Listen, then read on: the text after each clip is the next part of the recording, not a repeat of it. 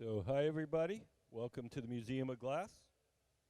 Today we have a guest artist, Erika Tada, the woman on the right, and she's working with our resident team of glassblowers to make her sculptures.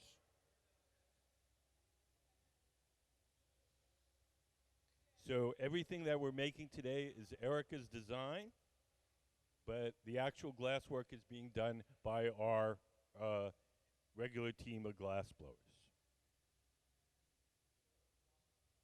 So we're making these sculptures that are kind of like spilled water or a little puddle, and floating on the puddle will be these images. So previously, Erika has made some images from her father's photography. She's made them into decals. We've placed the decals onto glass, what we call blanks, shapes like this. We place the imagery on there. We've heated it up, and then we dip it in molten glass so that the imagery is embedded in the wall of the glass object. So right now, we're on this part.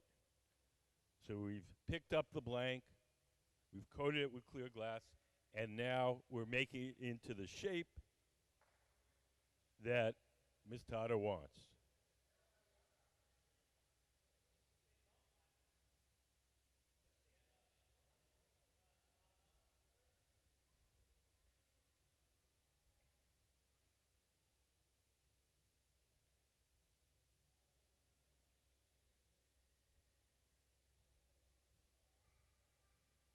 So Erika is our guest artist for 5 days. She started on Wednesday. She'll work through Sunday. And will make whatever she likes. We have Erika is an artist from Japan. She's an instructor at the Tokyo University of the Arts. And she's taught glass making all over America at the Corning Museum, at the Hastings College in Nebraska. And in November, she's going to be having an exhibition in Tokyo where some of these objects will be shown.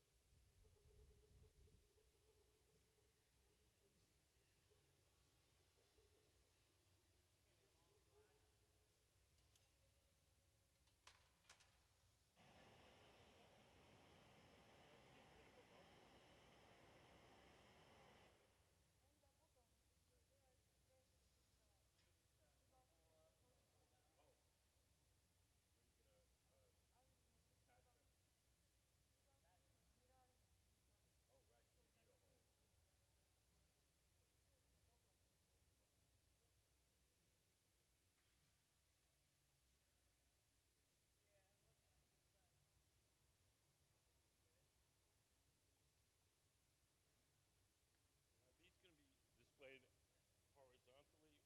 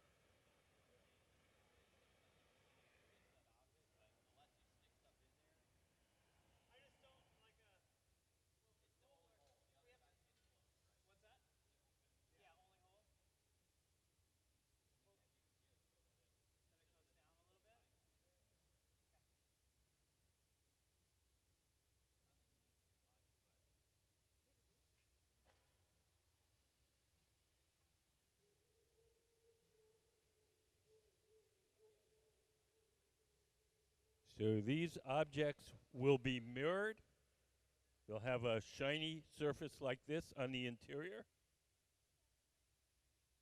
And when you mirror stuff, you have to pour in a special solution of silver nitrate. And so we're making a little hole in what's going to be the bottom of the sculpture so we can pour the mirroring solution in and get it out.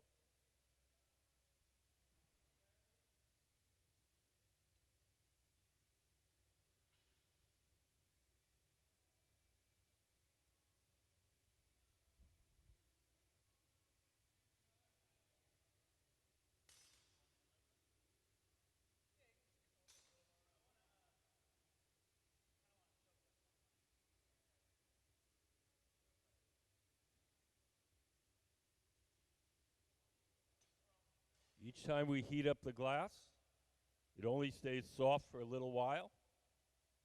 So we put it in that big round oven, the glory hole. That heats it up, makes it soft. We bring it back to the workbench. We do whatever shaping we can.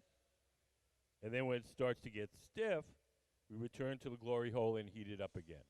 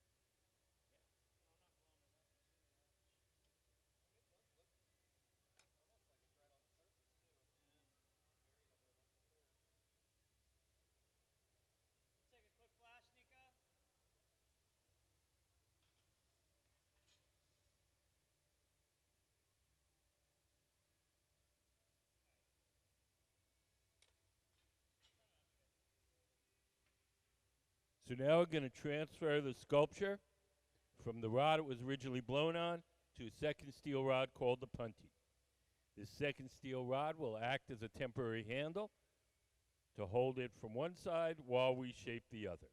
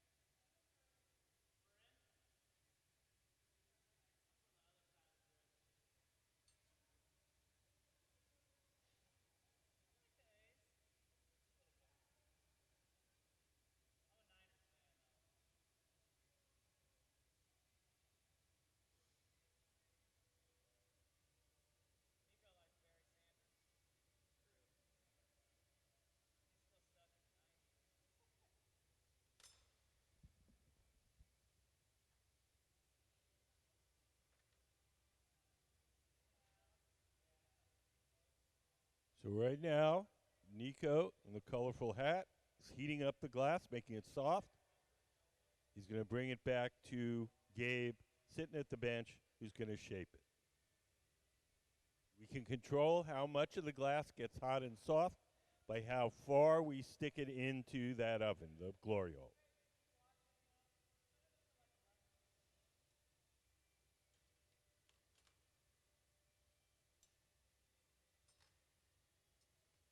So right now, Nico is concentrating the heat on the very tip where we want to shape it.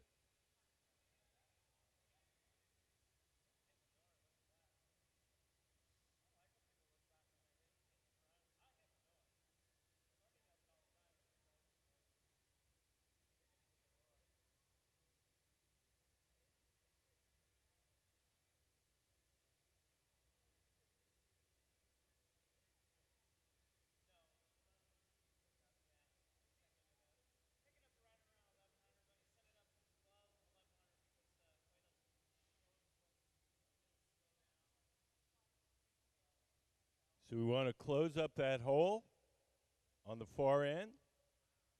So Gabe is squeezing it with a pair of tweezers, and we'll cut that little knob of glass off.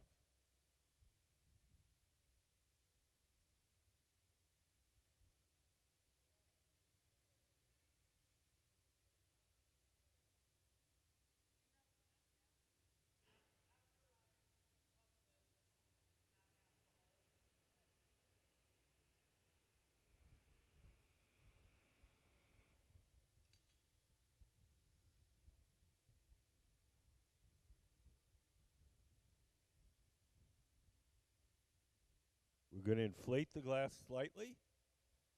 The tool in Gabe's hand is called the soffietto, and he can blow into that little hole he made earlier and inflate the shape just slightly.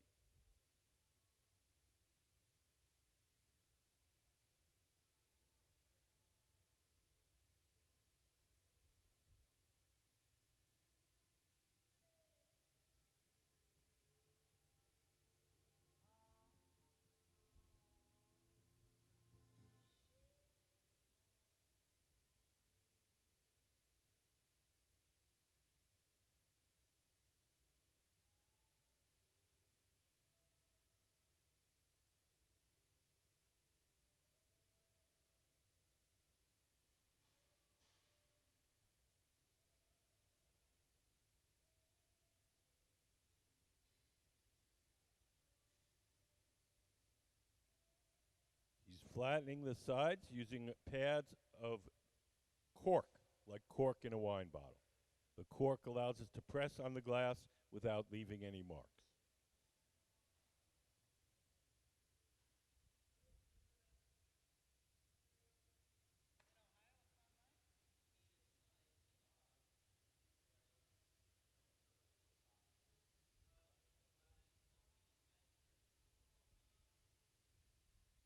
We have two ways in which we heat up the glass. Sometimes we heat it up in the big round oven, the glory hole. Sometimes we heat it up with a torch. When we heat it up with a torch, it allows us to focus the heat in a particular place. So we can just soften just the part we want to shape.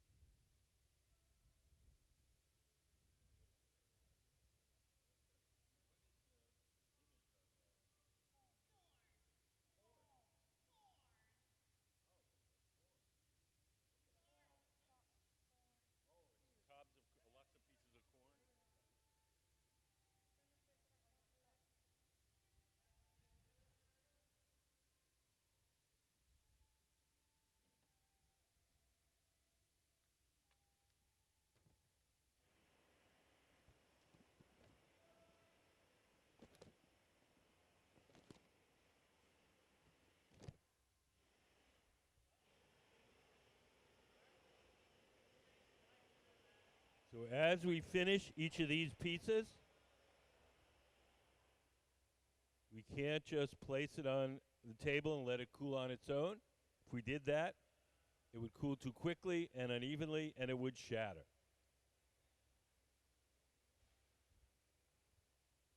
You don't have the corn? No corn?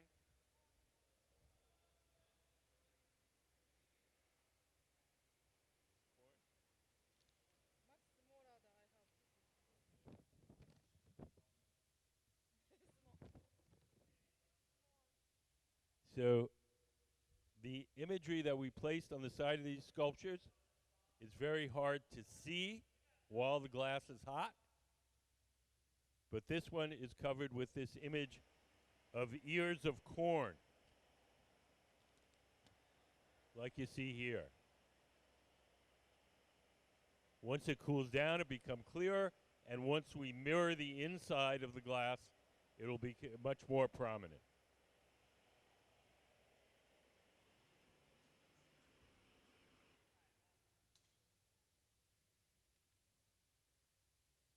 So in order to get the glass off the metal rod, we're going to take a pair of tweezers, dip them in water, drip a few drops of water on the joint between the metal rod and the glass itself.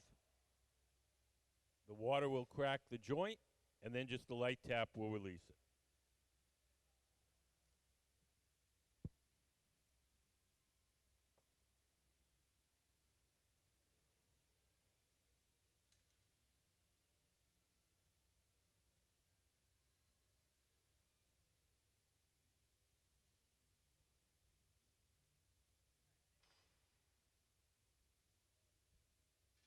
Take it to our annealing oven, the big black oven, where it will be cooled slowly overnight.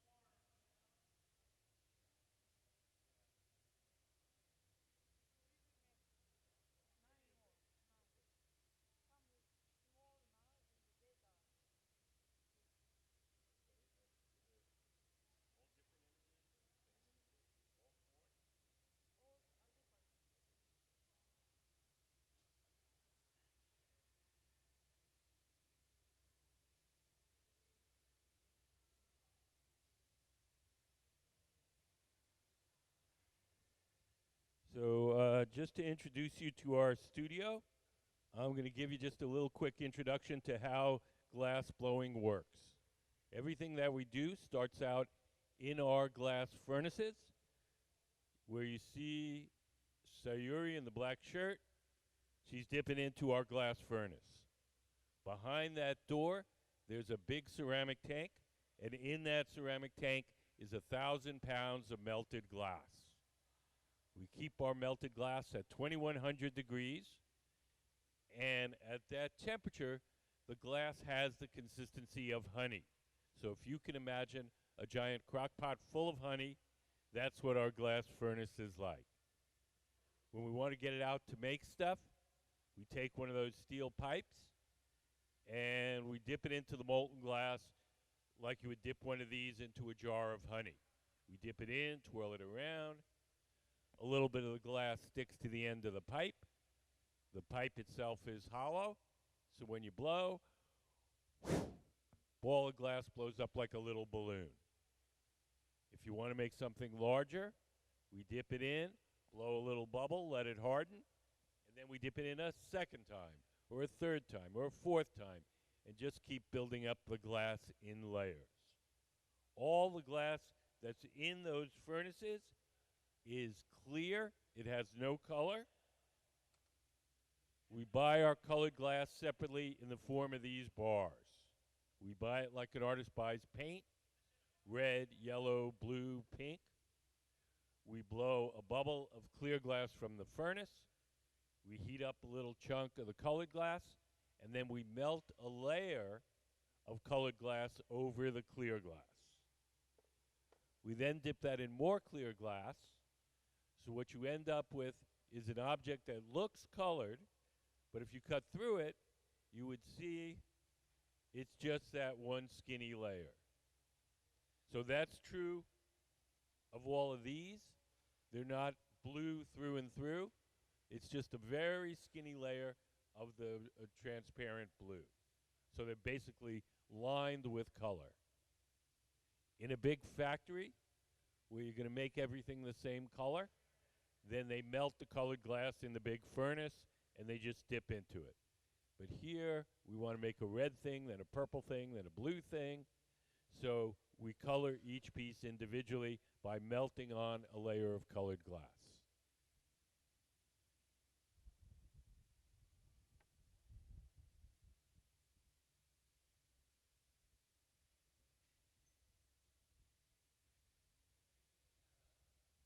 So this oven over here, we've prepared the blanks, these glass tubes. We made them earlier in the week. We have the imagery on the side, and we're going to pick them up one by one, coat them with clear glass, and then blow them into the shapes for Mrs. Tada's sculpture.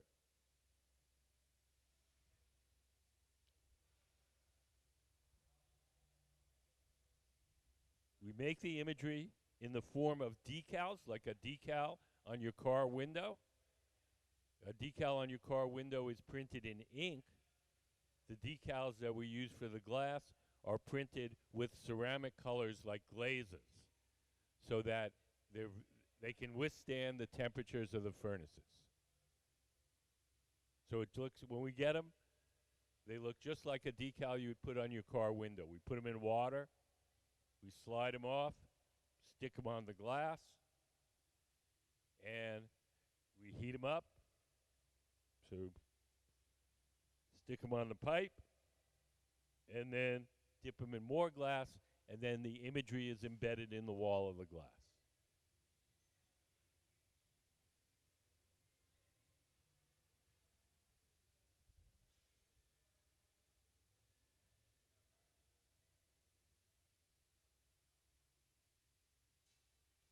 So Erika is going to show these in groups, and they're going to be, so she imagines them being like water, maybe water that you spilled on the floor. So like a little puddle of water, then you see the image floating in the little puddle of water.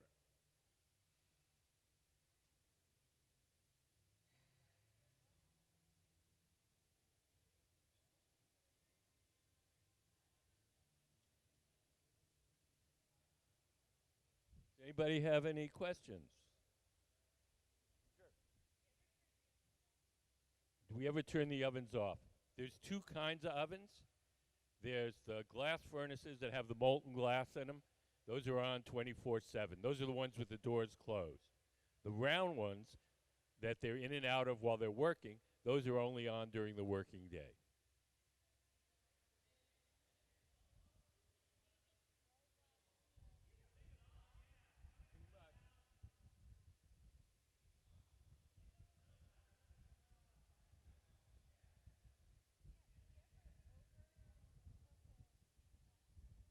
You overcook it? Yeah. If it gets glass too hot, it'll boil like water.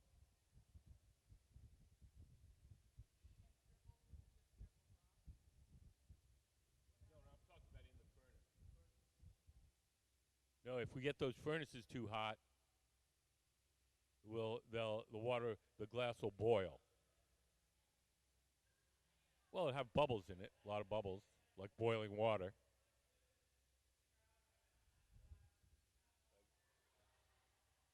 That doesn't really that doesn't really happen, but it's possible. Natural gas and forced air. That's the chimney.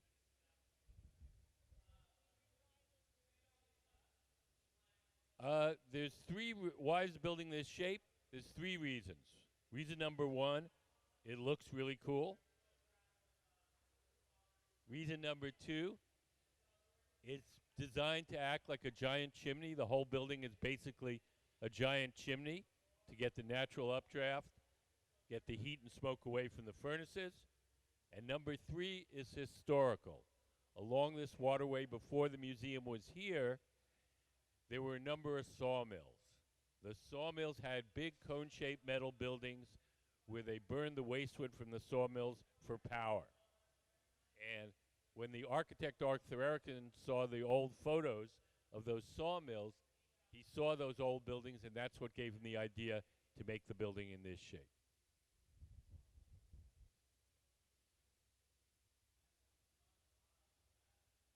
Yes,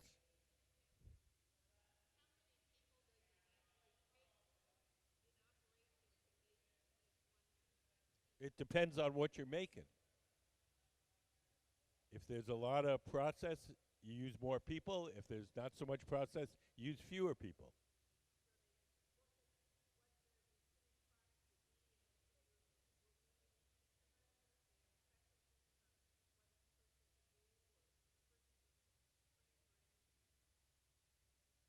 They're all trained for anything.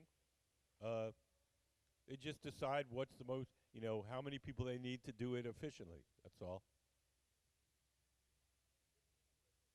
Yeah, it's a team sport. We rarely work alone.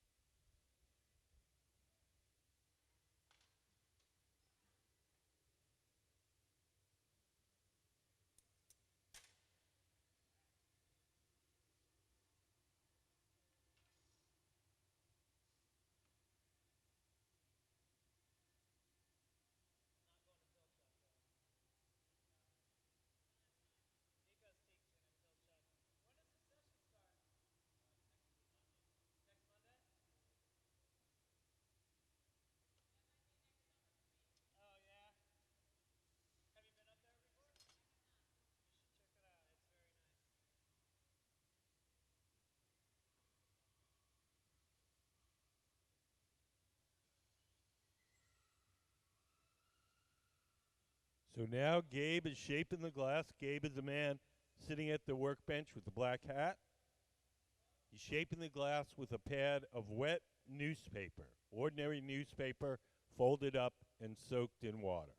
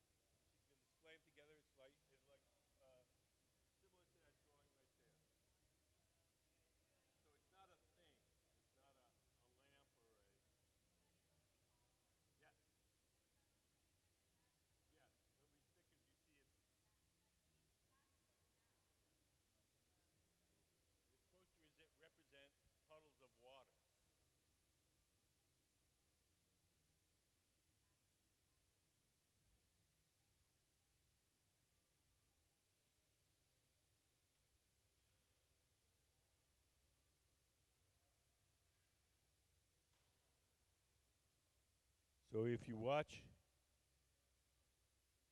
Gabe, now he has 2 pads of cork in his hand, and he's going to give it a little squeeze to give it that flattened profile.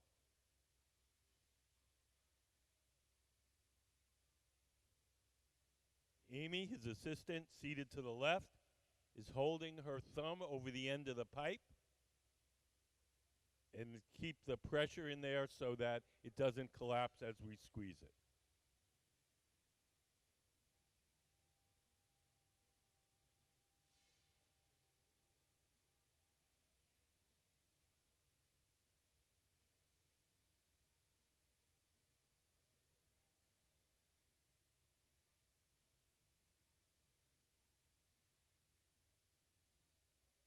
There's imagery of a building on that bubble. It's very hard to see at the moment because it's hot and the glass is glowing. But as it cools, it'll be kind of an amber brownish glass with the imagery in black.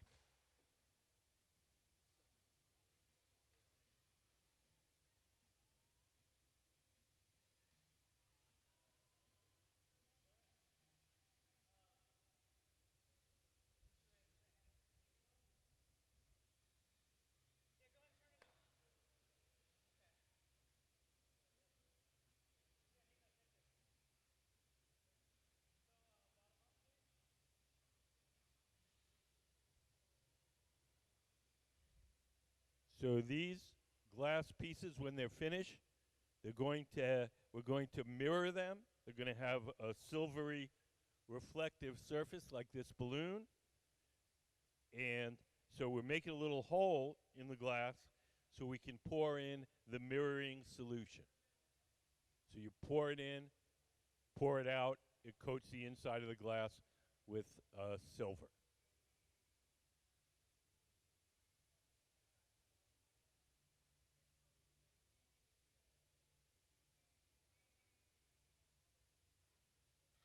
So we're softening a spot on the glass, then we're going to poke it, and that'll give us our little hole.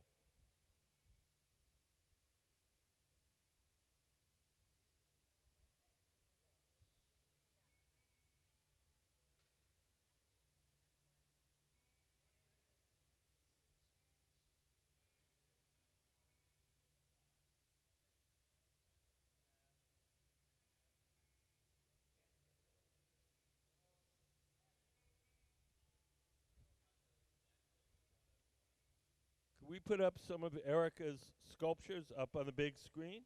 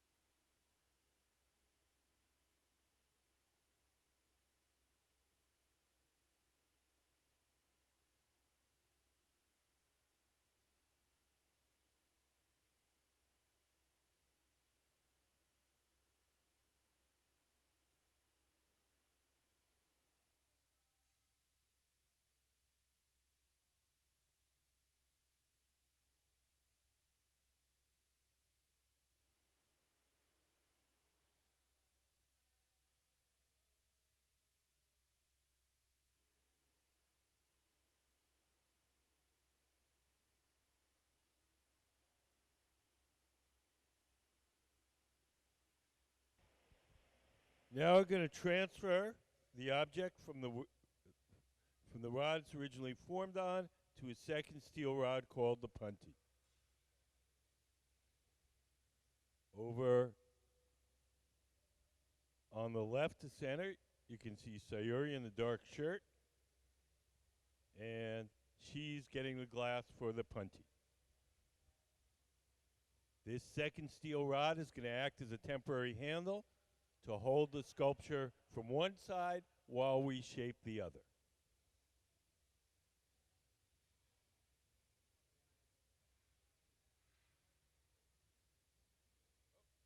Looks like Nico is going to bring the punty. Nico is the man in the light gray shirt.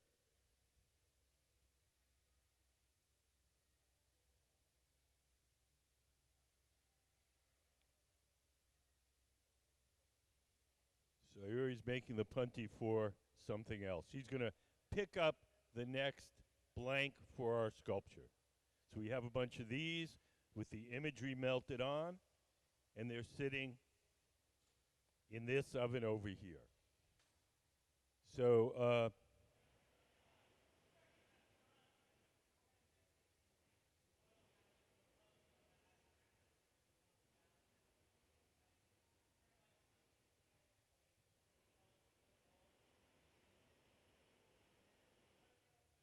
so we're ready to break the glass away from the original pipe.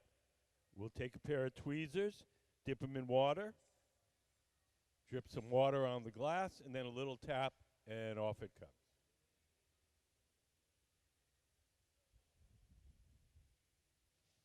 So for those of you who came in a little later, I'll give you a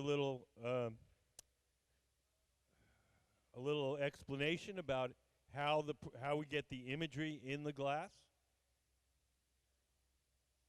We start out by making what we call blanks. And that would be these things here. So we make these tube shapes. We then get decals printed, and the decals are like decals on your car window, except they're printed with ceramic glazes instead of with ink. So the colors will stand up to the molten glass. We apply the decals to the blank. Then we heat it up. We put it onto a blowpipe, and then we dip it in molten glass, and then the imagery is embedded in the wall of glass. So the images that our guest artist is using were some of her father's photography when he took a trip to China. So these images of the sort of Chinese buildings and agriculture and things like that.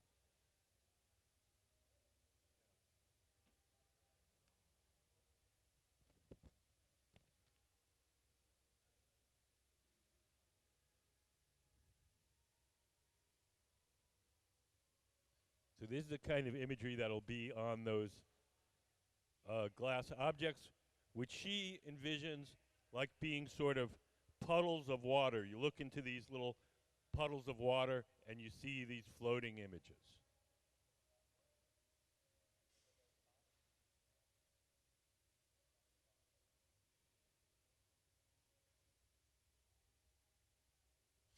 As we make these things while the glass is hot, it's going to be very hard to see the images.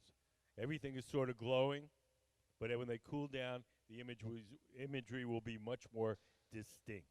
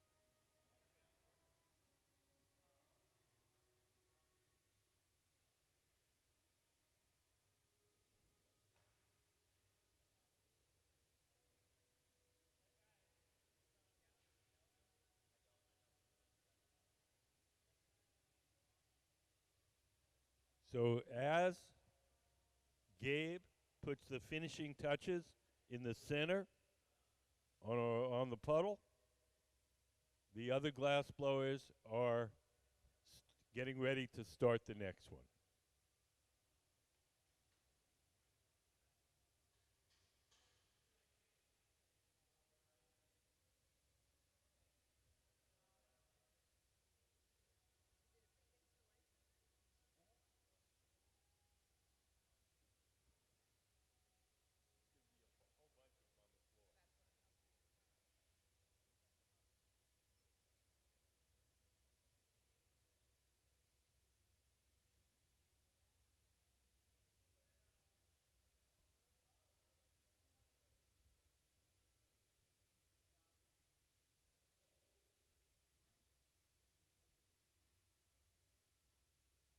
Hi, how are you? Good. Do you have any questions?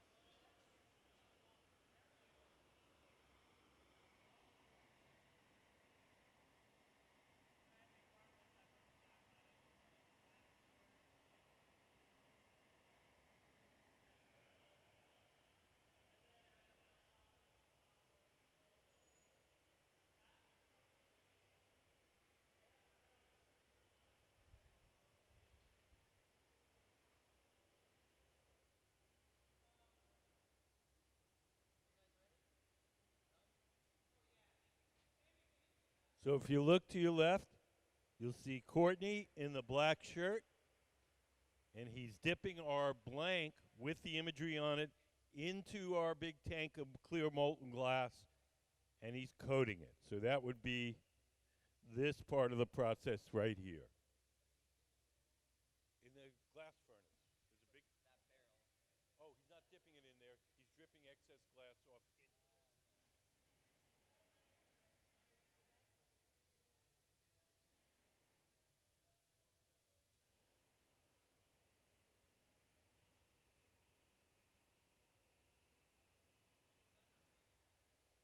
So in the center, we're just about done. One of the glass blowers has put on some Kevlar gloves. Amy's going to carry the finished glass piece to our annealing oven. The Kevlar is a fire-resistant insulating material. So when the glass comes off the metal rod, it'll be about 1,000 degrees.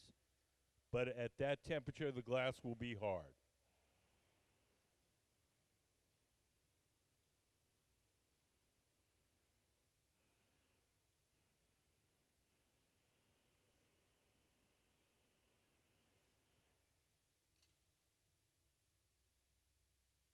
We drip a little water on the joint between the metal rod and the glass itself. The water cracks the glass just at that joint, and the little tap releases it. It goes into our annealing oven, where it will be cooled slowly overnight. If we were just to make it, put it on a table, let it cool on its own, it would cool too quickly and unevenly, and it would shatter.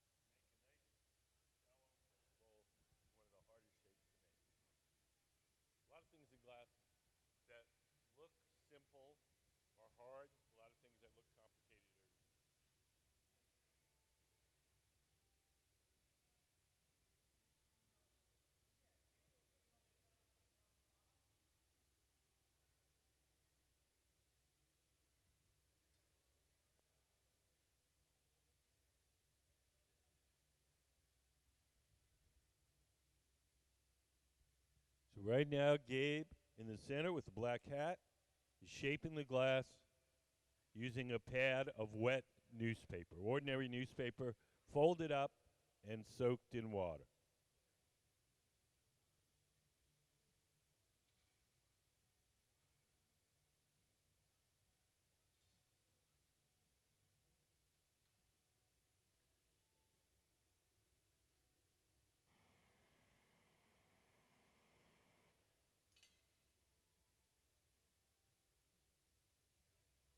The next thing Gabe is going to do is he's going to squeeze the glass and make a sharp notch in it. That sharp notch will be the place where we'll be able to break the glass away from the metal pipe.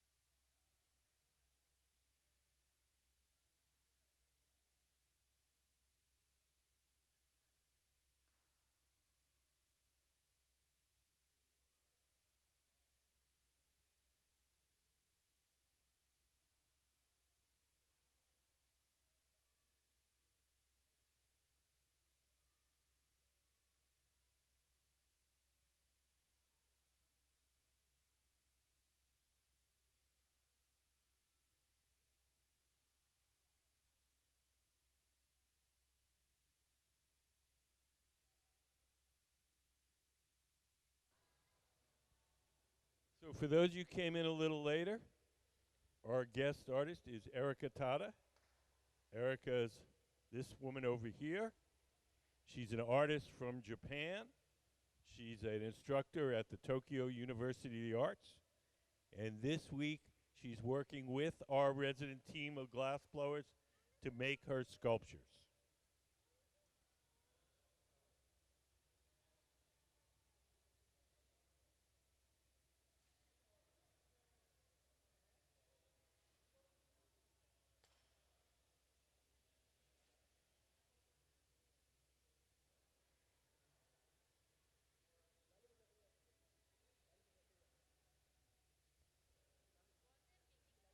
What?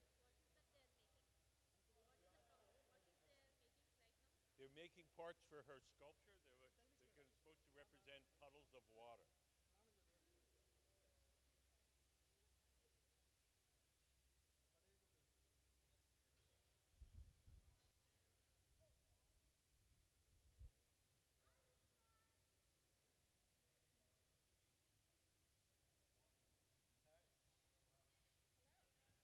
You guys have any questions?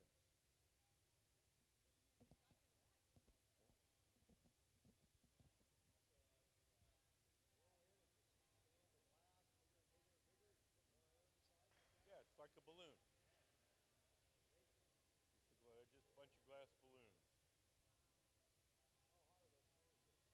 2,300 degrees Fahrenheit.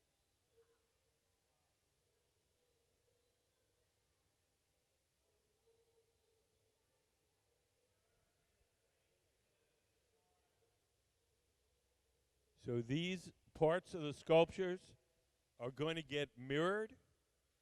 We'll have a mirror surface on the interior. And so we're putting a little hole in the bottom of the glass piece where we're going to pour in the mirroring solution.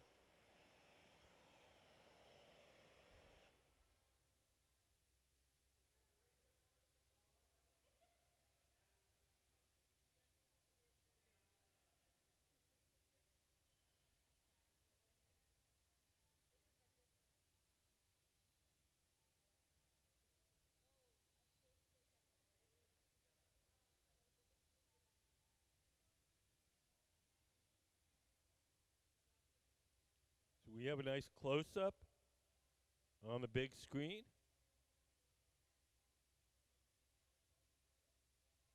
So Gabe is doing a little shaping around that hole. He's got a metal paddle.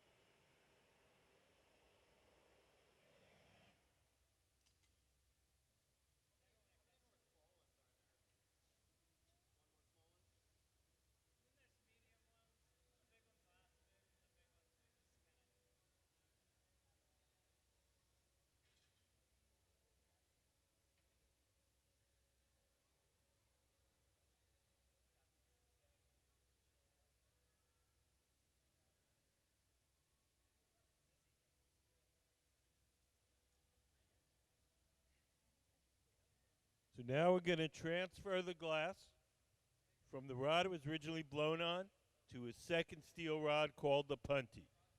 This second steel rod will act as a handle to hold the glass from one side while we shape the opposite side. When we're ready to remove it, we'll take a pair of tweezers, dip them in water, put a few drops of water where we want the glass to break,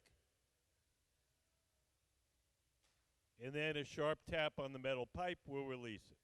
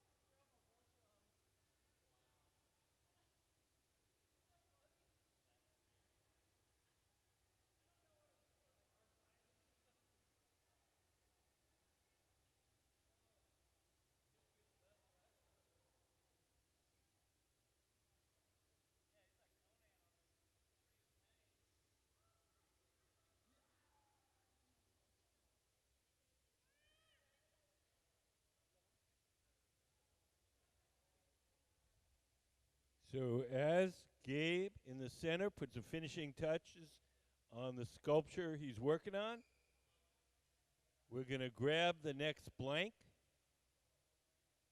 out of the oven. So we've pre-prepared these tubes of glass. We've applied some imagery, some photographic imagery to the surface. And we're going to stick it on a pipe and then dip it in clear glass. And we'll have the images embedded in the wall of the glass.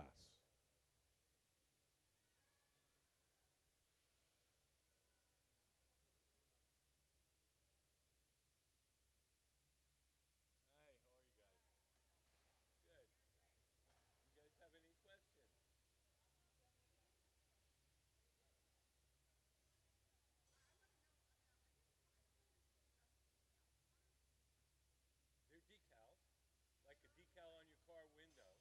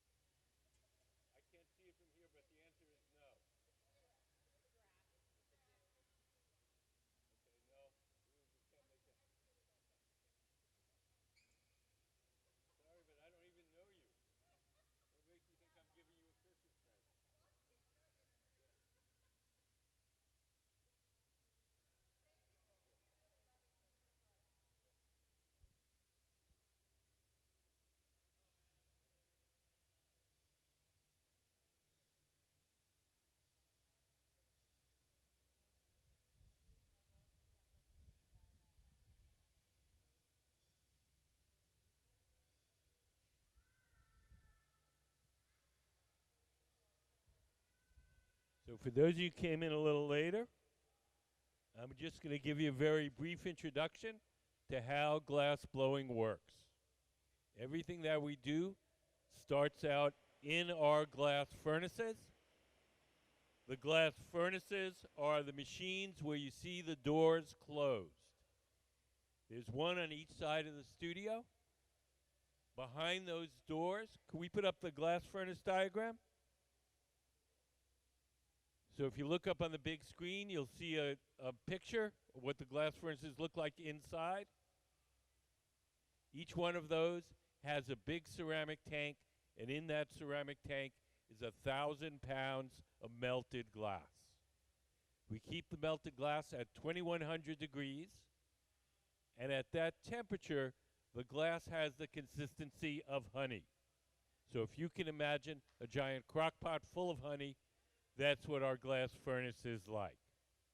When we want to get the glass out to make stuff, we take one of those steel pipes and we dip it into the molten glass like you dip one of these into a jar of honey. We dip it in, twirl it around. A little bit of the glass sticks to the end of the pipe. The pipe itself is hollow, so when you blow, ball of glass blows up like a little balloon. If you want to make something larger, you dip it in, blow a little bubble, let it harden, and then you dip it in a second time or a third time or a fourth time. And you just keep building up the glass in layers.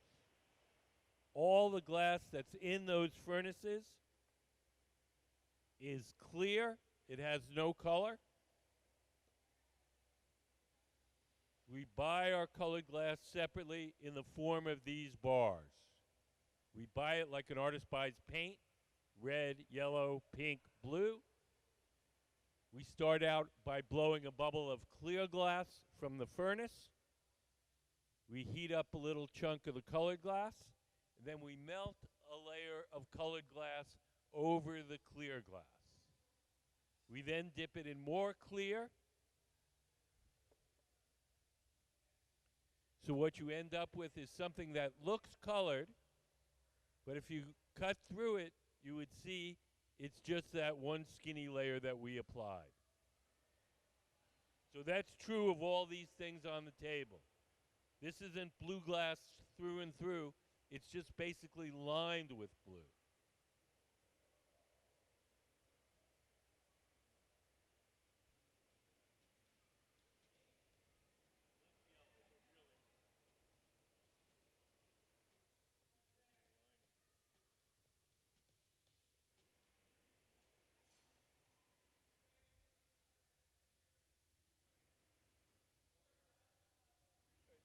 Colors, all these colors, they're just a thin layer on the inside. So it looks yellow, but really it's just lined with yellow.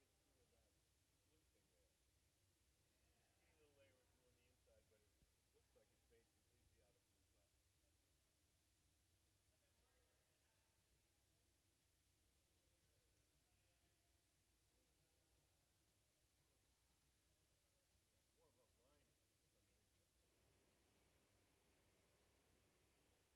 Can we play color overlay? The color in glass comes from adding various materials to the mixture of raw ingredients called batch. Most of the colorants are compounds containing some kind of metal. For example, adding cobalt to clear glass creates a deep blue. Tin and antimony can be used to create white glass, and gold chloride can produce a rich red or pink colored glass. Colored glass is melted in furnaces, just like clear glass, and then is usually rolled into bars for storage and easy application. In order to apply color bar to a bubble, we first need to preheat the color to approximately 950 or 1000 degrees Fahrenheit in a color oven or garage. Once warm, the color is then picked up on the end of a punty rod using a little bit of clear glass as a support.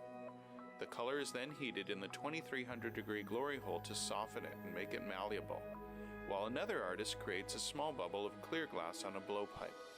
Once warm, the color is dropped over the clear bubble, and then using a variety of hand tools or the steel marver, the color is rolled back over the clear in an even layer.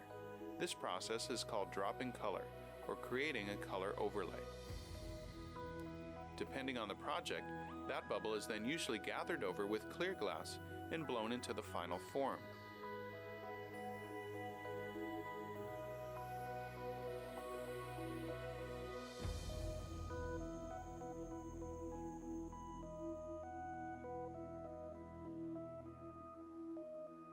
The finished product may appear to be all made from colored glass, but when viewed in cross-section, we can see that there is only a thin layer of color sandwiched between many layers of clear glass.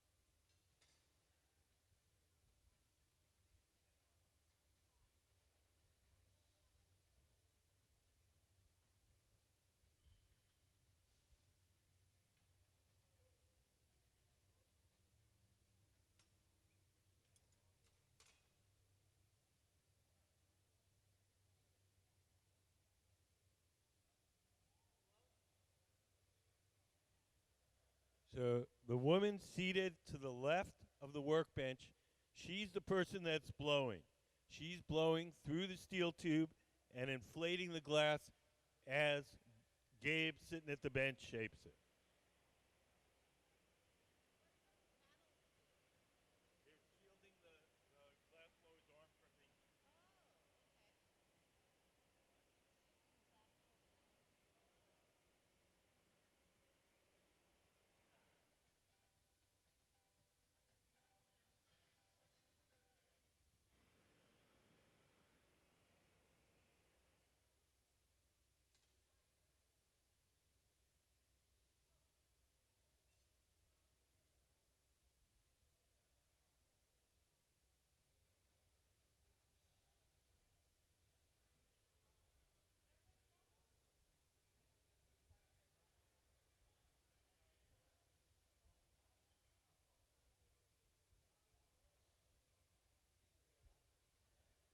So right now, Gabe, the man in the center, is squeezing the glass with a tool called the jacks and making a sharp crease in the glass so he has a place where he can break it away from the metal pipe. The tool is called the jacks, and making that crease is called jacking it down.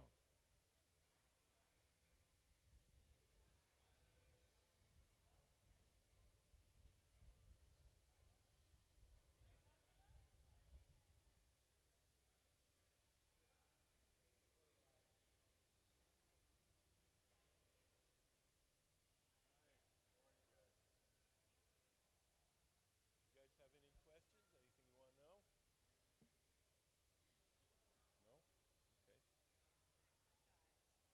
That's okay. Shy is good. I like shy.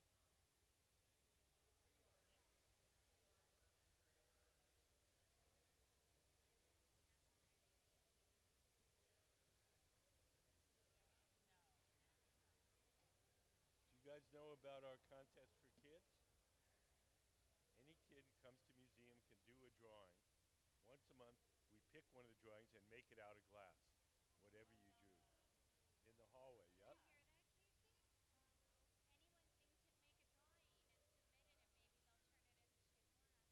It's a contest.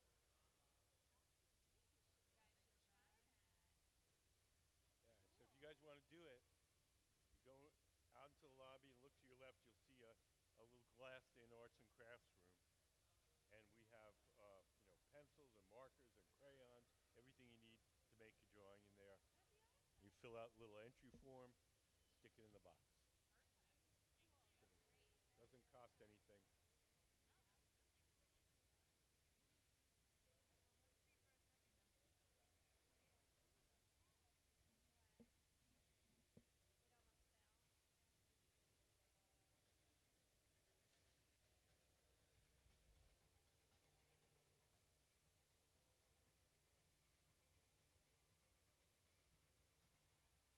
So we want these water puddles to have a flattened cross section. So those two big black blocks in Gabe's hand are made out of cork, and the cork pads allow us to press on the glass without leaving any marks. We usually use them when we're making a flattened surface.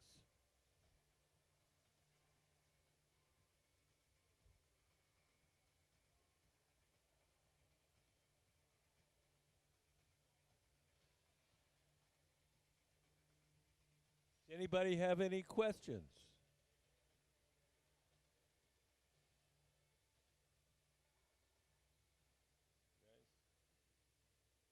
Yes, sir. Is there a reason this building is shaped like this? 3 reasons. Number one, it looks really cool.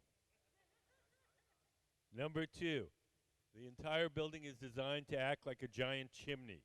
You're basically sitting inside a giant chimney so that there's a natural updraft, take the heat and smoke away from the furnaces. Number three is historical. Along this waterway before the museum was here, there were a number of sawmills. The sawmills had big cone-shaped metal outbuildings where they burned the waste wood from the sawmills. When the architect Arthur Erickson saw pictures of those old buildings, that's when he got the idea to make the building in this shape.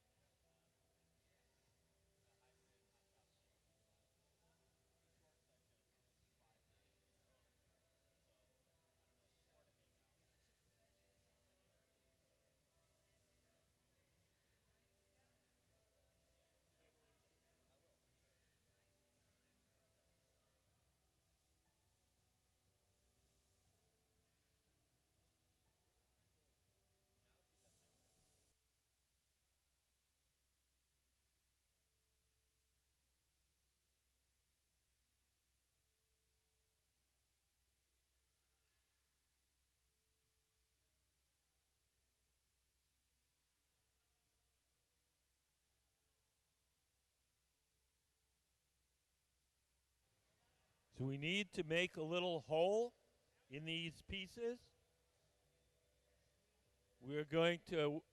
These glass pieces are going to be mirrored on the inside, and we need to have a hole so we can pour in the mirroring solution. The mirroring solution is silver nitrate. You pour it into the glass and then pour it out again, and it coats the interior with the reflective coating. That's how your mirrors are made at home. Your mirrors at home. It's a very, very thin coating of silver.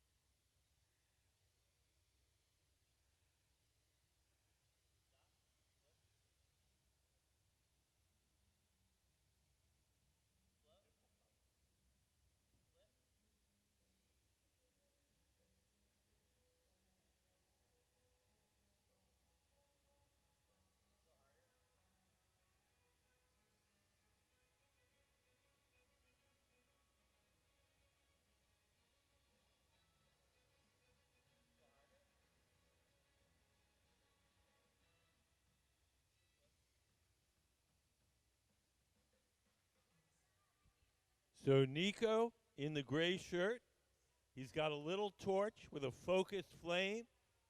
He's heating up one little spot on the glass, making that extra hot and soft. The glass blower is seated to the left. She's blowing, and as that soft spot heats up and blows out, it'll make a little bubble, and the bubble will pop, and that'll be our little hole.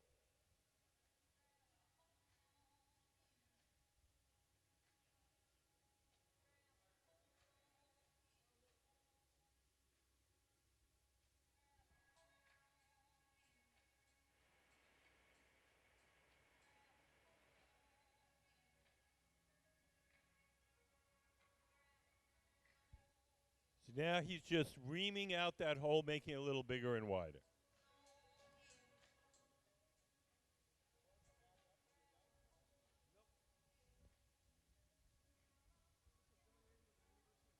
We hold one class here in conjunction with the University of Washington, but we're not any official sponsor.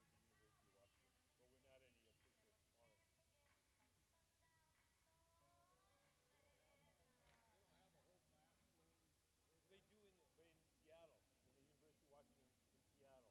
They do, but not here. They're actually, I'm surprised, but they're actually pretty separate institutions. Yeah, the Tacoma students can't go to the Seattle place and take classes.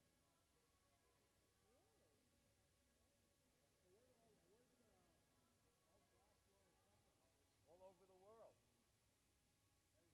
Yeah, these are. Let's see. Nico is from Detroit. Gabe, Southern California. Courtney, Texas.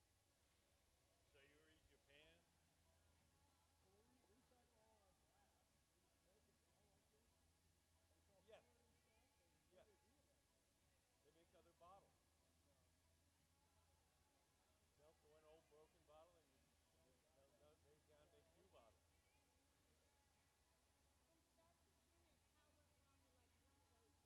These ran about an hour. The big one's probably about an hour. Also, put these little creases in here. This took a lot of time. Make it look like one of those mylar balloons that you get at the office birthday party.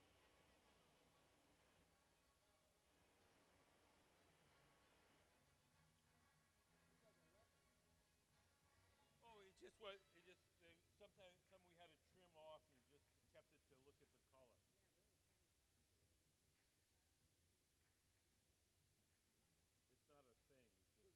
It's just yeah. It's sharp. No, it's just when we take the glass off the pipe, this edge is always a little thick, so we stretch it out, and then we take a pair of shears, trim it off. That's the trim. Sometimes we'll keep the trim just so we know what the color looks like. Because when it's hot, all the colors are distorted. Yeah.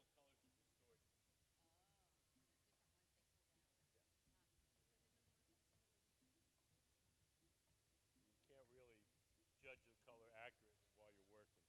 You have to know what it's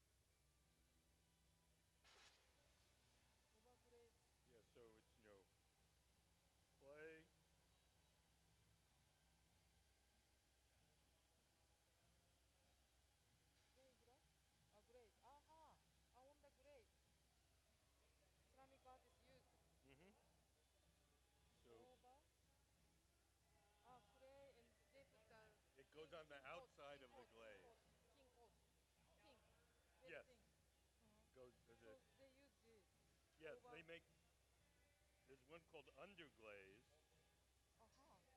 and that goes between the clay and the glaze. So But it. the one you want is overglaze. Oh, there are the two types, under and over glaze. Yes, Uh-huh. you want I this see. one. So I don't need to find the glass decal. Yes, this ceramic one to be Oh, perfect. because I had a difficulty to find a company. Yes, it's easier. I So mean, they. I could tell you a company here in the United States. Oh, yes, please. Second, I try to find. Yeah, yeah. You want the silkscreen one, not because the digital It's is very thin. small, thin. There's not much color because the computer printers are made to print on paper, so Oh. there's no thickness. So this one is Silk screen, yeah, the real mesh. thickness, more color, Uh-huh. stays strong. I And see. once I do images, I can Put it together. yeah. Well, I mean,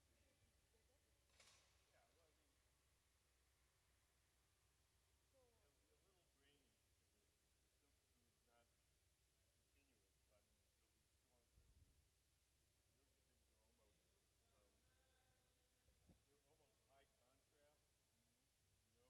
the silk screen's not continuous, but it'll be stronger. Your images are almost um, they're almost high contrast. You know, there's not a lot of the grays and that's why I should use the silk screen. yeah. So Not silk Windows is cheaper. it could be. It depends. Um, they some silk screen people they have a high minimum. Uh-huh, the temperature. No, not temperature. Money. They don't want to make a silk screen for just one. The piece, how many pieces Yeah. you need? Well, I mean, do you have a ceramics section in your university? Maybe Yeah, there's someone there who. I can ask them. Yes. So Who would, over on the glaze, on the glaze. yeah.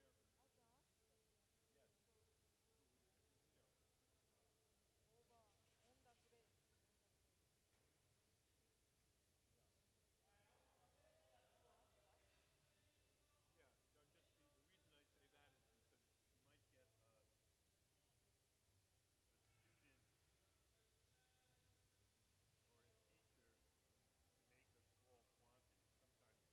maybe.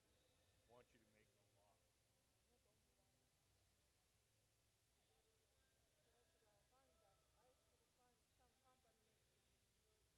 Georgia. I'll send you. I'll send you my supply list Uh-huh. that I use when I'm teaching. Oh, you teach also? Yes, stock printing. Not printing. Well, I'll send you my supply list. Oh, that's the information. Um, I have to. that has all the addresses and the Uh-huh. websites. That's good. So okay.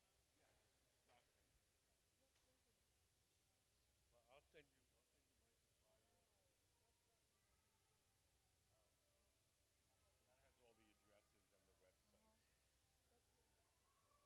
it'd be better if you could find someone beforehand and you could deal with Yeah, direct. otherwise expensive. Yeah, not too much decal, so it's not so much money. Just Paper. But just if I can find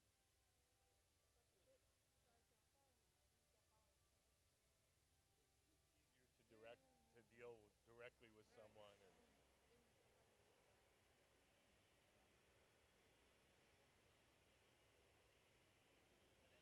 Then you don't have to do that. Yeah. for those of you who came in a little later, our guest artist is Erika Tada.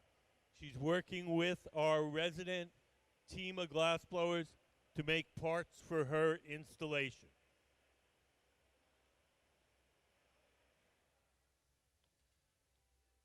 So these sculptural parts are meant to look kind of like puddles of water, and she's embedded imagery onto the surface, which is hard to see right now because they're hot.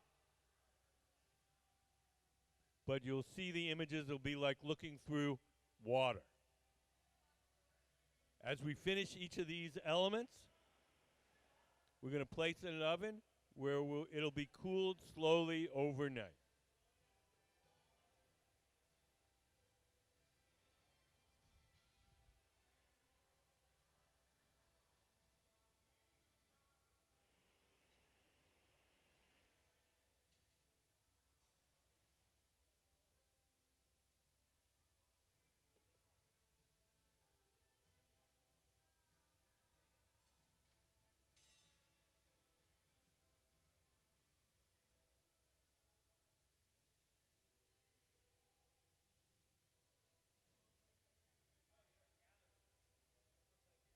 So over here on the right,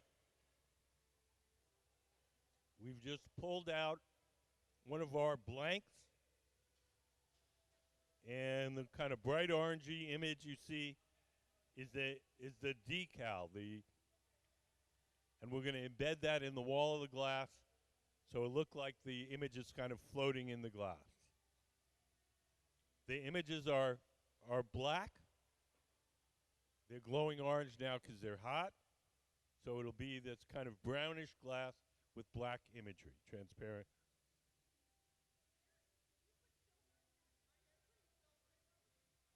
Nope. We got we're gonna silver them. We haven't put anything in them.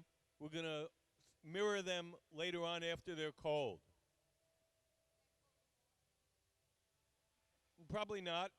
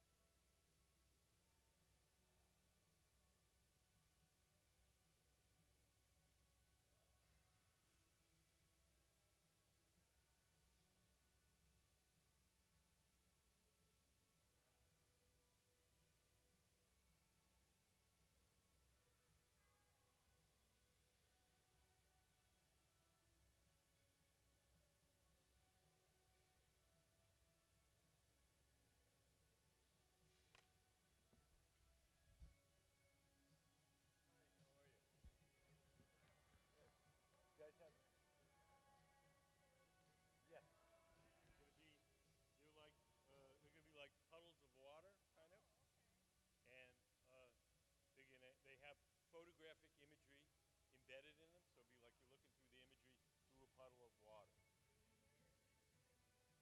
In Tokyo, Japanese.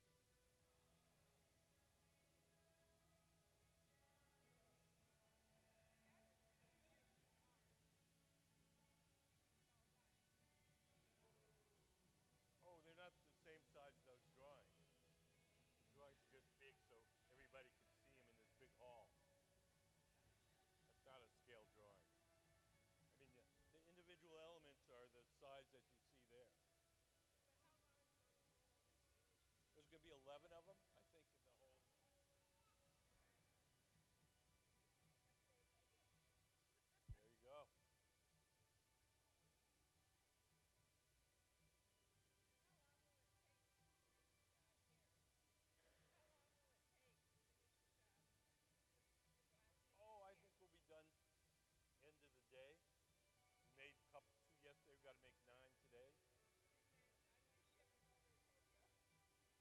ship them over to Tokyo.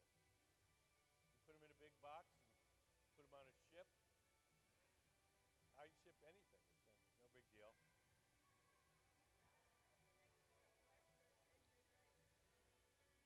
That's a good idea, yeah.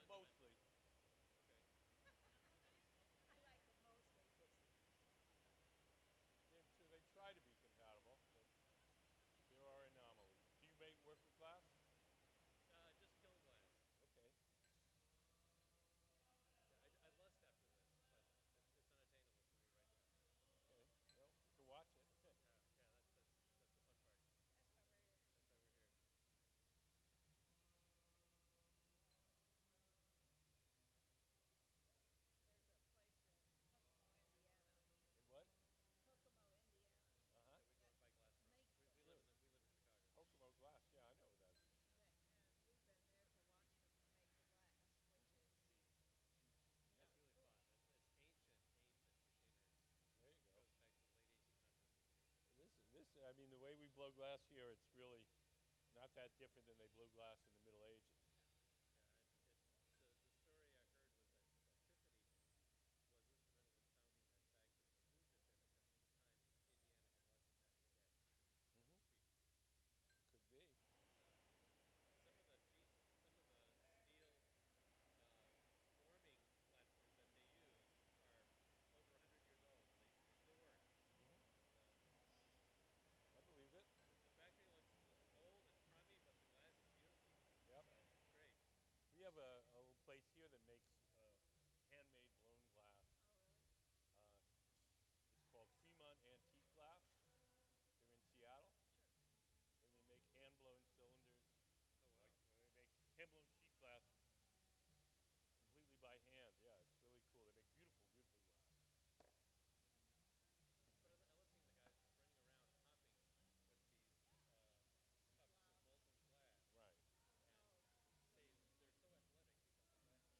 and Oh, they're so athletic because the glass is so heavy, Oh yeah, yeah. each bucket weighs 50 pounds. That's amazing. and the guys are mixing the colors for all the different patterns. Right. I don't see how they do it because it all looks so foreign to me. Yeah, that's just the glow from the heat. You Yeah, just got to know what you start with. yeah. So Good job. And then maybe so for us to yeah, Yeah. Yeah, you might want to visit Fremont Antique Glass while you're here and see them. That's not rolled like the Kokomo glass. right. This is it's blown into a cylinder.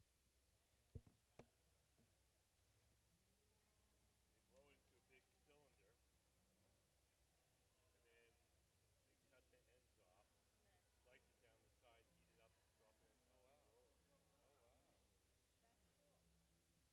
oh wow. That's cool. So that stuff Is that the yeah, original way of making still it? the cylinder method. That's the way glass was made for the cathedral stained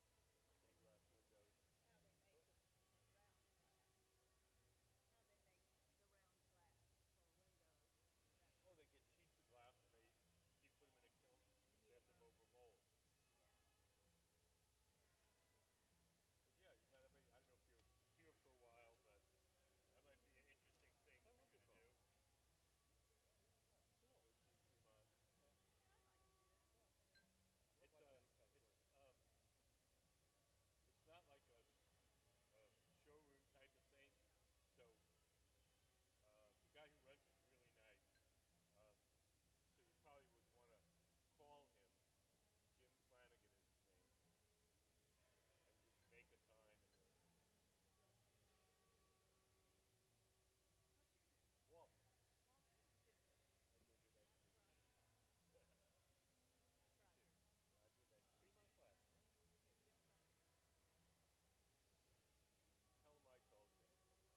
Walter. Ginger. Hi, Ginger. Nice to That's meet you. right.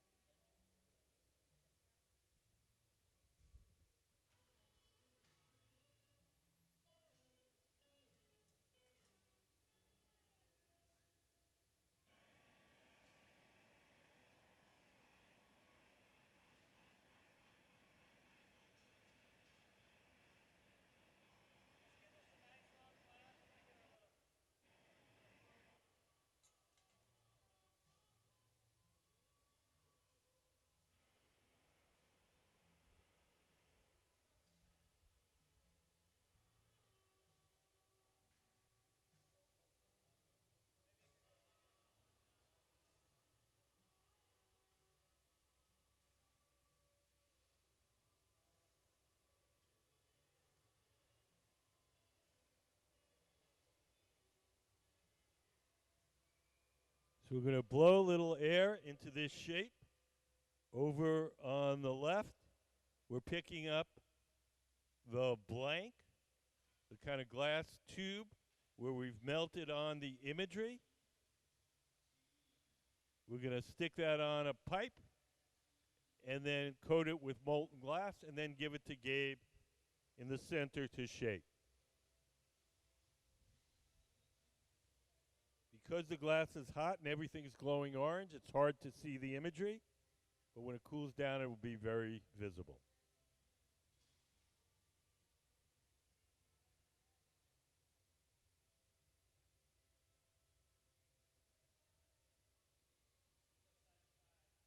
So So this drawing here kind of explains the process.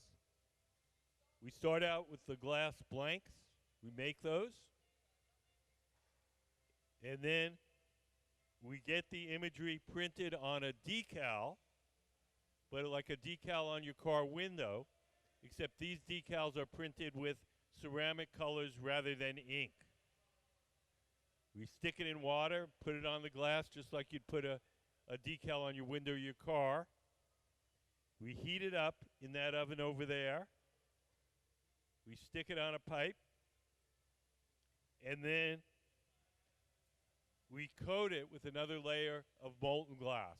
And then the imagery will be floating in the middle of the wall of the glass.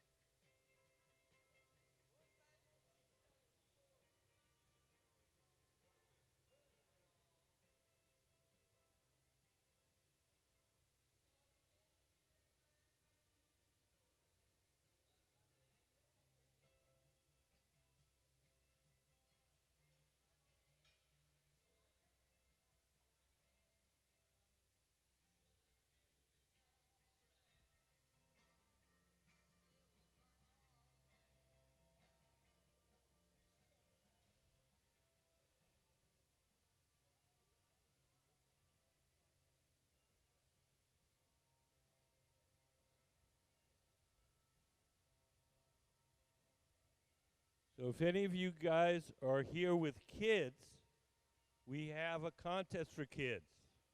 Any kid can do a drawing. Once a month, we pick one of the drawings and make it out of glass. We make 2 copies, one for the kid to take home and one for the museum collection. If you go in the hallway out towards the bathrooms, you'll see some examples of the things we made from kids' drawings. We have a little video. We can show you some of the things that we've done with the kids in the past.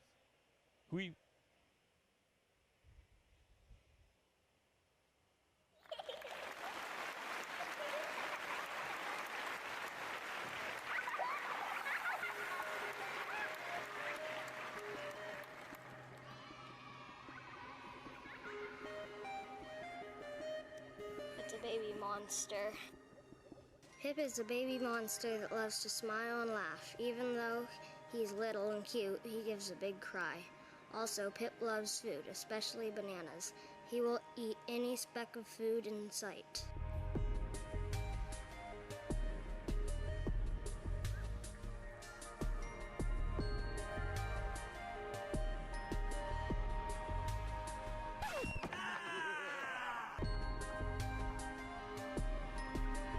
Oh, it's amazing.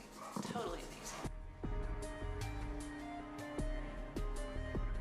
And then especially if the pieces of art go traveling around, other kids will see, oh my gosh, I could do that too. You know, it's not just somebody else that, you know, they did it, you know, I couldn't do that. Absolutely not. Anyone can do this. And I think that's what it shows the kids. Maybe not everybody can win though. But, and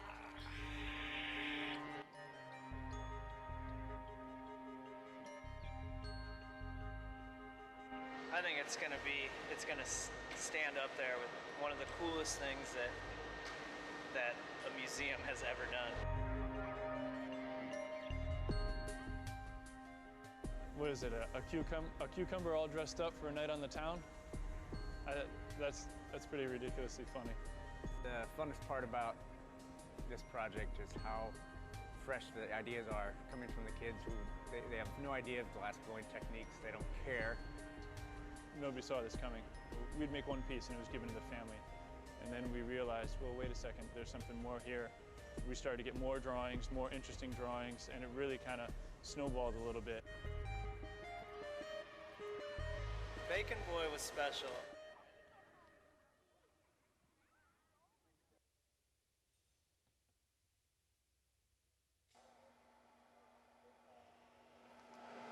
The hat almost looks like a frying pan. Maybe he's wearing a frying pan.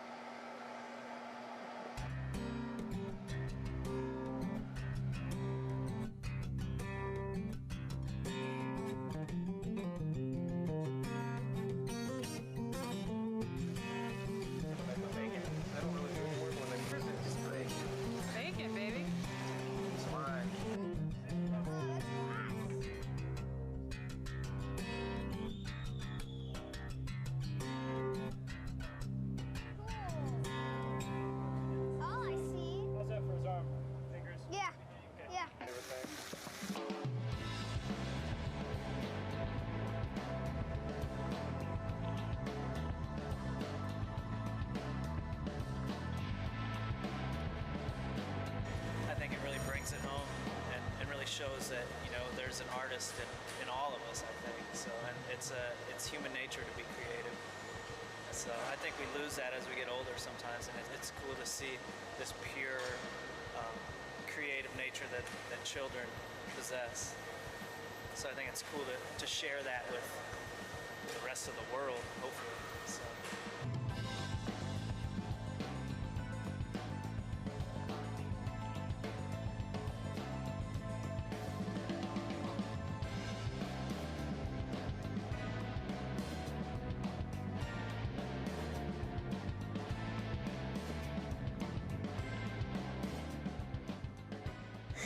Thank you for supporting Kids Design Glass. So if you're here with kids, go out into our lobby. Look to your left. You'll see a little glassed-in arts and crafts room. And we have everything you need to enter the contest in there.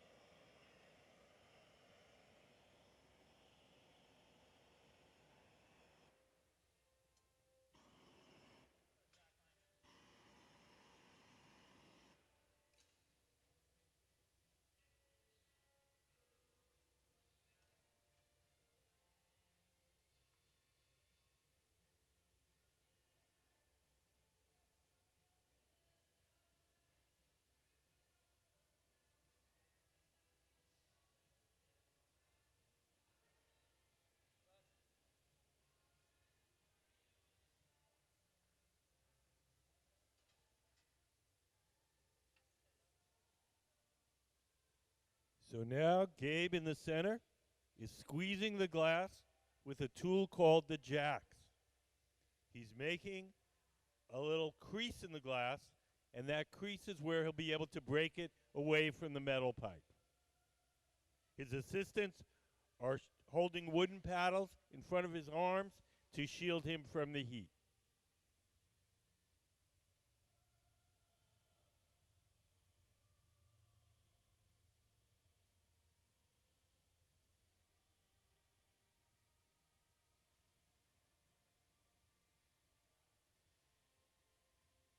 The gray pad in his hand that he's shaping the glass with is just folded up newspaper, ordinary newspaper folded up and soaked in water. As long as the newspaper is wet, the paper doesn't burn too much and it doesn't leave any marks as he shapes the glass.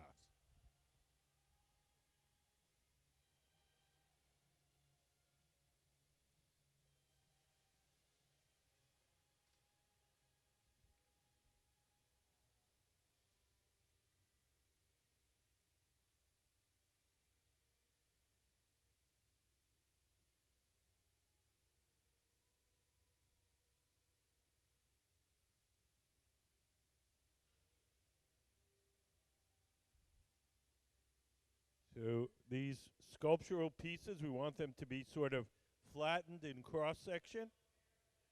So we're going to take two big cork pads and we're going to give them a little squeeze.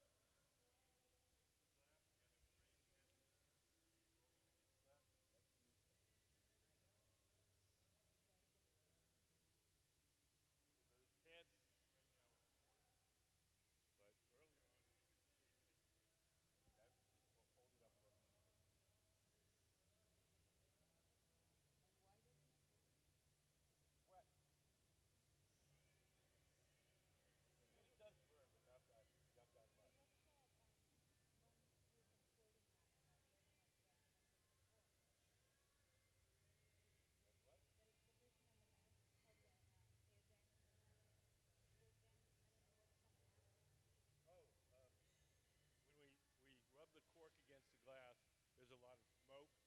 She's just blowing the smoke away with the breath there. And are all these people assistants? Because the artist Erika is not No. here? Yes, yes, she's right. Where is she? Um, these people are professional glass blowers. They work for the museum, and they're making Erika's designs. But they're professionals. They're not students or. Nice. So everybody there is a professional. Yes, They sure seem to know what they're doing. that's the mark of a professional. Yeah. And so when Erica makes the design, everybody's on board of how to shape it and what the step 1 and step 2 and everything is. Sure.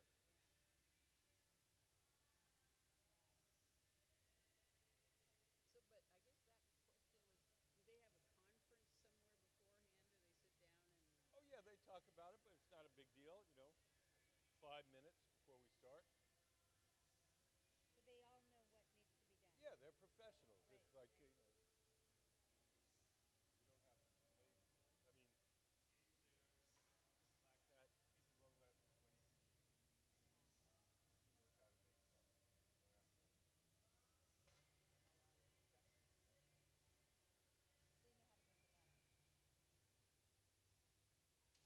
black hat, people blow glasses 20 feet. Knows how to make something. You don't have to. They know how to make a lot. So when we make our glass, if we wanted to keep it, we have to cool it slowly overnight. So what happened there, that little pop, is some of the trimmings that we've trimmed off our other pieces of glass, they're not cooled properly. They just cool sitting on the floor rapidly. And when they cool that rapidly, it locks the tension in, and every once in a while, boom, they explode.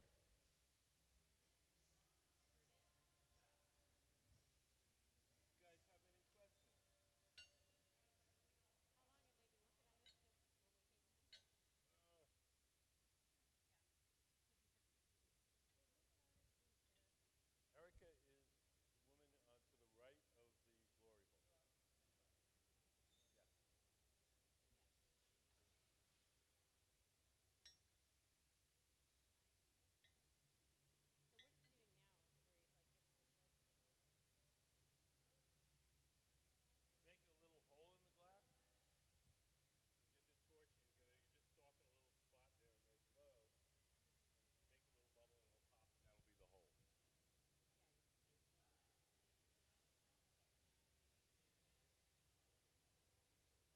and that'll be the hole. Because when we finally finish these, we're going to mirror the inner surface. And so you have to have a hole so you can pour the mirroring solution in. I think they're just going to leave it, but I don't know. And these things are going to be displayed horizontally, so you won't see the hole. Yes.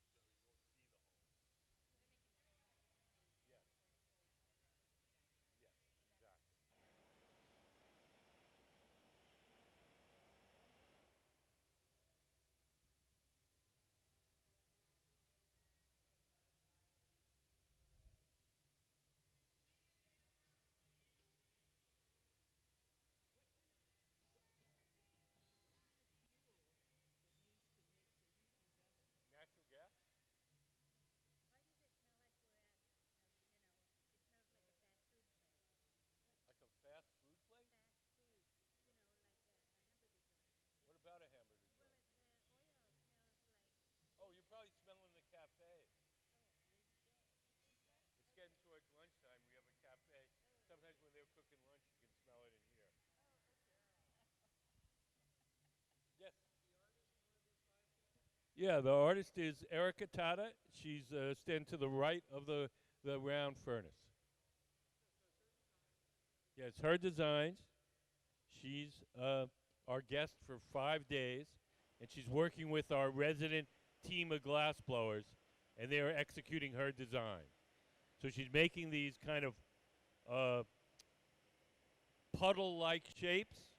She's going to make an installation of a bunch of them, and each one has a photographic image embedded in the surface. It's very hard to see that image now because the glass is hot and glowing. Flat, yeah. No, these are different things.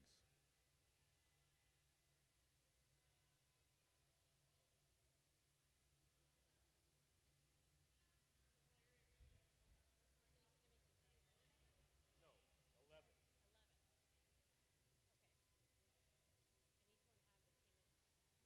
These are the images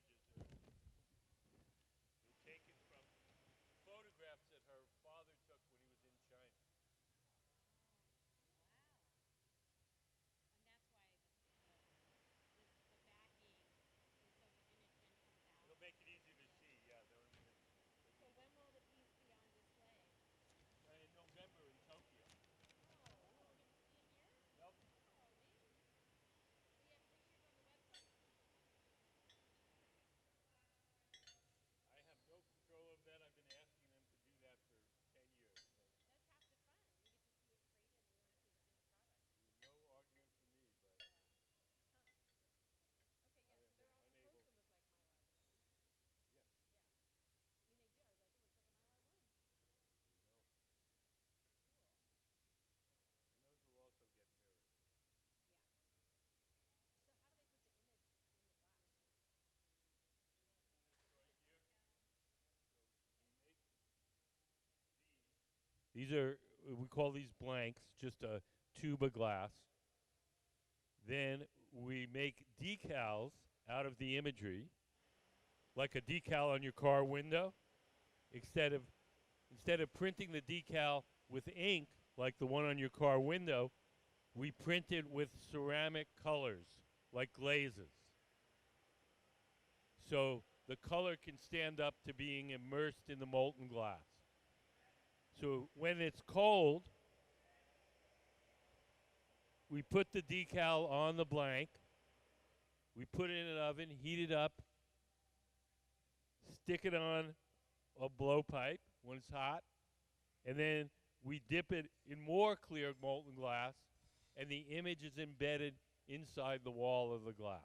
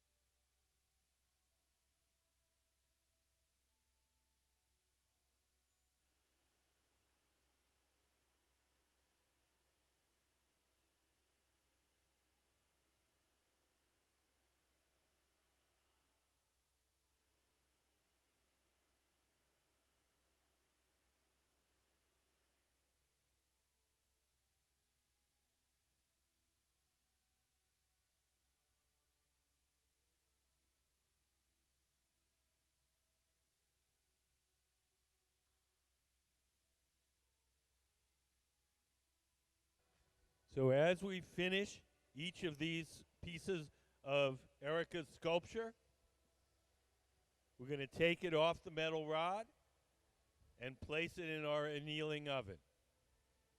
If we just took this off the metal rod and let it cool on its own, it would cool too quickly and unevenly and it would shatter.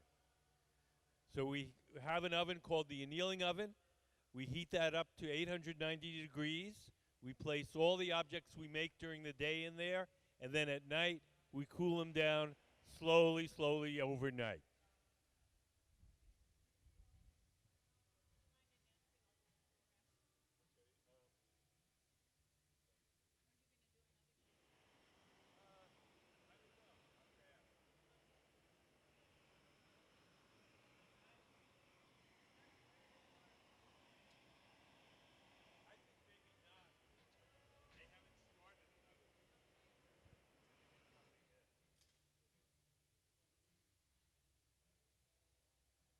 So we're going to put a little water on the joint between the metal rod and the glass sculpture.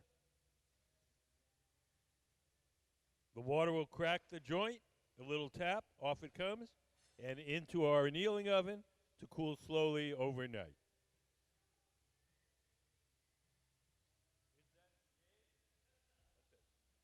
So that concludes our demonstrations for this morning.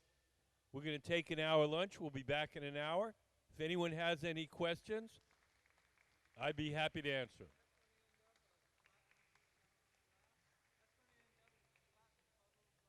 Yes. It is already flattened. You saw it. It's going to be the same shape. No, these are balloons.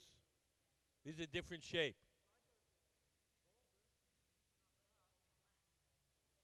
Well, I mean, mostly flattened. Not flat, absolutely flat like a sheet of glass.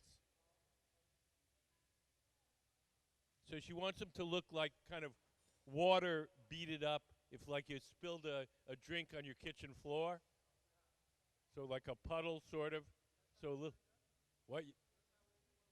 That's what she wants them to look like. They're going to be exactly the shape that you saw go into the annealer. Not going to change shape. No, they'll be that shape. But that's the idea she's trying to get across. Oh, if anybody wants to take a guided tour of the museum, go out to our ticket desk. One of the docents, our fine docents, will round you up and take you around the museum and tell you all about the exhibits. It's free, it's fun, it's informative, and you won't miss anything in the glass blowing studio because we'll just be eating lunch. So.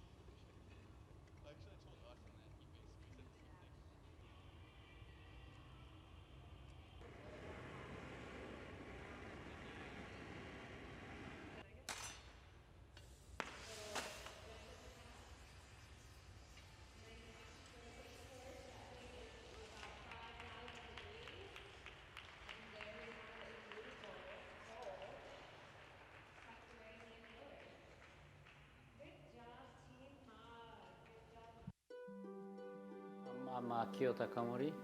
I live in Seattle. My work is all figurative. I focused on people, so I kind of address the race issue and the cultural issue. The bottom line is the humanity. I'm making a figurative, so like it's about human. It's all coming from myself and my own life. My kind of a perspective changes through my life progress. All my work is basically clay, and then also I'm very much interested in working with the form and the surface, which means the form is like a three-dimensional form and the surface is, you know, two-dimensional, so the combination of those two. I'm interested in the kind of a mystery of babies, and so this baby I made it to go on the wall. So actually, you hang on the wall and up higher, so the looks like the baby just appeared in the air. You know, it's kind of godlike appearance. You know, so I think it's a big difference between glass and ceramics. Ceramics is a really opaque material. I really try to kind of think about the relationship with the kind of glass as a material and light. What I like about glass process and ceramics process, both is like there's some really kind of a busy time and the firing time, and then sometimes like the piece disappears in the kiln. So like ceramics and glass have that kind of process, you know, repeating, you know, and which is like it's pretty interesting. I think it's quite interesting the way they're sectioning, or the molds are kind of breaking a little bit. I mean, the way the face popped out, I think it's interesting. I really like it. This is something like I was kind of expected will happen, and but it's really kind of interesting to see my own, you know, figurative work, which is like light is coming through. Usually my work have a lot more kind of a clay and earthiness, but now like with this glass and with the light, have a lot more kind of a sense of a spirituality in it. Kind of seeing it, some kind of a Buddha face in there, and so like it's pretty exciting to kind of think like how much kind of information is already here, and then what kind of information I can add.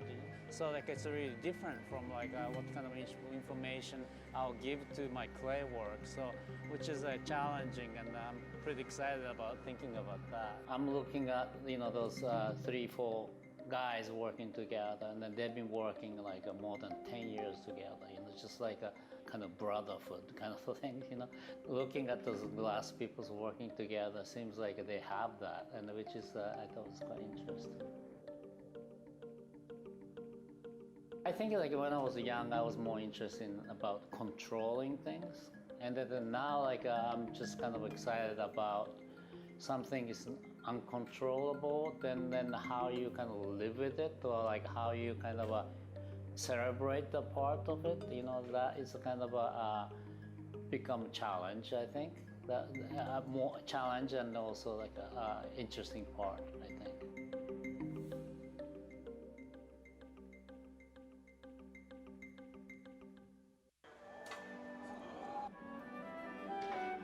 And we coined the term slapping the rabbit. So it was like, let's slap the rabbit means let's hit the molten glass with our bare naked hand and leave a handprint. All the hands who want to see us slap the rabbit again, we're going to slap it. Slap the rabbit. I've come here to the Museum of Glass precisely to make things just like this piece that I've never made before, patterns I've never used before. I can see what it's going to be. I can see what it's going to be. Looks totally amazing. That was awesome.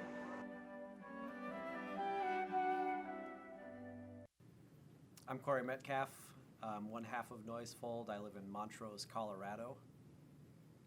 And I'm David Stout, the other half of Noisefold, and I live in Denton, Texas, which is on the north side of Dallas. We think of noise not so much as a sound you don't really want to hear. We think of noise more as kind of a prima materia, the field of all possibility. And so we're interested in this idea of filtering or folding that information and finding form within that. And when we use this technique in our performances, one of the things we do is that we simultaneously generate an image and take the data that comprises that image and turn it back into sound. So this project for the Museum of Glass, we're creating obviously stable, solid forms, but it comes out of our practice of actually animating in pretty wild and very organic ways, basically mathematical surfaces, structures that are created through basically visualizing mathematical differential equations. And so we've created a system that allows us to take these surfaces and do many different things to sculpt them in real time and to animate the way that they behave and move. So we set up a virtual reality interface that allows the gaffers to get right in there and actually use a controller to rotate the forms around, change the scale, even get inside the thing if they want to. And we found in our initial experiments that it really helped the gaffers because they quite literally could get inside and around and look at a difficult surface or component that isn't really that easily seen on a screen. We always ask for as many drawings as we can have, and you know, with this we can look at it and from any perspective. Oh, you need a punny? Okay, hold on, let me get out of here. When we started out as Noisefold, we took a lot of equations that were put together on an open source database by Paul Bork, who's an Australian astrophysicist. And very quickly we were using techniques to blend that data, blend that geometry. And so what you end up with is these highly complex, novel forms. We can generate much crazier forms. We're not doing that. And we could iterate on forms that are much more traditional glass forms and make really interesting vases and things that would be more common to the glass vocabulary. But we're trying to go for that sweet spot where it's something that we think speculatively could be made in glass, but is just a little bit harder than might be the typical form. Or considerably more difficult, but still within the realm of possibility. Within the realm of possibility. While these do stand alone from the new media works that we make in terms of the projected or immersive installation environments and performances, we're definitely thinking about ways of bringing the two into conversation. And so taking the forms that we've digitally prototyped and figuring out ways of combining them in exhibition spaces with the actual glass objects that come out of the process. So we have to wait till they come out of the oven, of course, which is another different aspect of this process than the digital.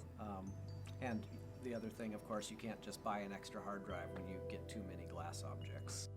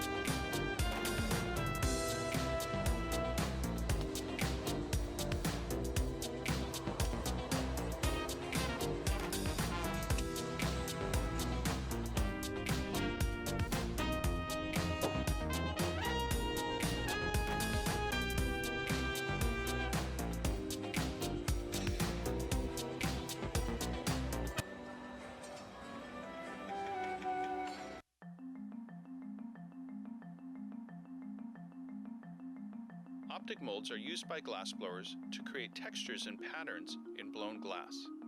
Nowadays, most optic molds are made from aluminum, but in the good old days, they were often made from cast bronze. They come in different shapes and sizes, depending on their desired effect. To begin, a bubble is formed and is shaped into the rough contour of the inside of the optic mold. The bubble is then heated, inserted into the mold, and blown with force. The resulting bubble can then be shaped into whatever form the artist desires. Today we're going to make an optic twist cup. So the bubble is held at the end while the pipe is rolled on the bench. This creates a spiraling pattern in the glass. The cup is blown to form, puntied up on the bottom, trimmed, and then opened up.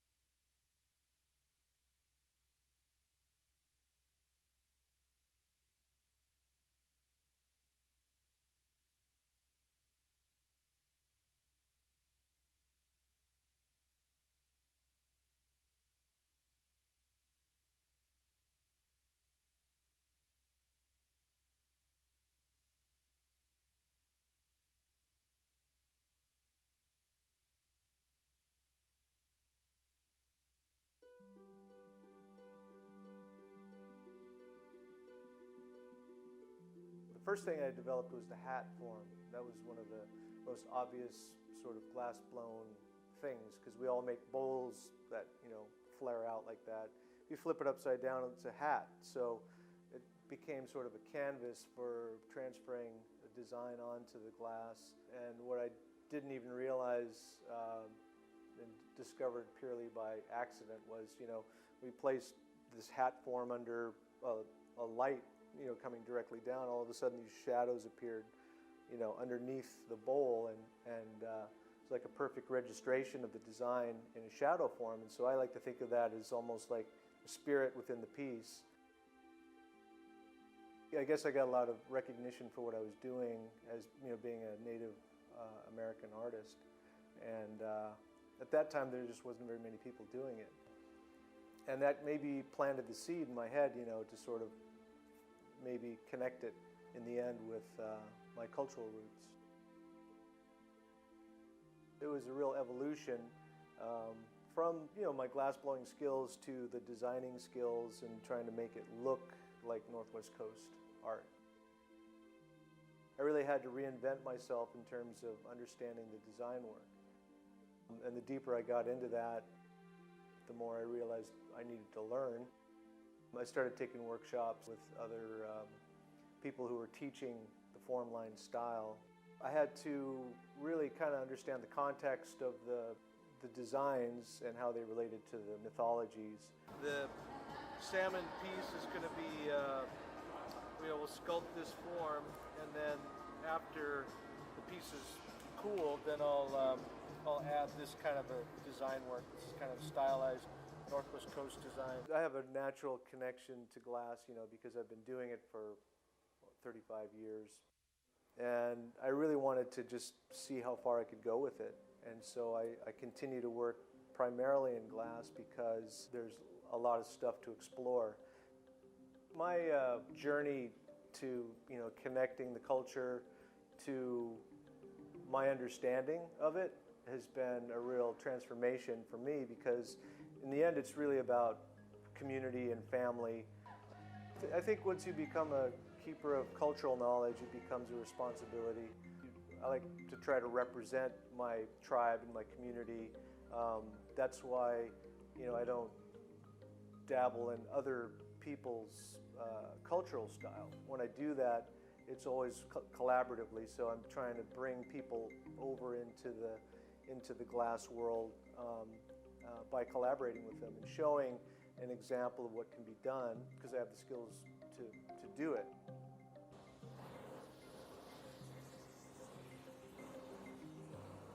It's exciting to see, because I think that in the end, it sort of reflects a cultural perspective, and in my opinion, what better place to operate from than this connection?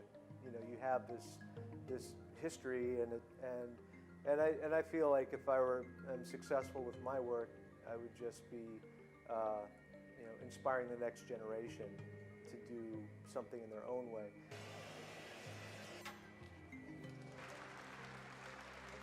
A few years ago, I had my first solo show here at the Museum of Glass, but I'm currently working on an exhibition called Raven in the Box of Daylight. It's going to be opening up in 2017. As you walk through the exhibition, you'll get sort of a thread of the story about Raven, who brought the sun and the moon and the stars to the world and gave it to mankind as a gift. To make a living as an artist is really pretty special. To sort of solidify in the consciousness of the collectors, people that support the artwork, that glass is an accepted material. I mean, sometimes we have these kind of cultural corrals that we're kept in, in terms of, well, this is traditional and this is contemporary. And I think that we're trying to break down those barriers a bit.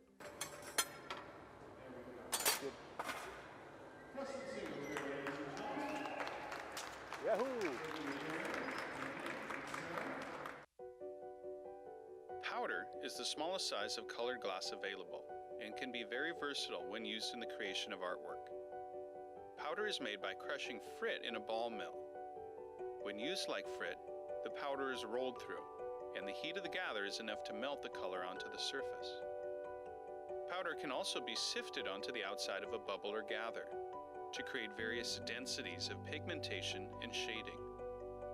The application of different color powders can create both abstract designs and naturalistic color patterns, such as the skin of animals.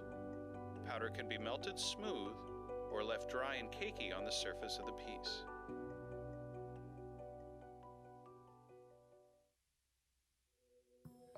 The color in glass comes from adding various materials to the mixture of raw ingredients called batch. Most of the colorants are compounds containing some kind of metal. For example, adding cobalt to clear glass creates a deep blue. Tin and antimony can be used to create white glass, and gold chloride can produce a rich red or pink colored glass.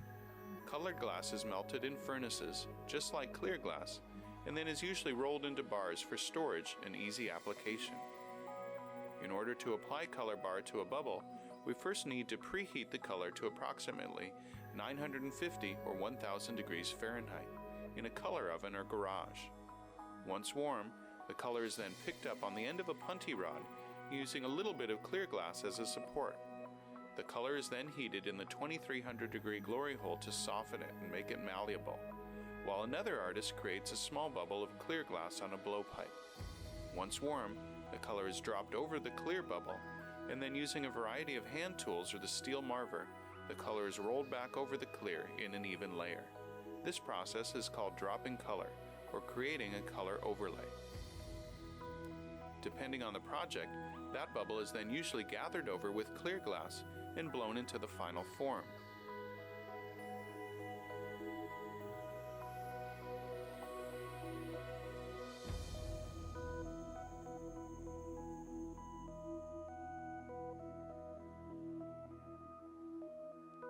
The finished product may appear to be all made from colored glass, but when viewed in cross-section, we can see that there is only a thin layer of color sandwiched between many layers of clear glass.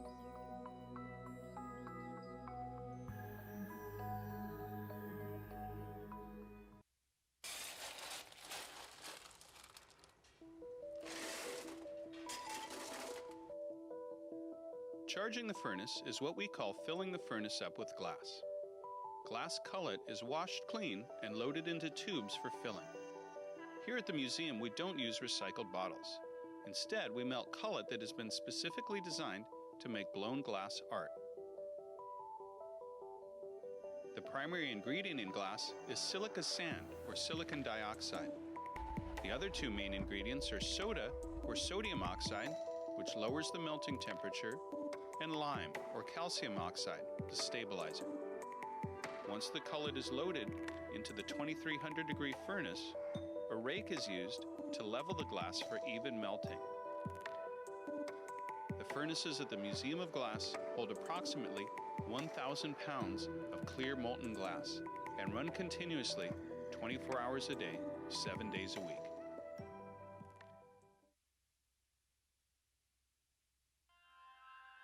To fabricate a scale model float plane out of glass takes tremendous effort. Figuring out the exact proportions of the propeller, the length of the body versus the wingspan were all extremely difficult. The Legacy project started off as a collaboration between the Museum of Glass and the Murdoch Charitable Trust. We were commissioned to design and fabricate a glass airplane to commemorate Jack Murdoch. We started by overlaying two contrasting colors of glass that would later show the design elements in the plane.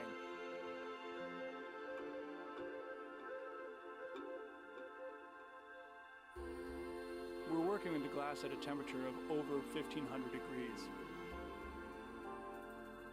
We create a small color cup to allow for a nice even distribution of color.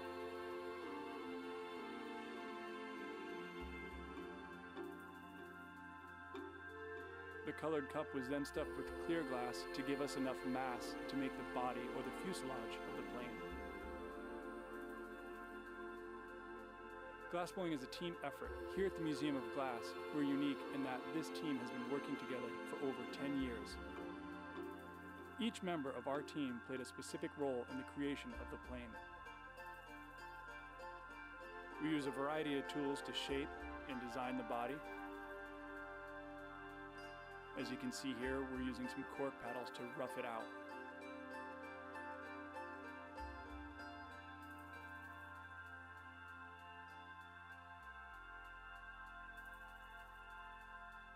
The body is then transferred to yet another blowpipe so we can finish up the tail of the fuselage.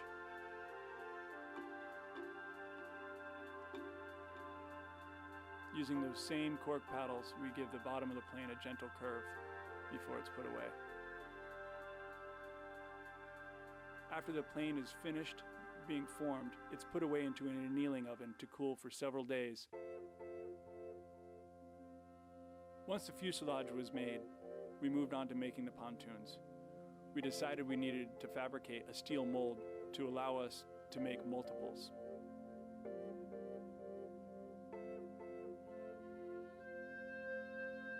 In order to have the pontoons match the plane, we used the same white color bar. This time, it is solid.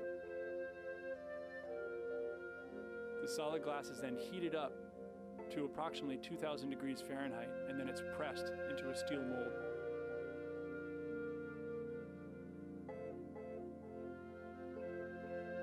The pontoons are then put into another annealing oven to cool down.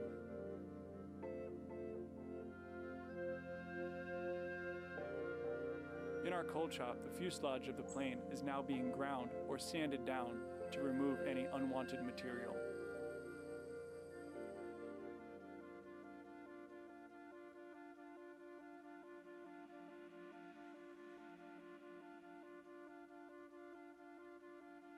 We then taped off the plane, and using our sandblaster, we revealed the tail numbers, the windows, and the pinstripes on the fuselage of the plane.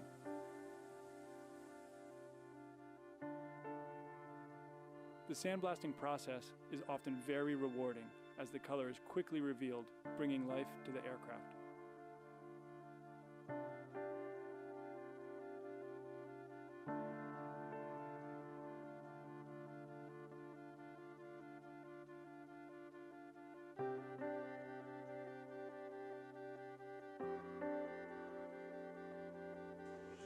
After being sandblasted, the planes were then returned to the cold shop to be cleaned up and polished.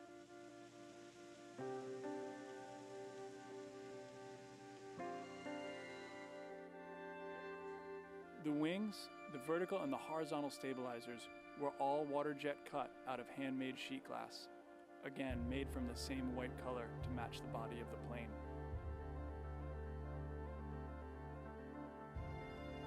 Once the glass parts were finished, we fabricated a small steel structure to hold the pontoons to the body of the plane.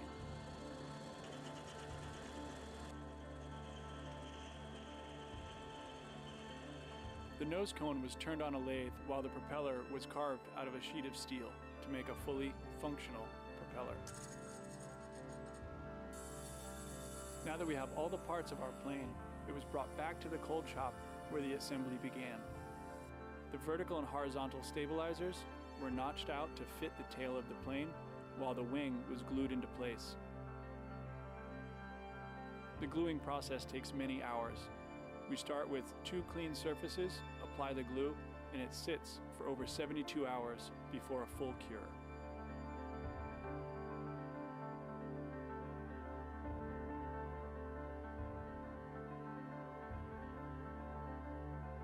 It was an honor and a challenge to work on the legacy project for the Murdoch Charitable Trust.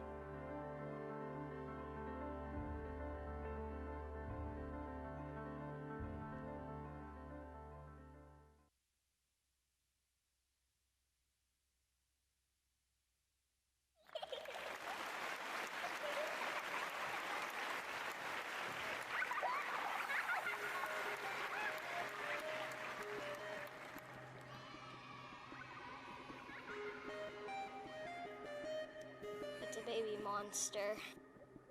Pip is a baby monster that loves to smile and laugh. Even though he's little and cute, he gives a big cry. Also, Pip loves food, especially bananas. He will eat any speck of food in sight.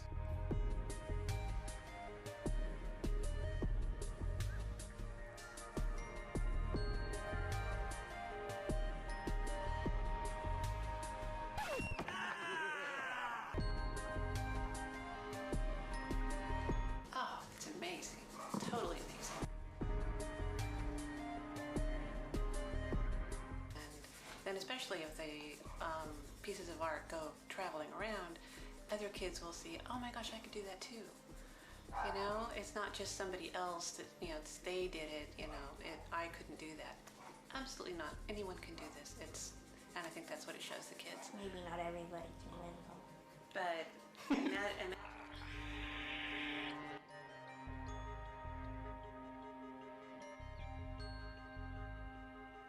I think it's gonna stand up there with one of the coolest things that a museum has ever done.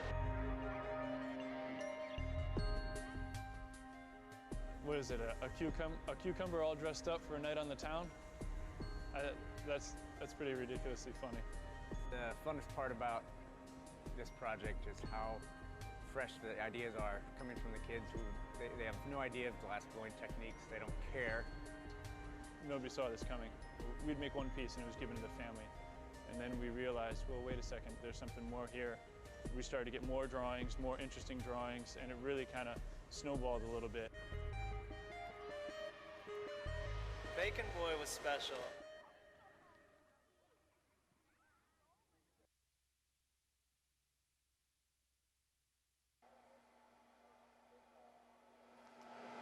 The hat almost looks like a frying pan. Maybe he's wearing a frying pan.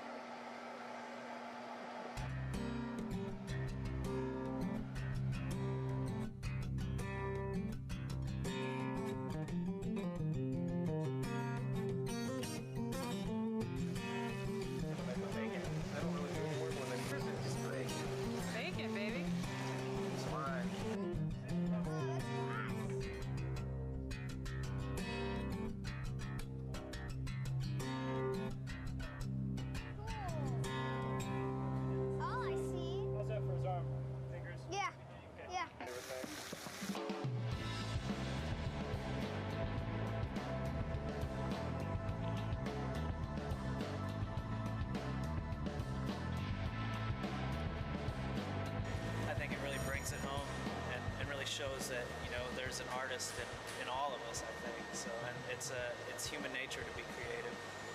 So I think we lose that as we get older sometimes, and it's cool to see this pure creative nature that children possess. So I think it's cool to share that with the rest of the world, hopefully. So.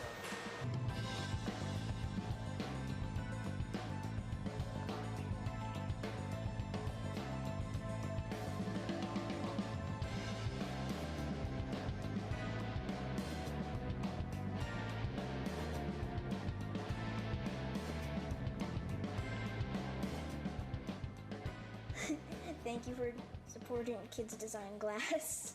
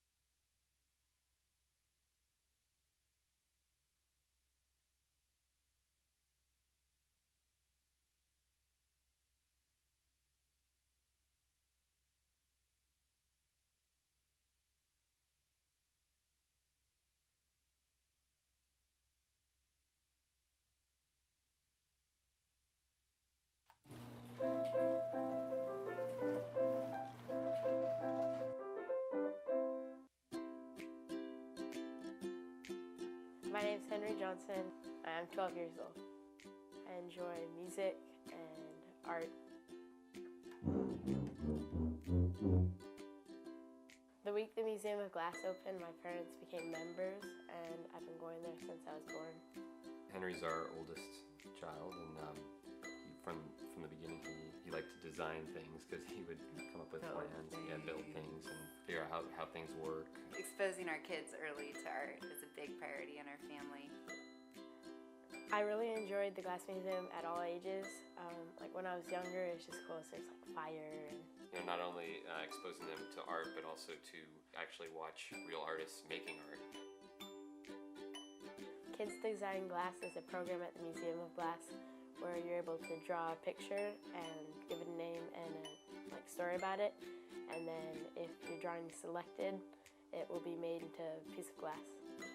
Ever since I could really move a pen in my hand, I've been just doing drawings for the Kids Design Glass. The kids, they get into the studio and they've got to come up with this idea because they really want their design to be chosen. It's helping trigger that initiative for kids. It's really making them think differently instead of something being spoon-fed to them. They're coming up with this original idea. How many kids design glass drawings do you think you've done? 30 to 40 drawings at least. Yeah. I was talking to him. He thinks it's a lot more than that, but I would say probably around 50. Like 124 or something.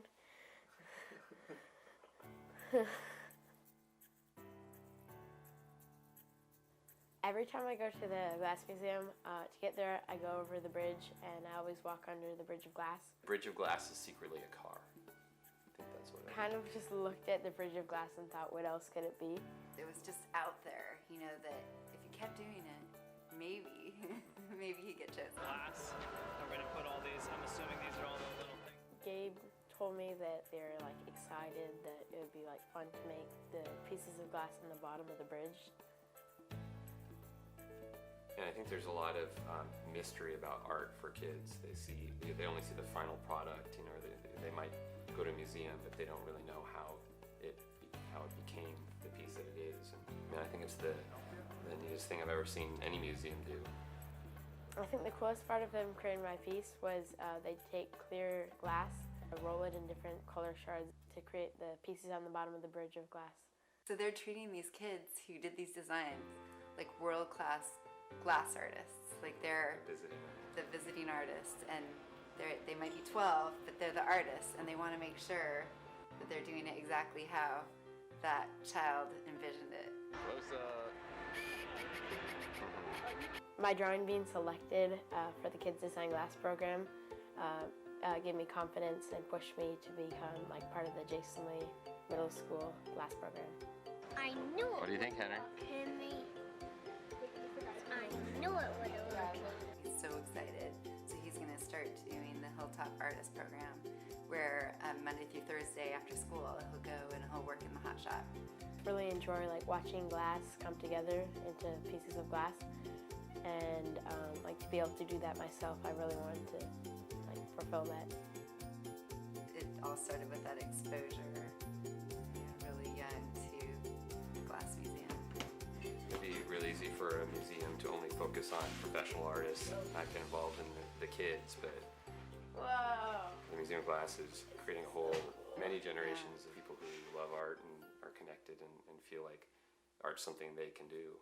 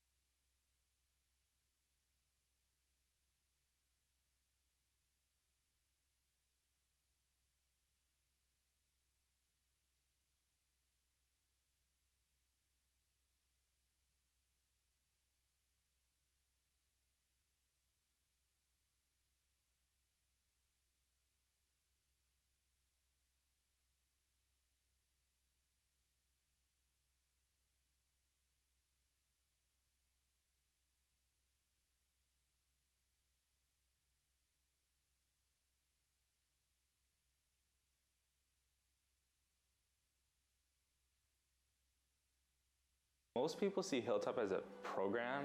I see it more as like a family. I'm Maishan Cabrera. I'm originally from California, but I'm here in Tacoma now. Well, at first, I was a little stoked that we like moved, but then like reality kind of hit me, and like I kind of thought, I can't see my family anymore, and like it was kind of depressing at first. In California, art to us was just basically like drawings and paintings and stuff. We didn't see any sculpting or anything like that, and especially out of glass, I've never heard of that. When I was excited, I was like, I'm getting in this program as soon as possible. They said I could sign up, and I started the next day. Hilltop Artists is a nonprofit organization founded in 1994 with the help of Dale Trujillo. It started off in a small wood shop and now provides hot glass instruction to over 550 kids annually. I'm Trenton Kiocho, and I'm from Tacoma, Washington, born and raised. I was kind of getting in trouble with my mom, so she had me move in back with my dad in Tacoma. And first day of school, we were signing up for classes, and I noticed they had a glass program, and I was kind of curious about it. And I signed up for that class, and I've just been doing it ever since that day. Right now with the program, I'm actually a part-time instructor with the production team.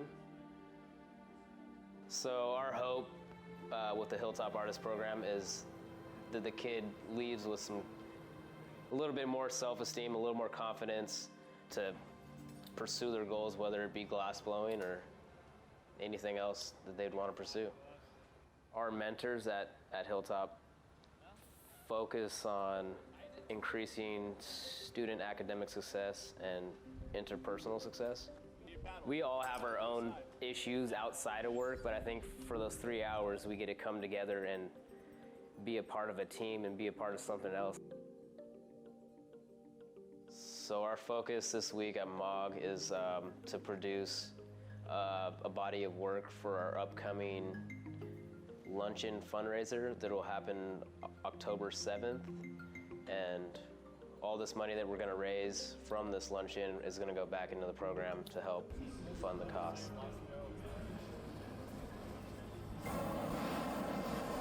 There's 3 of us on the floor, 3 people from the MOG Hot Shop team, and we're using the kids to help us make their auction pieces. Just in these 2 days, I've learned so much. Just they help you. If they see something they can help you with, they're like, oh, do this. I'm rolling up cane, and they told me, hey, roll up cane towards you, hotter, keep it. Simple stuff that I probably thought about it in my head, but I'm like, oh, I don't know if I should do this. Might be doing it wrong. But then they're like, do this, and it becomes easier. There is no limit to your imagination. You can do anything. Glass is just an example of it. There's always new techniques. People always say, oh, there's nothing new. There's always something new. Glass, I can work with somebody one day, I can learn a new technique. I wish there was something like that when I was growing up. I could have really used this, and now for me to be, on the side where I'm actually helping these kids, it's really rewarding, and I've never felt like I was a role model, and I definitely feel like I am now. So I'm trying to take that and own it, I guess. When I see the pieces in the museum, it kind of makes me want to be that person. I want someone to see something of mine and be shocked and surprised in how it's so detailed and colorful and big.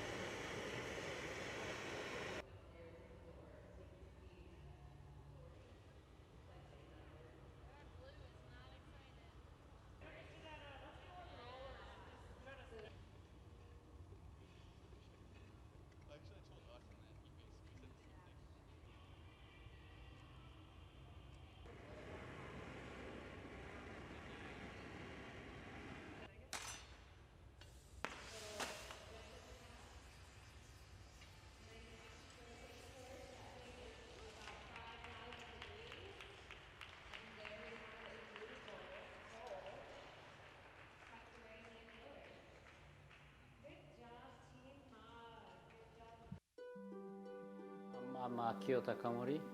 I live in Seattle. My work is all figurative. I focused on people, so I kind of address the race issue and the cultural issue. The bottom line is the humanity. I'm making a figurative, so like it's about human. It's all coming from myself and my own life. My kind of a perspective changes through my life progress. All my work is basically clay, and then also I'm very much interested in working with the form and the surface, which means the form is like a three-dimensional form and the surface is, two-dimensional, so the combination of those two. I'm interested in the kind of a mystery of babies, and so this baby I made it to go on the wall. So actually, you hang on the wall and up higher, so the looks like the baby just appeared in the air. It's kind of godlike appearance. So I think it's a big difference between glass and ceramics. Ceramics is a really opaque material. I really try to kind of think about the relationship with the kind of glass as a material and light. What I like about glass process and ceramics process, both is like there's some really kind of a busy time and the firing time, and then sometimes like the piece disappears in the kiln. So like ceramics and glass have that kind of process, repeating, and which is like it's pretty interesting. I think it's quite interesting the way they're sectioning, or the molds are kind of breaking a little bit. I mean, the way the face popped out, I think it's interesting. I really like it. This is something like I was kind of expected what will happen, and but it's really kind of interesting to see my own, figurative work, which is like light is coming through. Usually my work have a lot more kind of a clay and earthiness, but now like with this glass and with the light, have a lot more kind of a sense of a spirituality in it. Kind of seeing it, some kind of a Buddha face in there, and so like it's pretty exciting to kind of think like how much kind of information is already here, and then what kind of information I can add. So like it's really different from like what kind of information I'll give to my clay work. So which is challenging, and I'm pretty excited about thinking about that. I'm looking at those 3-4 guys working together, and then they've been working like more than 10 years together. Just like a kind of brotherhood kind of thing. Looking at those glass people working together seems like they have that, and which is I thought was quite interesting. I think like when I was young, I was more interested about controlling things, and then now like I'm just kind of excited about something is uncontrollable, then how you kind of live with it, or like how you kind of celebrate the part of it. That is kind of a become challenge. I think that more challenge, and also like a interesting part, I think.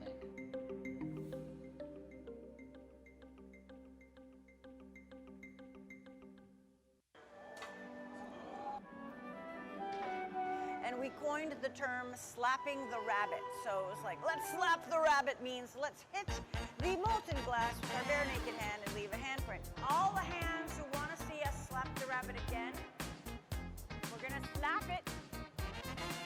Slap the rabbit. I've come here to the Museum of Glass precisely to make things just like this piece that I've never made before, patterns I've never used before. I can see what it's going to be. I can see what it's going to be. Looks totally amazing. That was awesome.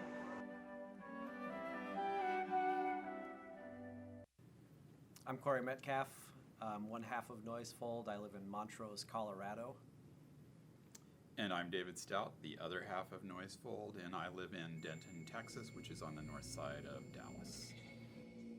We think of noise not so much as a sound you don't really want to hear. We think of noise more as kind of a prima materia, the field of all possibility.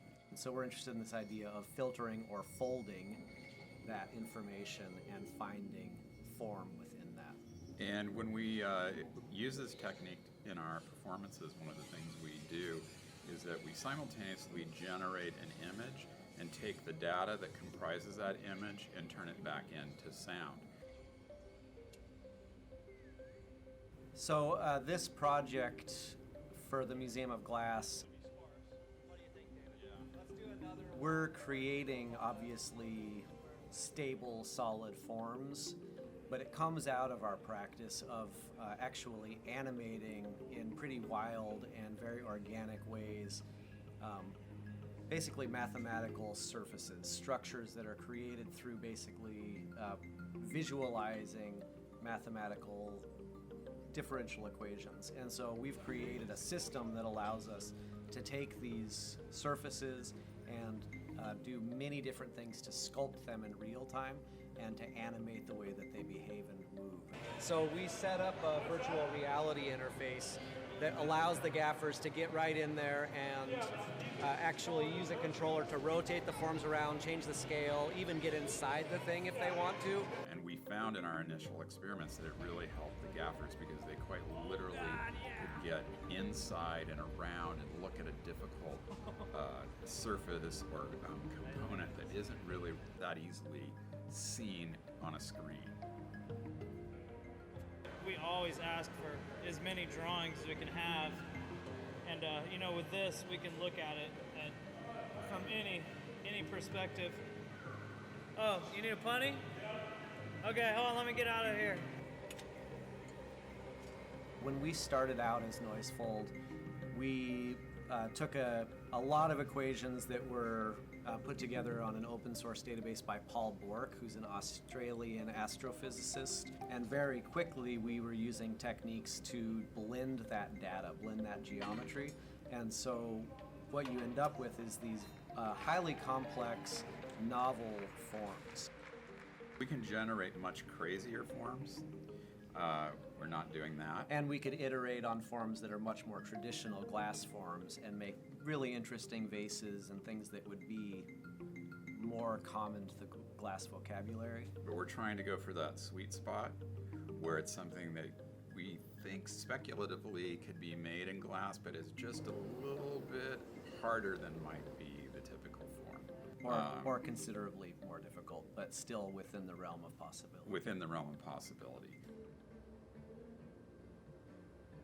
While these do stand alone from the new media works that we make in terms of the projected or immersive installation environments and performances, we're definitely thinking about ways of bringing the two into conversation. And so taking the forms that we've digitally prototyped and figuring out ways of combining them in exhibition spaces with the actual glass objects that come out of the process. So we have to wait till they come out of the oven, of course, which is another different aspect of this process than the digital. And the other thing, of course, you can't just buy an extra hard drive when you get too many glass objects.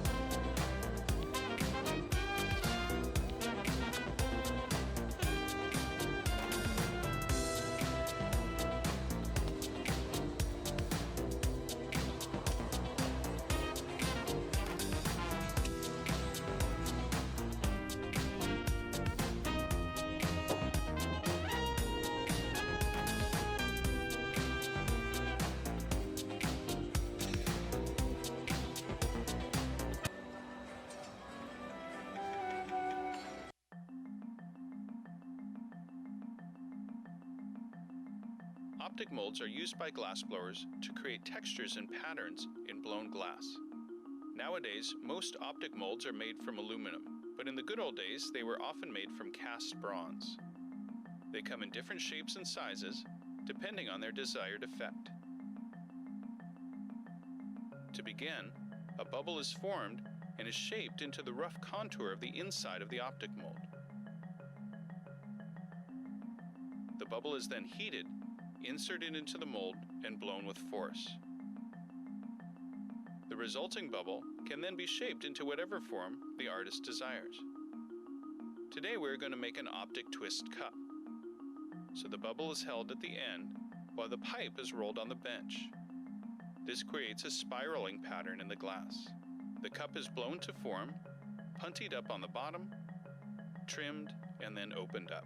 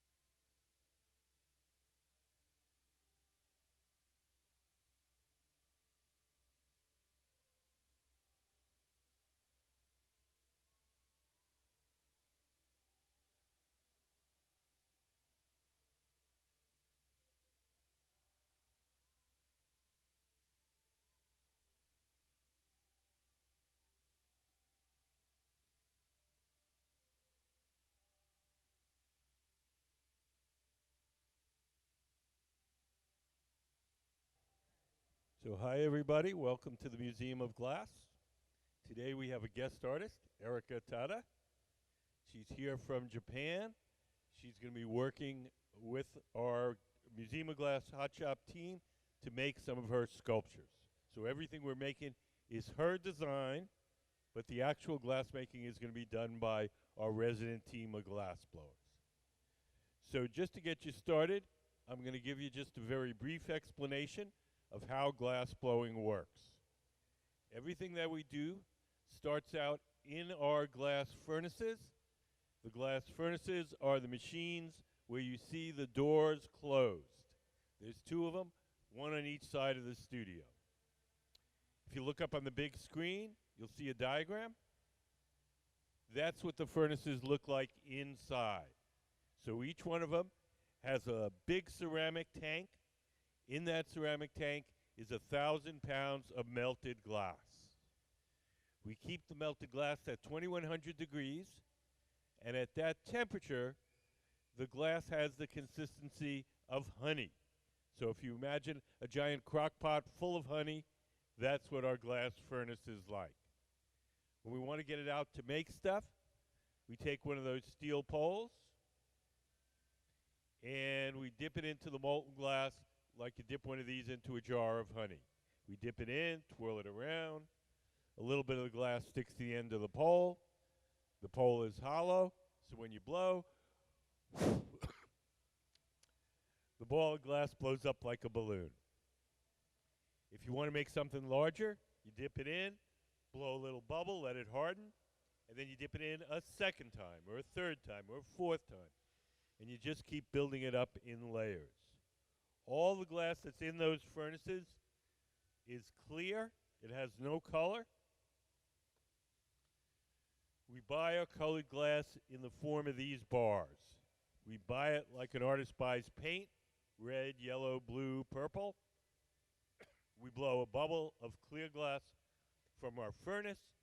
We heat up a little chunk of colored glass, and then we melt a layer of colored glass over the clear glass. We then dip that in more clear glass. So the objects look colored, but if you cut through them, you would see it's just that one skinny layer of colored glass that we applied. So that's true of these blue things over here. They're not blue all the way through. There's just a very skinny lining of blue. Now, in a big factory where you're going to make everything the same color, then they melt the colored glass in the big tank. But here, we're a bunch of artsy-fartsies, and we want to make a red thing, then a purple thing, then a blue thing. So we color each piece individually by melting on a layer of colored glass.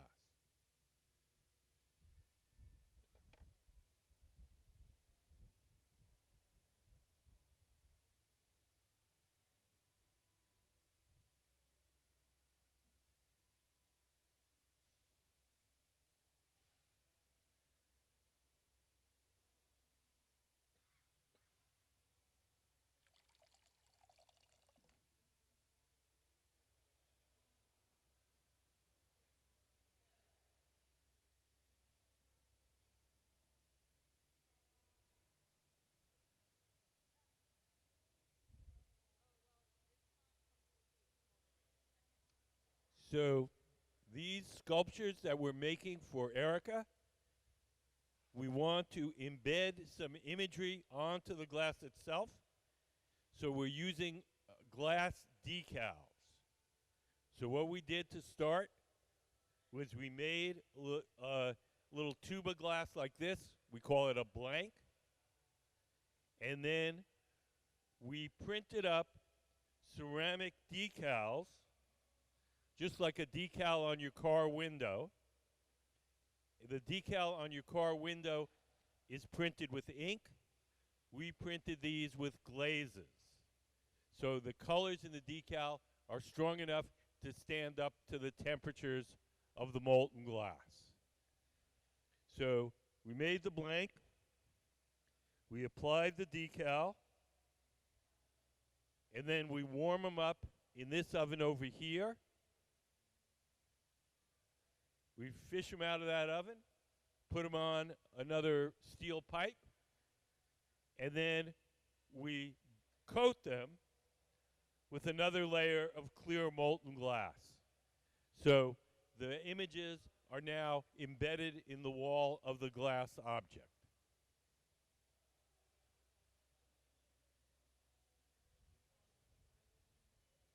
So over on the left, Courtney has pulled one of our blanks out with the decal on it. He's put it on the steel pipe.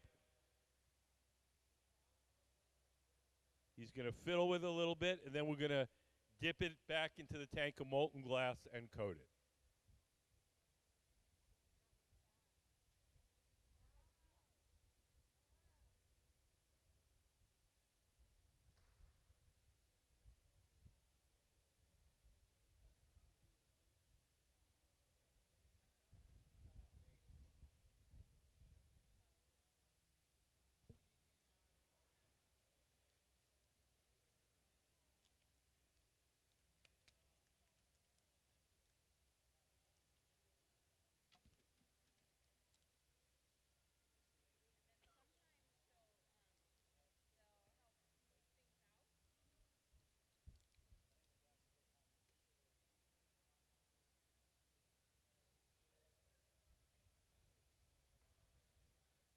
Does anybody have any questions so far?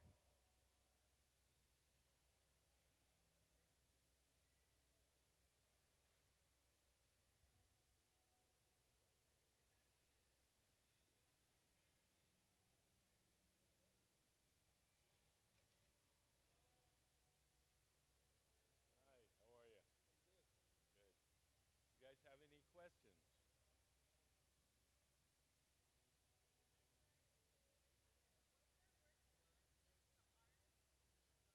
Yes. Yes.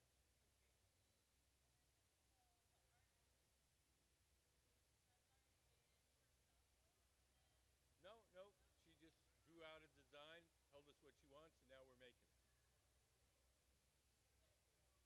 What? Oh, yeah. She's over there by the kiln. The woman to the right of the, or your left, I think, of the kiln. Yes.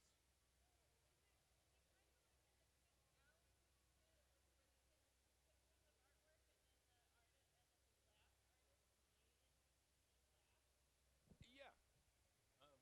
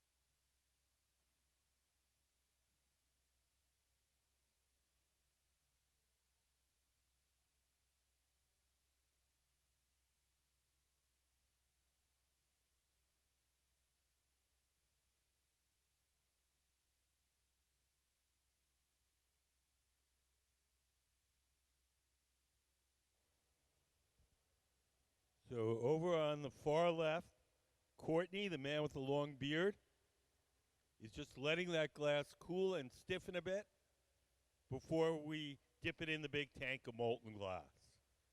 If we put it in there when it's too hot and soft, the bubble will collapse.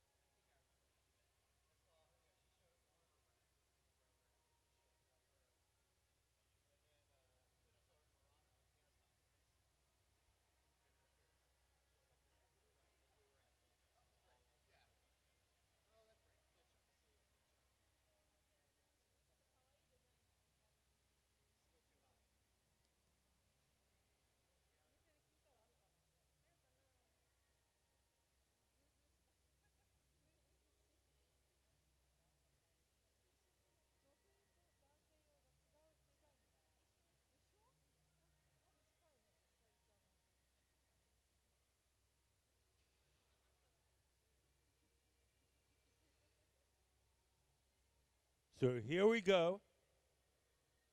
Courtney is dipping it into our big furnace. Behind that door is 1,000 pounds of melted glass.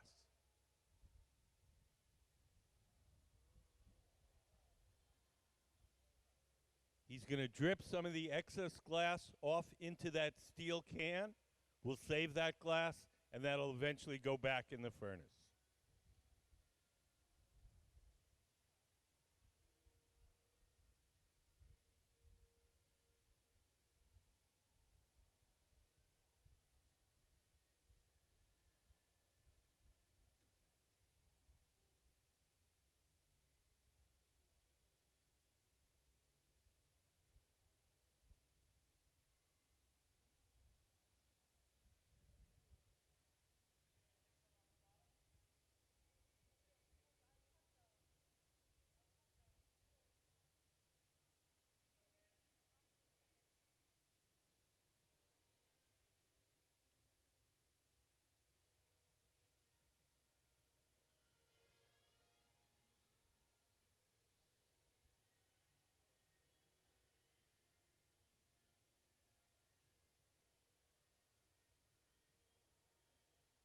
If you look up on the big screen, you can see the images are embedded in the glass. The parts that are glowing bright orange, that's the image. When it cools off, those images will be black. But right now they're very hot and they're glowing orange.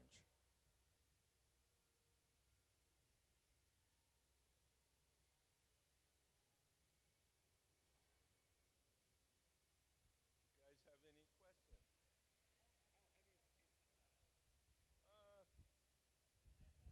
I'm bad at guessing. I don't know, maybe 8, 9 pounds.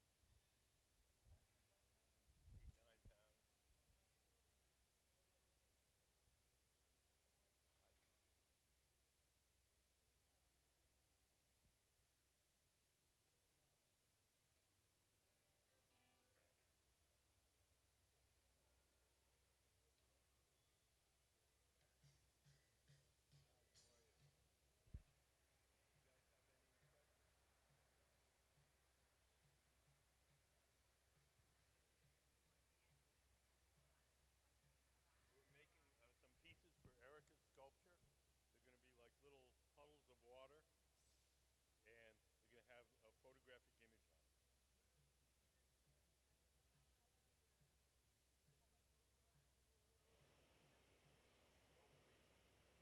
Blew a bubble of clear glass from our furnace. We heated up a chunk of colored glass, and then we melted a layer of the colored glass over the clear glass.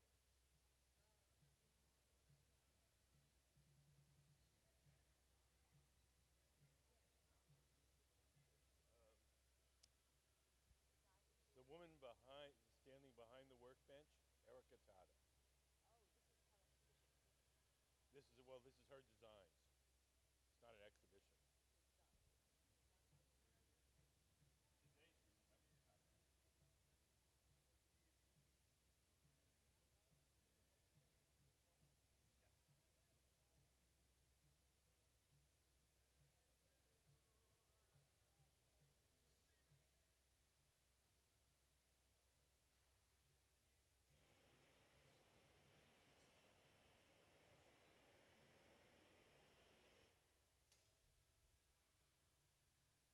So right now, Gabe Feenan, sitting at the center bench, is squeezing the glass with a tool called the jacks.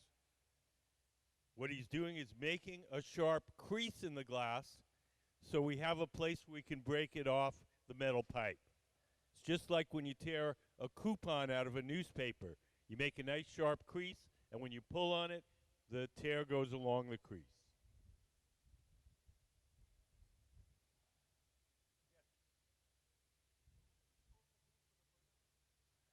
What's the source of heat for the furnaces? Our furnaces are natural gas and forced air. There are a lot of electric furnaces around, but we don't have one.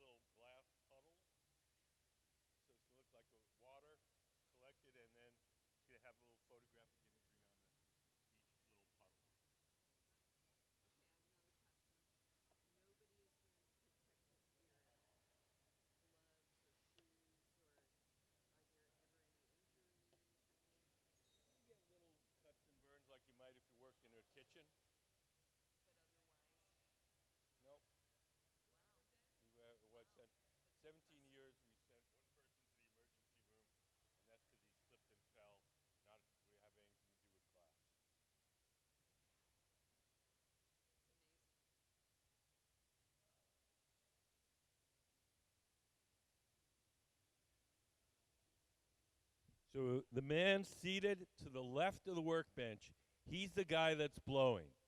He's blowing through that steel tube, the blowpipe, and inflating it while Gabe, sitting at the bench, shapes it.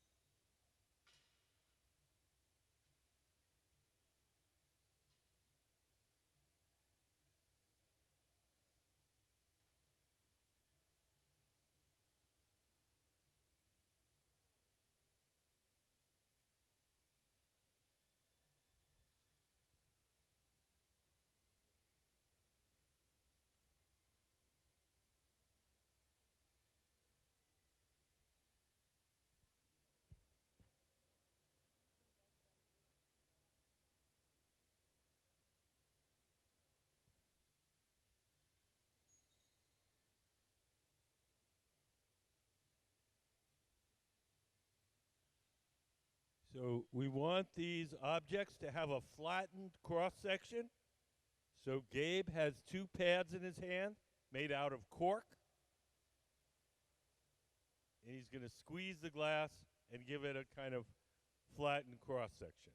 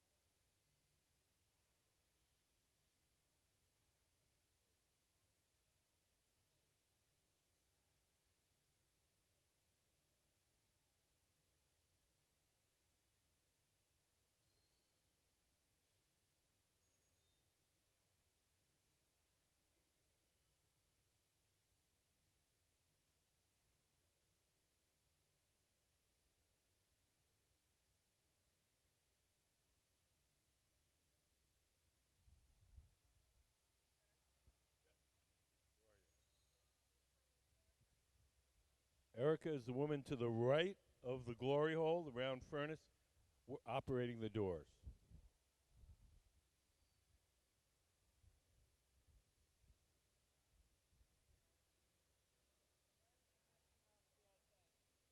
Sometimes the little pieces of the burnt cork pads get on there. So just making sure they don't get stuck.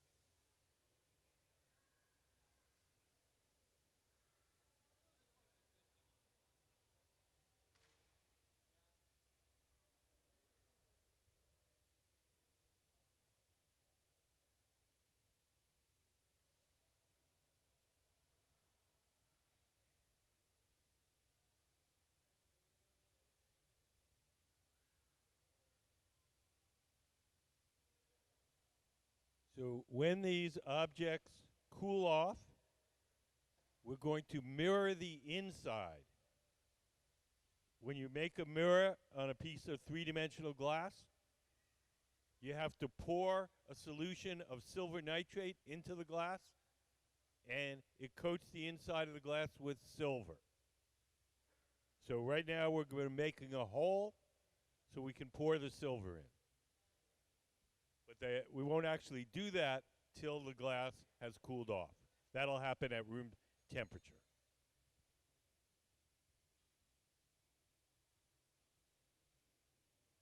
So when we silver the inside of these, the imagery that's a bit faint now will come out stronger when the light's reflected by the mirror.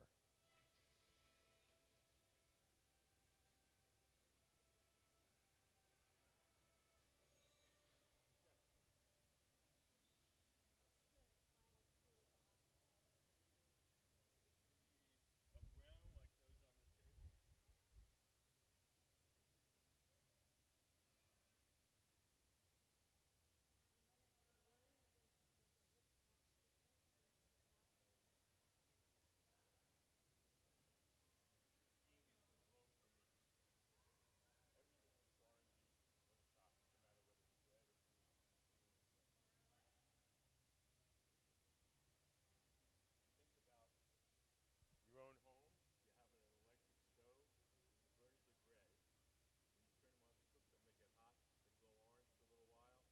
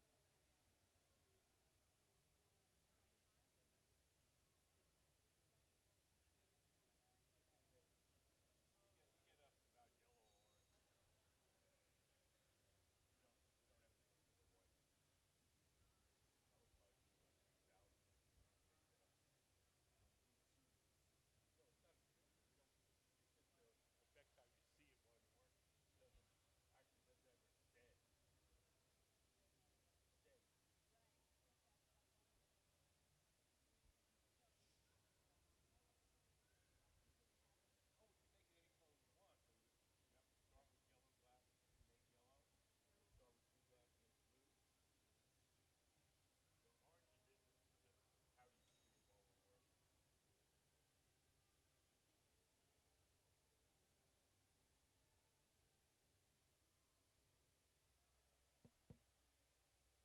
Does anybody have any questions?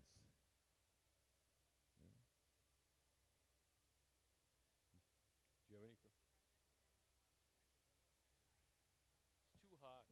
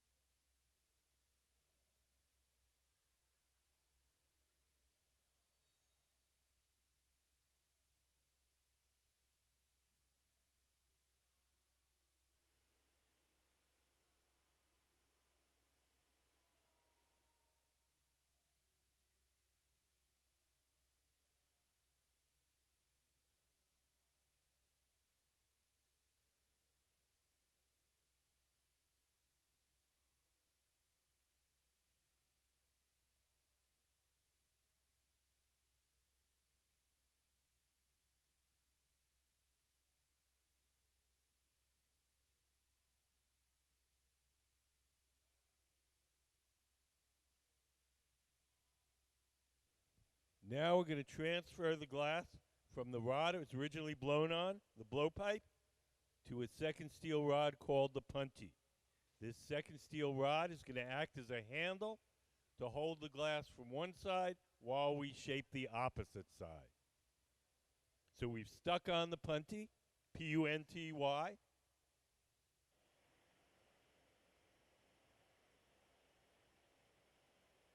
When we feel that bond is strong enough, we'll break the glass away from the original pipe.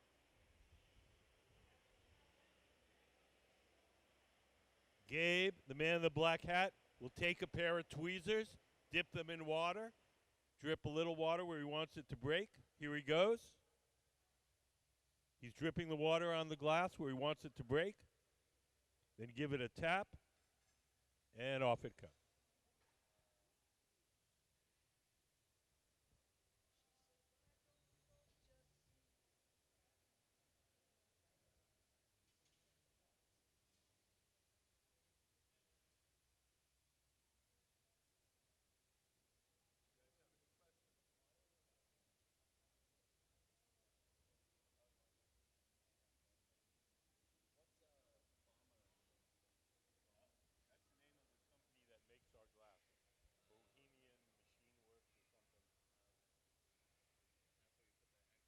Yeah, we're changing different, we're buying a different brand of glass. So we're putting all the waste from the Boma glass in one can and all the waste from the spruce pine glass in another can so they don't get mixed up. Yeah.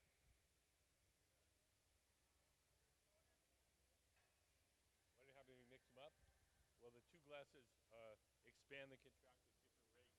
So if we mix them, they'll pull on each other and they'll crack.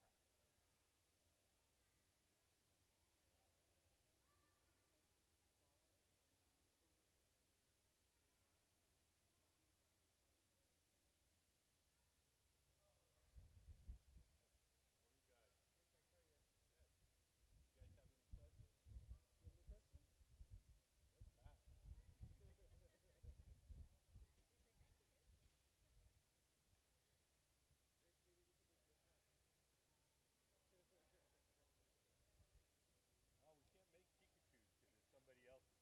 You know about our kids' design? Our We saw it. Is it just for local members? No, no, no, no. Any kid 12 and under. That's the only. You just go into our little arts and crafts room, and there's paper and markers and everything you need to do a drawing. And you put the drawing in the box, and it enters you in the contest. Excellent. Thank you. We shall do that. If you win the contest, we'll call you up, tell you when we're going to make it. If you live somewhere else, we'll Skype with you. It's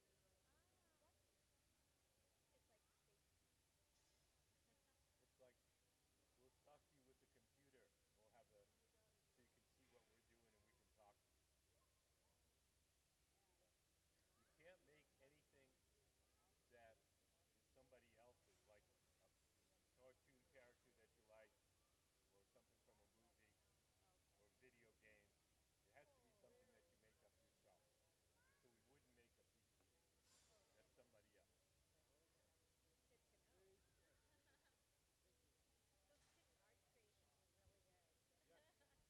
Yeah. You guys can enter the contest. We're going to make your drawing. And if you don't have time while you're visiting here, you can take the entry form, do the drawings at home, and then mail them in. Thank you.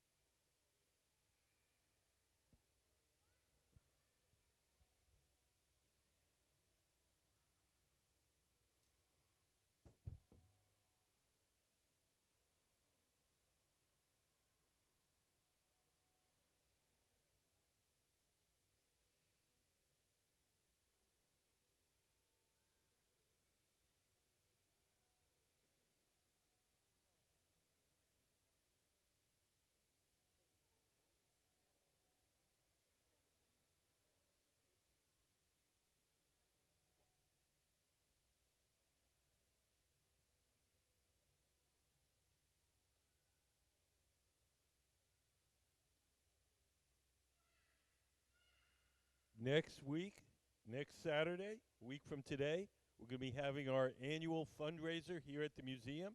It's a big gala dinner art auction. It's called the Red Hot Gala. So if you want a fun, exciting evening and you want to support the museum, there's still tickets left.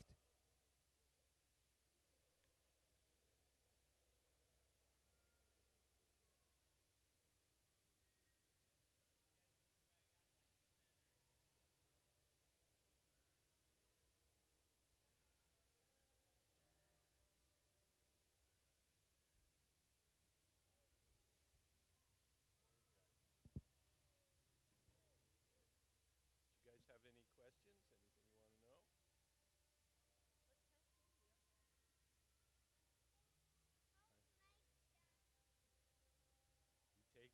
We blow the glass up like a balloon.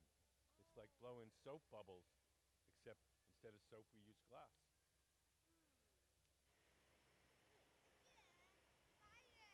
Yep, you got to get glass hot to make it soft.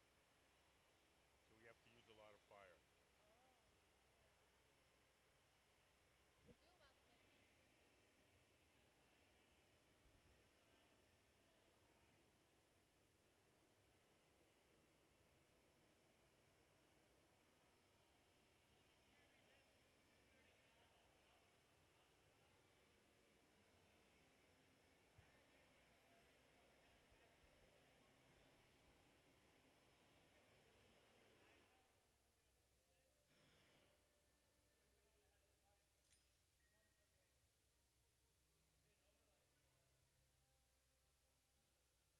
So as we put the finishing touches on this piece of the sculpture on the center workbench, over on the workbench on the left, we're going to start the next one. So we have the pre-made blanks in this oven. Sayuri in the dark blue shirt is going to pick one up and stick it on the pipe that Courtney, the man with the long beard, has.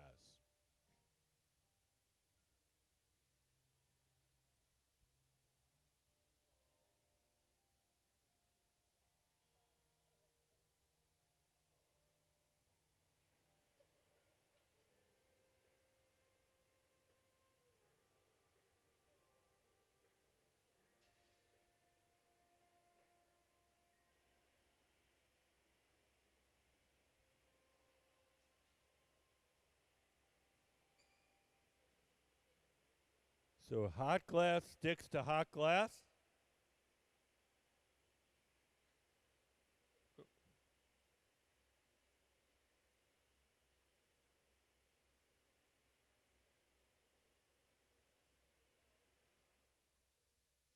So there's our, we're going to heat that up a little, and then we're going to stick it on the pipe that Courtney has.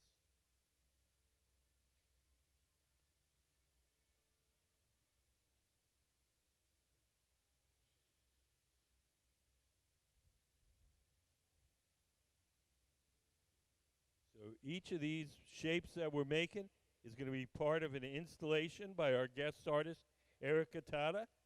And she wants these things to look kind of like water. And each of them has a photographic image embedded in the glass. It's hard to see that image right now, but when they cool off, we're going to mirror the interior surface of those bubbles, and the mirror will make the image come out stronger.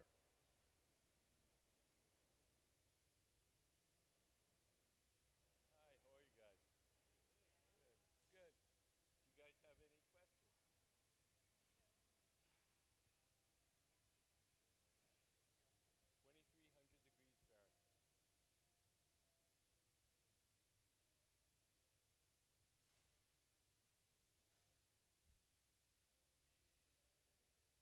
So everything that we make has to be cooled off slowly or it'll break.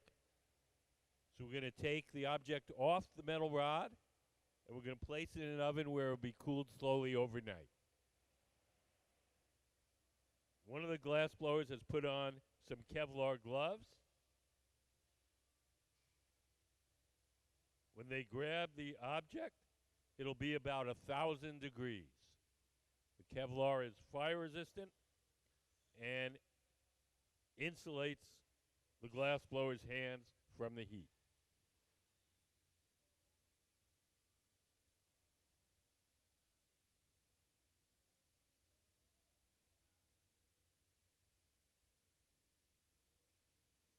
So let's have a hand for the Museum of Glass Hot Shop team and our guest artist, Erika Tada.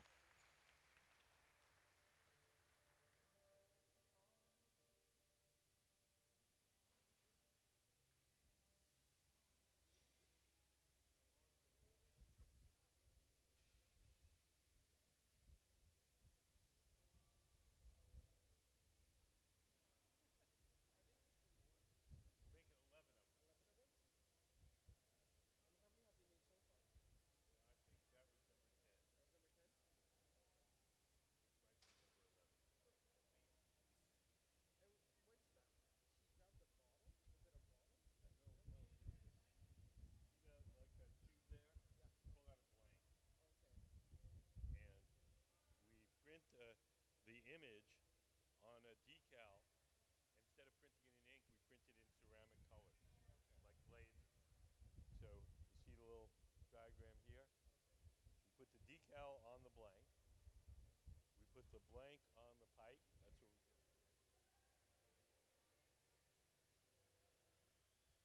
And then we'll dip that in more clear glass. And then the image will be embedded in the wall of the glass.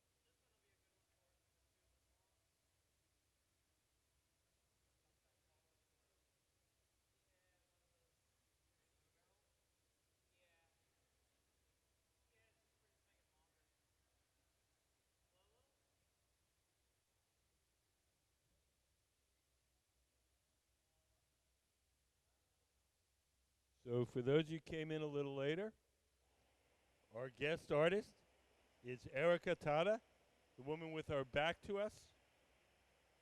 She's working with our resident team of glassblowers, and they're making parts for her sculptures. So everything we're making today is her design, but the actual glassworking is being done by our team of glassblowers.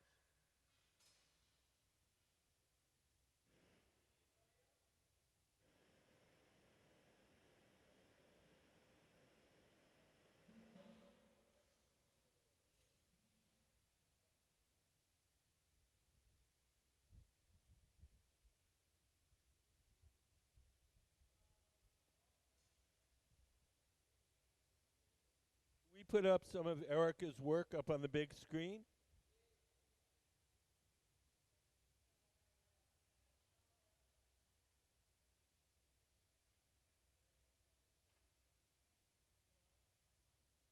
These are some of her sculptures.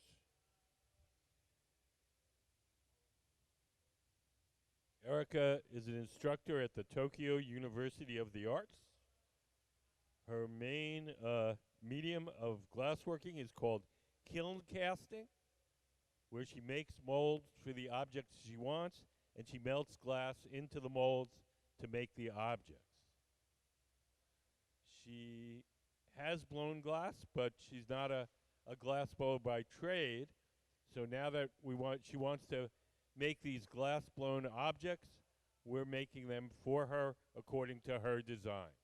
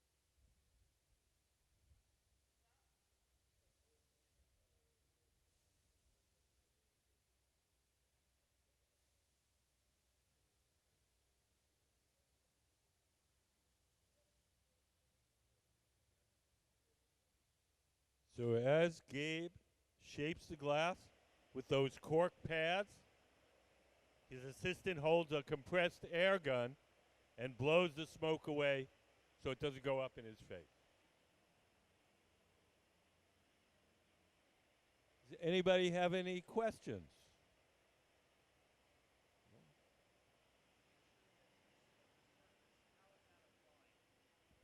That's applied like this right here. So we make the blanks like you see on that pedestal, just a tube of glass.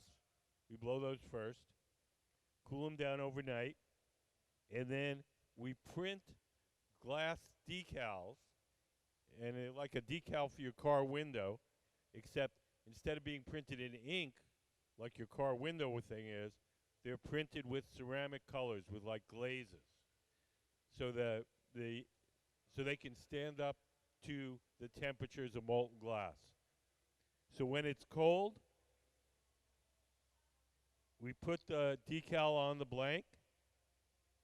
We then put in that oven, warm it up, stick it on a pipe,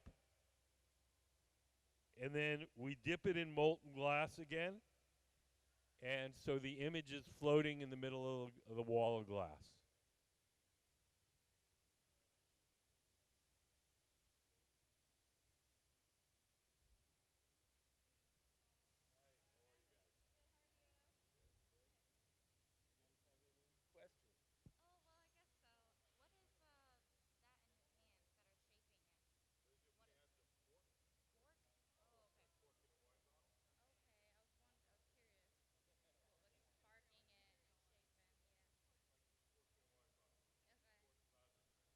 To press on the glass without leaving it warm. It's hard. That's why they look flat.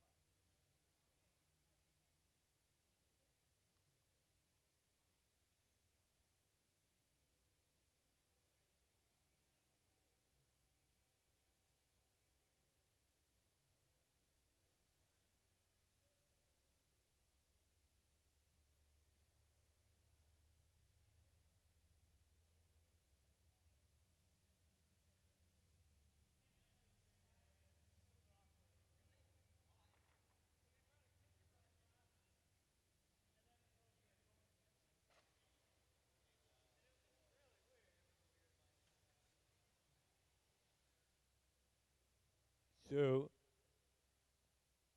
after we cool these off, after they're all shaped and cooled off overnight, we want to silver the inside of them, give a mirror finish on the inside,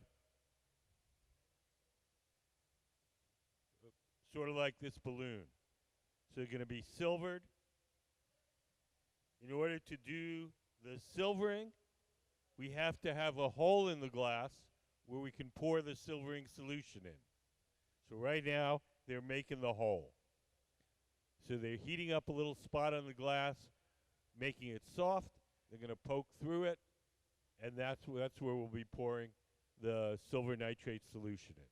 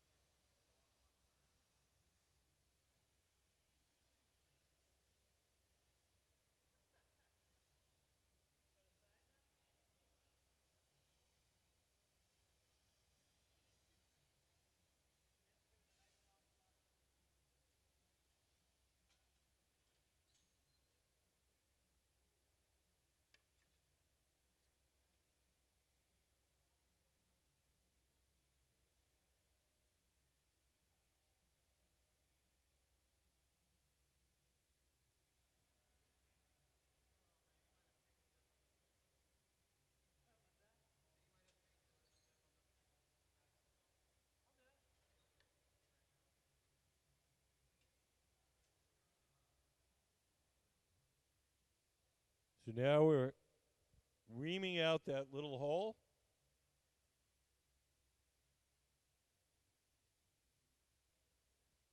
We're blowing some air into the form to make it a little fuller. The tool that he's sticking in that hole is called the soffietto. The cone makes a little seal with the opening, and then we blow through the central tube.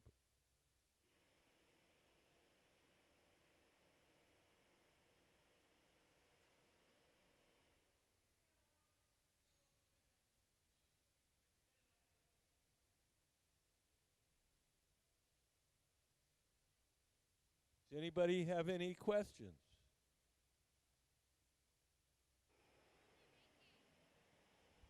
They're making these kind of round forms that are supposed to look like little puddles. Not not those. Those are, and she means them to look like little puddles of water.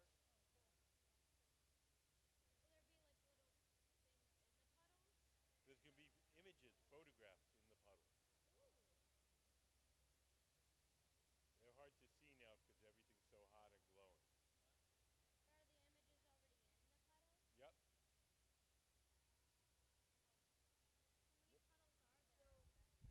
There's going to be 11 of them.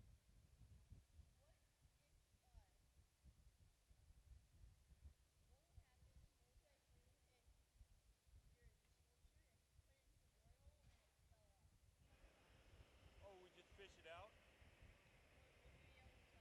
What? Probably not.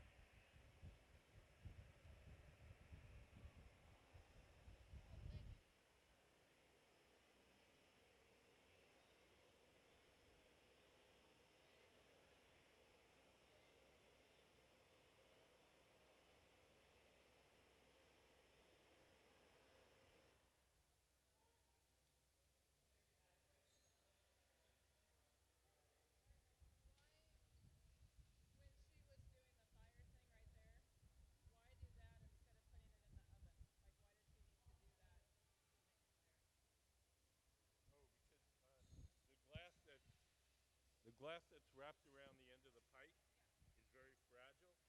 If that starts to get cold, it's going to try and contract around the steel pipe and it's going to split. So while we're doing other things, we've got to make sure that stays warm.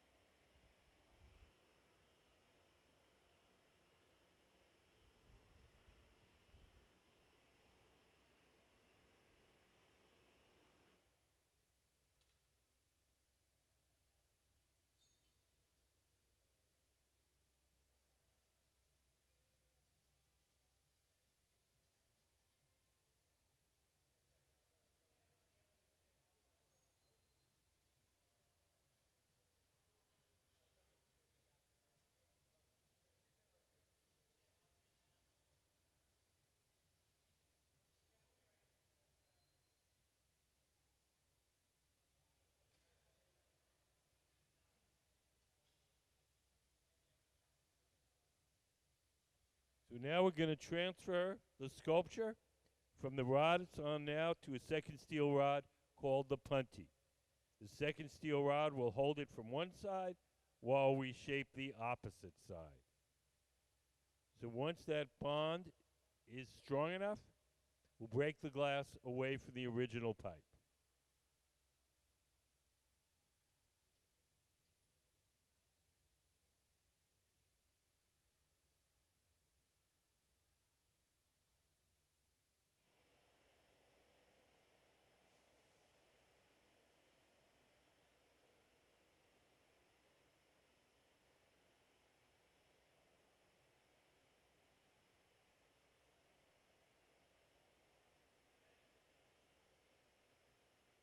So Gabe in the center will take a pair of tweezers, dip them in water, drip a little water on the glass where he wants it to break, gives it a tap, and off it comes.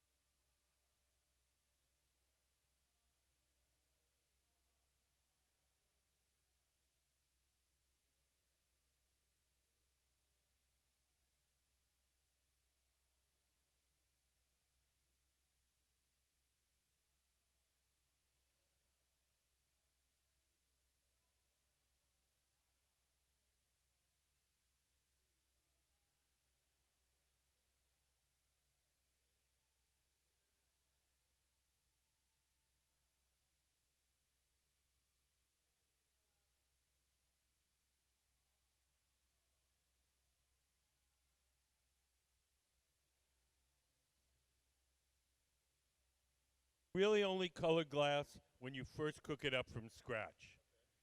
You take all the ingredients, and clear glass is made of sand, soda ash, and lime. If you take sand, soda ash, and lime and you cook them up with cobalt, you get blue. If you cook them up with chromium, you get green. If you cook them up with a little bit of gold, you get pink. If you cook them up with a lot of gold, you get a beautiful ruby red. So it's mostly metals dissolved in the glass that give it its colors. Not everything that colors glass is a metal, but most of the colors are. So we buy already colored glass from companies that do nothing but make colored glass and sell it in various forms. You can think of it like a paint company. So they have 200 colors. We get dark green, light green, middle green, pink, purple, whatever. We blow a bubble of clear glass from our furnace. We heat up a chunk of colored glass. We put a big blob of colored glass on our clear bubble. And then we smush it till it entirely coats the original bubble. We then dip that in more clear glass. So what you end up with is something that looks colored, but if you cut through it, you would see it's just that one skinny layer. Now, in a big factory where you're going to make everything the same color, then they melt the colored glass in the big furnace. And they just dip into it and make 1,000 red bowls. But here, we want to make a red thing, then a purple thing, then a blue thing. So we color each piece individually by melting on a layer of the colored glass.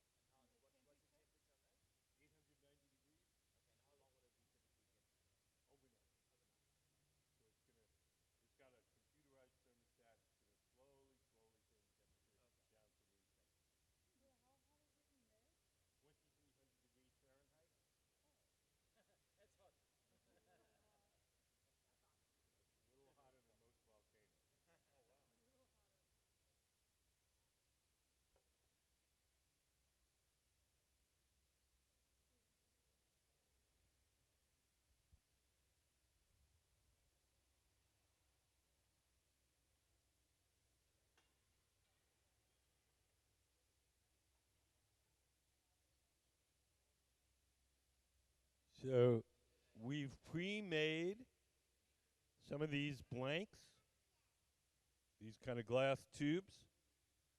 We've put a ceramic decal on the blank. The blanks with the photographs on them are inside this kiln, staying warm, and we're about to pick one up. Courtney is making the what we call the collar, like a collar on your shirt. We're going to stick the blank on that collar. Sayuri's going to fish out the blank. Hot glass sticks to hot glass.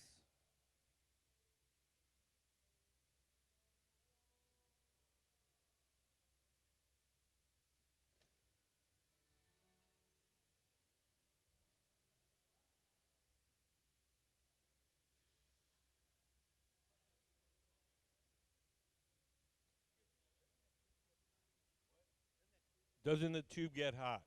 It doesn't get as hot as common sense would lead you to believe. It's a trick of physics. The tubes are very long. They have a great deal of surface area compared to their mass, so they radiate the heat very efficiently. Also, once you coat the end of the tube with glass, glass is an insulator, so it's shielded from the direct heat of the furnace. Now, they do get hot, and sometimes uncomfortably so. If that happens, we have a little gadget called the pipe cooler. It's a steel trough. We lay the pipe in the steel trough, and we spray water on it to cool it down.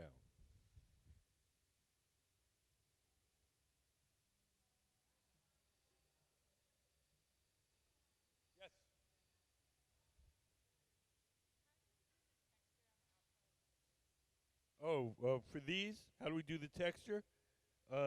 We take a torch, very hot torch. We heat up the spot where we want to crease it.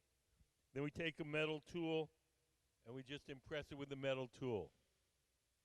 So we're trying to imitate one of those mylar balloons that you get at the office birthday party. So we went in there with we used for some of these, the little ones, we used a butter knife, just an ordinary butter knife. We dripped a little strip of glass all the way around the perimeter. Then we went back with some crimps and squeezed it to make it look like the seam of the balloon.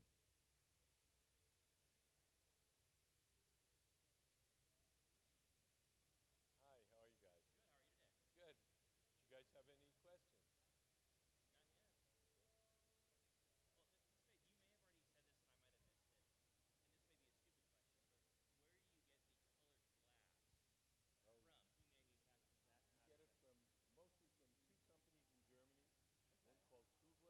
Get it from mostly from two companies in Germany, one called Kugler, one called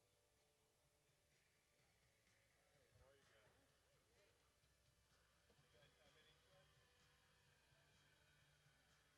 We're making parts for Erika's sculptures. They're going to be like little kind of puddles of water. And they're going to have a photograph on the side. It's a drawing on the far end.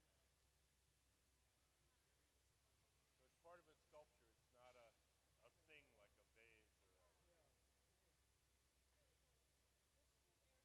Erika, this is our guest artist from last Wednesday to tomorrow. No, these are our Museum of Black objects. Yes,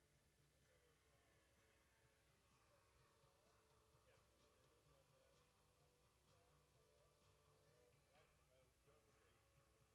That was a glass decal. These are drawings where the green drawings were shown. Can we get the camera on the decal drawings in the center of the workshop?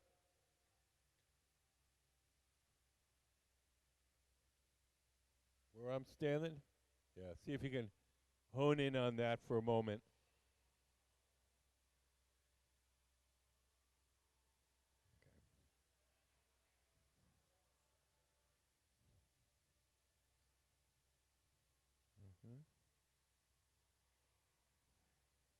Okay, so we started out by making what we call glass blanks. They look like the tubes on the pedestal. And then we printed the images as decals, but instead of printing them in ink, we printed them in ceramic colors like a glaze. And then we put it, they come like a decal for your car window. We put it in water, slide it off, put it on the blank.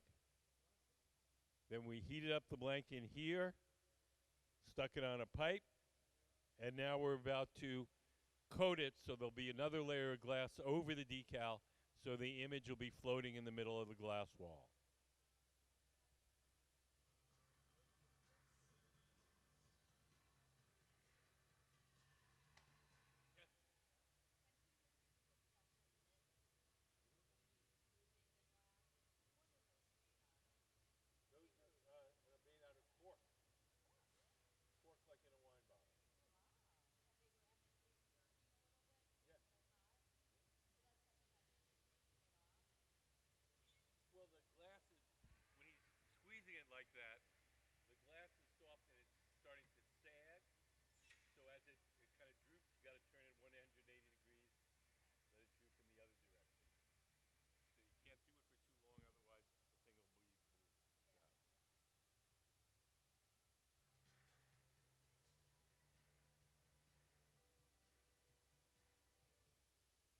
So now Courtney, with the long beard, is going to just let that cool and stiffen a bit.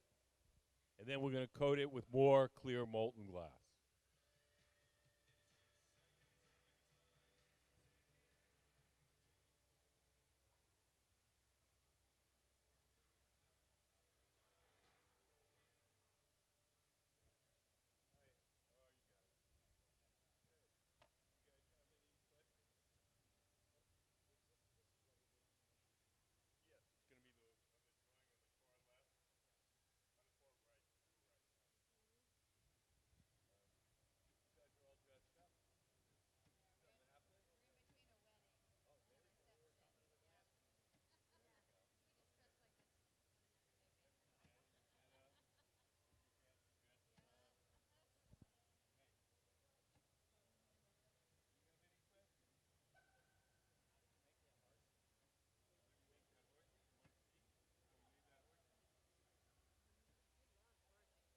Could we?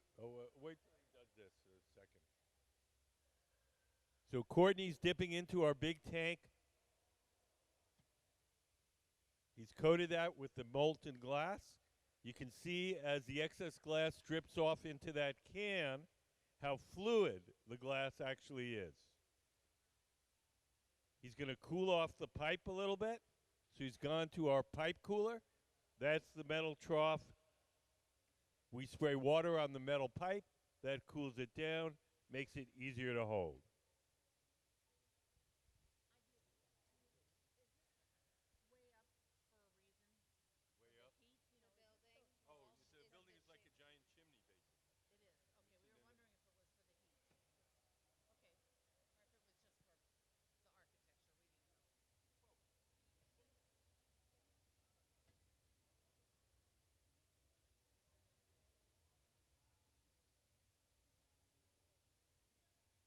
We want the image, the photographic image, to be kind of floating in the middle of a glass wall. So we have glass underneath it, and we put glass on top of it, and they'll be in the middle.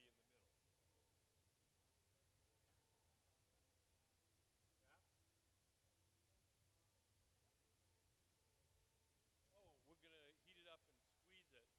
We'll make a little notch in it, and then we'll break it at the notch.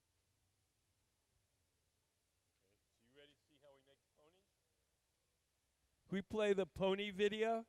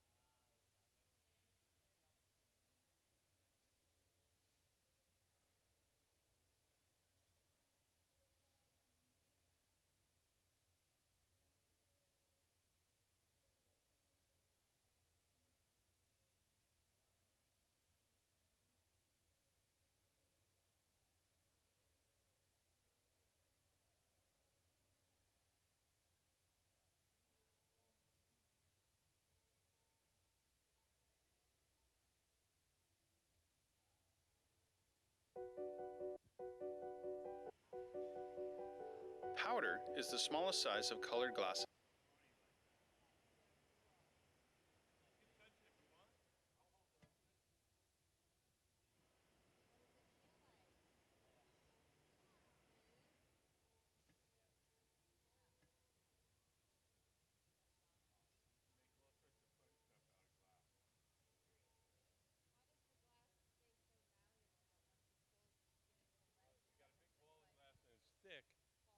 holds the heat for a little while. You got to do it quick, or else you can't reheat it.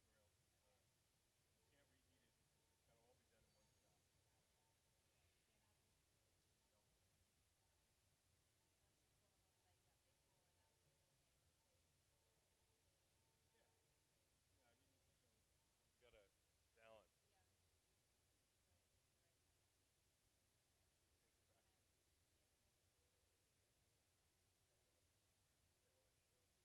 or in your patio doors, that's harder to break. It's just plain old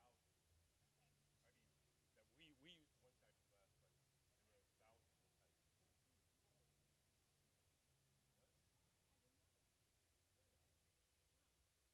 You drop it in the ocean. Oh, there's thousands. I mean, that we use one type of glass, but there are thousands of types. What? Yeah. There's all sorts of exotic ones. There's a glass they make with an iron pigment in it, and when you shine a laser light on it, it becomes magnetic. And when you turn the light off, it's no longer magnetic. To make it fuller. So anytime they're blowing into it, it's like blowing up a balloon.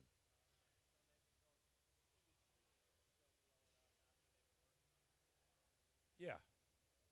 We're still not anywhere near done.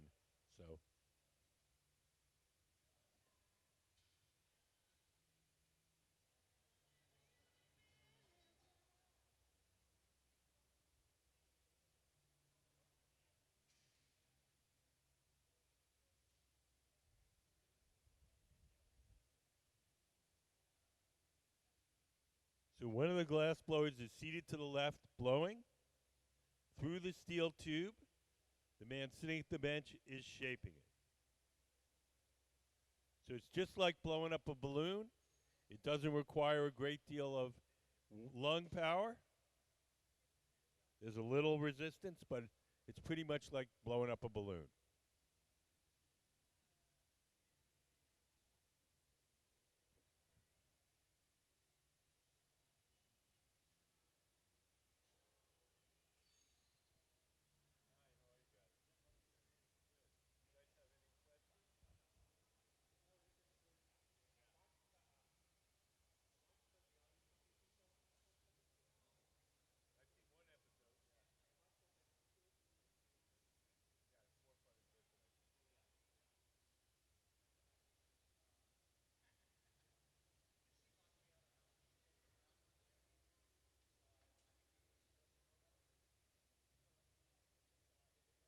in person, I think. When they swing the glass like that, the glass is soft and it stretches under its own weight, making that bubble longer.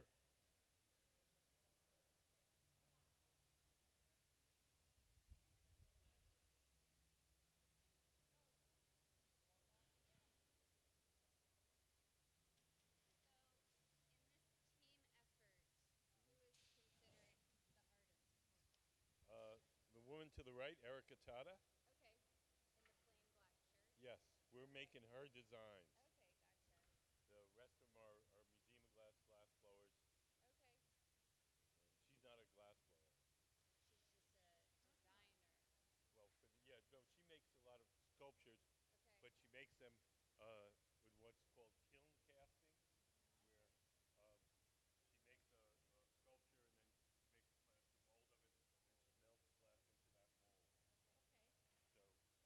and then makes the mold of it, and then she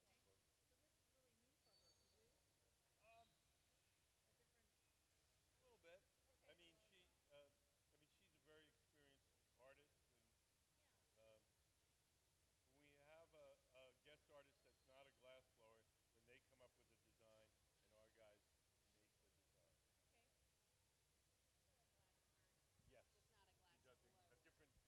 part of glassmaking called kiln setting.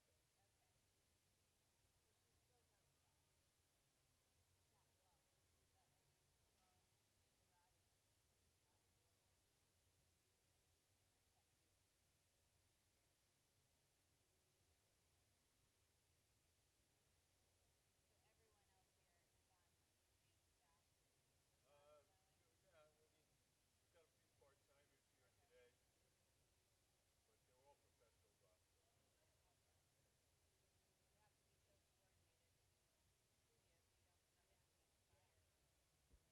No, I mean they're just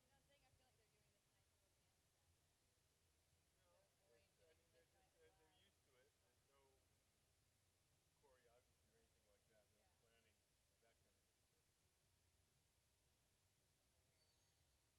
of that kind of nature. Yeah, I mean that's like the least. Nobody gets burned like that. It's not a real. It's a thing that people think when they look at it, but it's not something that happens in reality. Oh yeah, we just this last week we had our whiskey cup, the whiskey cup pro am.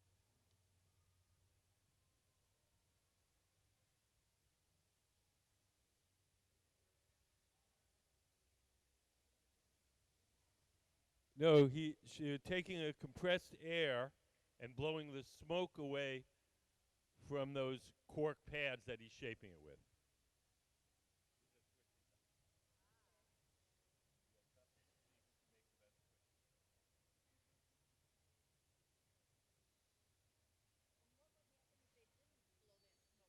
Oh, just go up in his eyes. You go up, you go right up into the glass guy's eyes. No, no, it's just to make him comfortable. You do better work when you're comfortable, when you're not coughing and tearing up.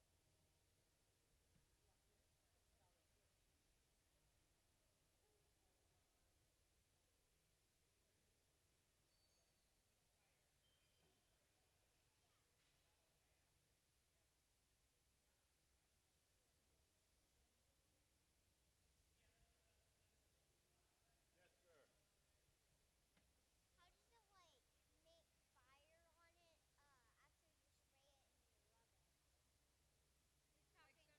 spray it and you rub it?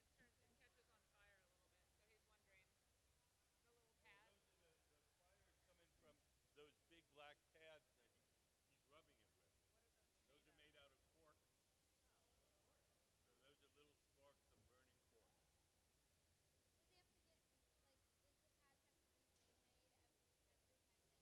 Oh, they last for a long time. They're big, thick pads. Um, I was a professional glassblower for about 10 years. I'm the tour. See, right now I'm just a tour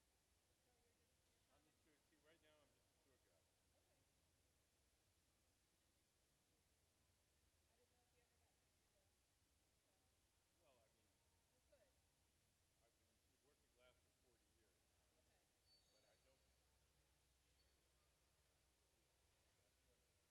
mean, I've been working glass for 40 years, but I don't. That's working as a tour guide. We're making forms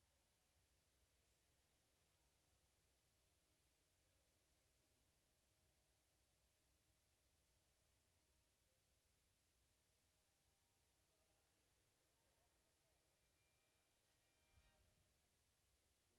for Erika's sculpture. Yeah, there's going to be like 11 of them, and they're going to have different photo images on the surface. In Tokyo in November. No, no, these are different ones.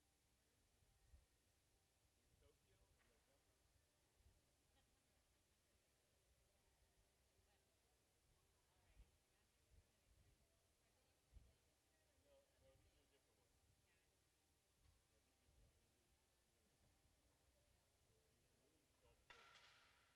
Can we put up the balloon sculpture photo? The one with the little green balloons? There we go.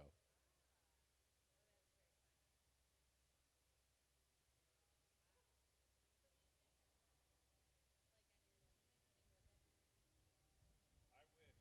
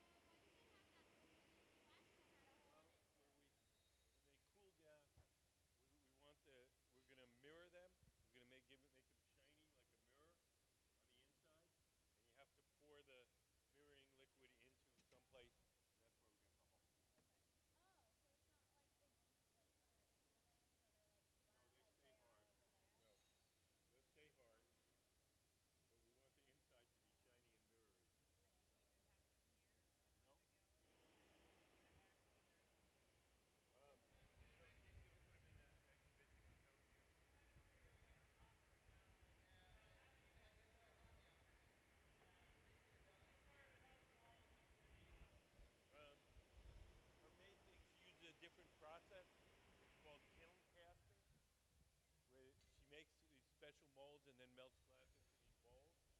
She doesn't do glass blowing like we do.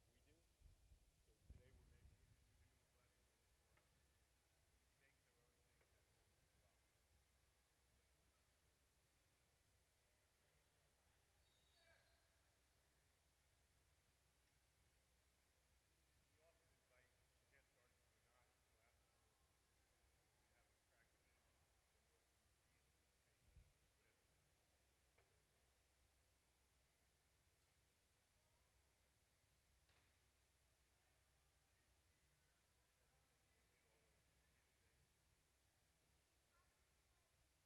to have a practice and work in the museum and paint whatever they want. Well, they make the end of the pole hot. Hot glass sticks to hot glass. When you press them together, the two parts stick.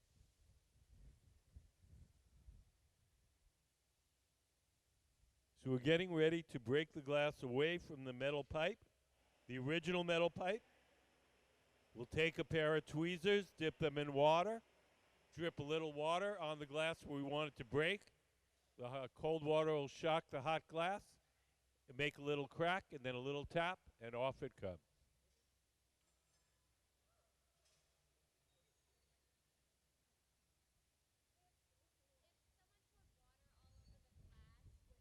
Made a notch in the glass.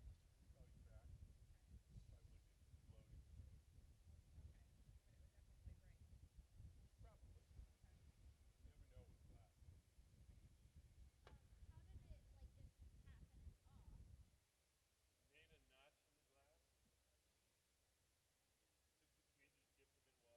cold water hits the hot glass,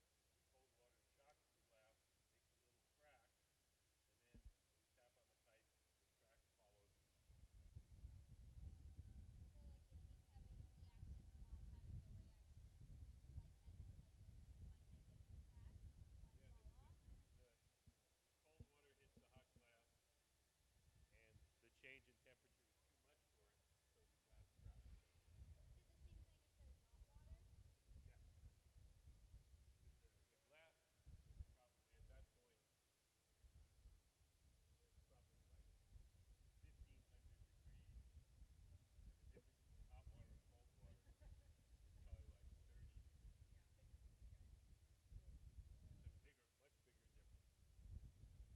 it's a bigger, much bigger difference. They're making parts for Erika's sculpture. We have a drawing over there on the far right. So she wants these glass pieces to look like little puddles, and she's embedded photographic images on each of them, so they'll look like they're being seen through a puddle of water. So it's going to be an installation, and she's going to put it in our in an art gallery in Tokyo this November.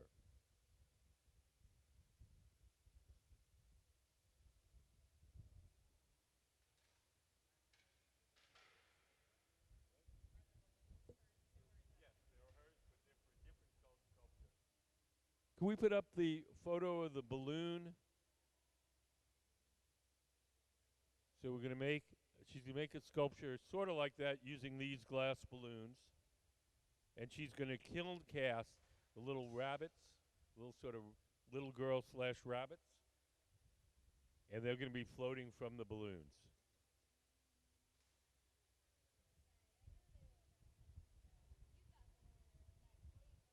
Well, they're kind of a cross between a rabbit and a little girl. They're kind of symbolic of her childhood. Little Dorothy.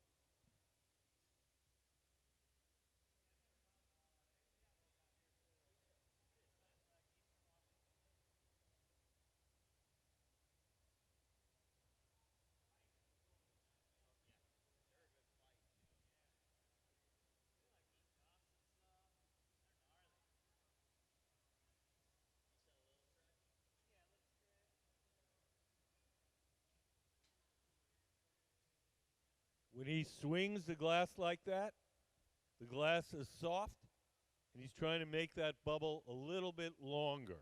So the centrifugal force as he swings it stretches it out a little.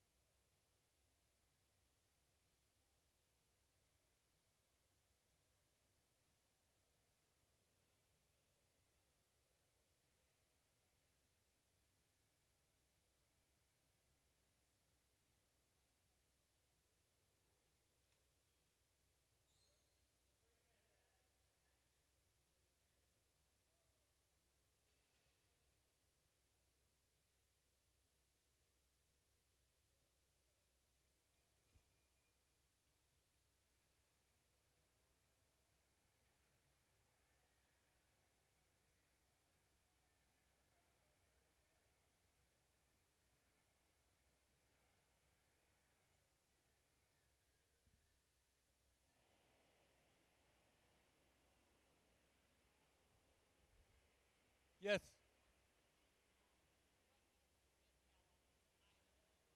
The image? What is the image? I'll have to ask. I don't know.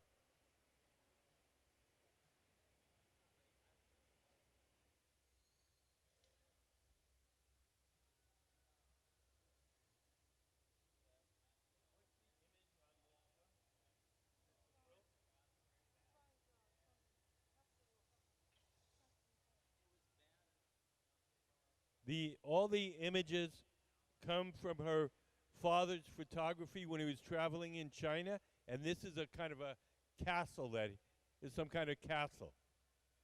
Castle. In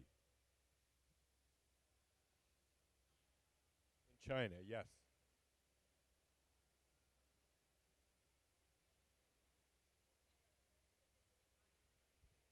Erika's the woman to the right of the furnace.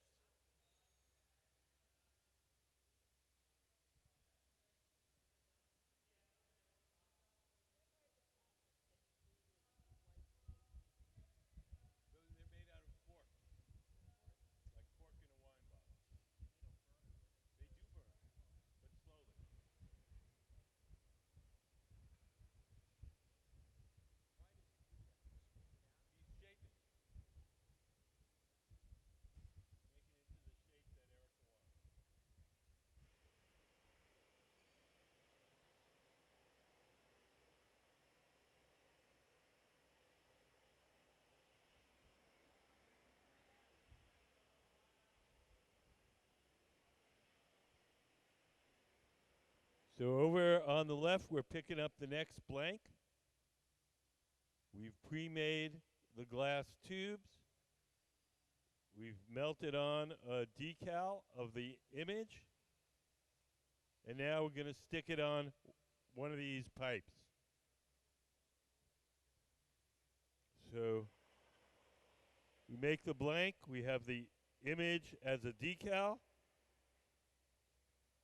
We heat it up, and then we stick it on the pipe. And that's what we're doing right now.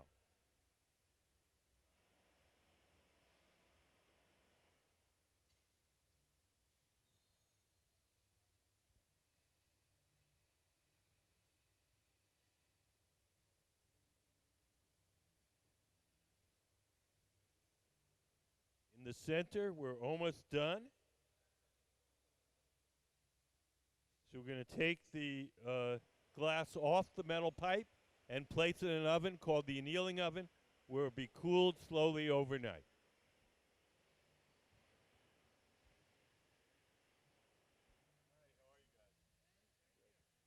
You guys have any questions?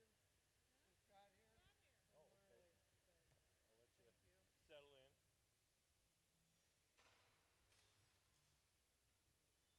So we take it to our annealing oven, and we'll cool it slowly overnight. So let's have a hand for the Museum of Glass Hot Shop team and Erika Tada.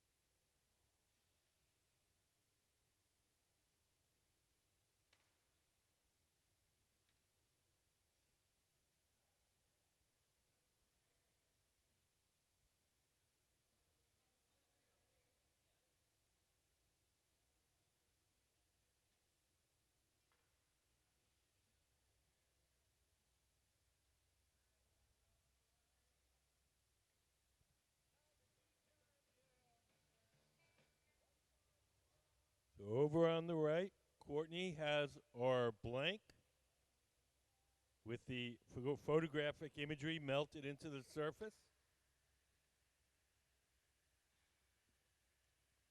We're going to let that glass cool and stiffen, and then we're going to coat it with another layer of hot molten glass.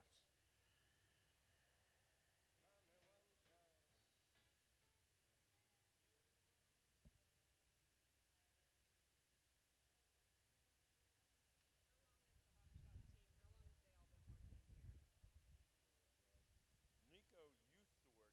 He's just passing through. No, he's going to teach at Silicon Valley. Originally from Detroit, and he moved away. He worked here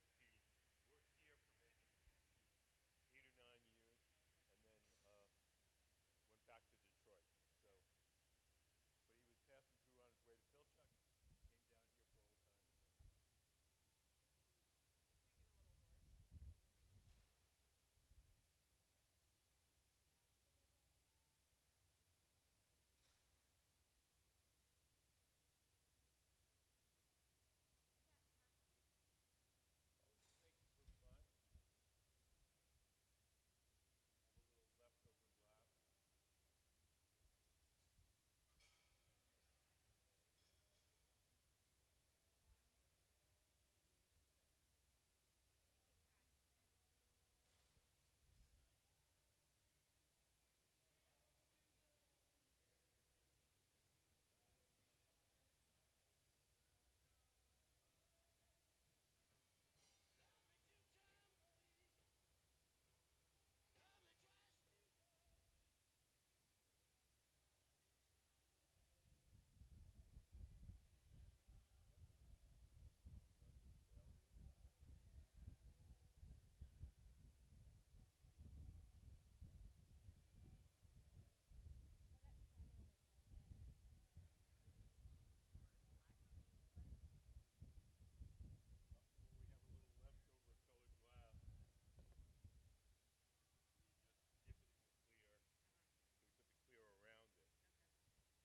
a little leftover glass. So now Courtney is dipping into our big tank of molten glass.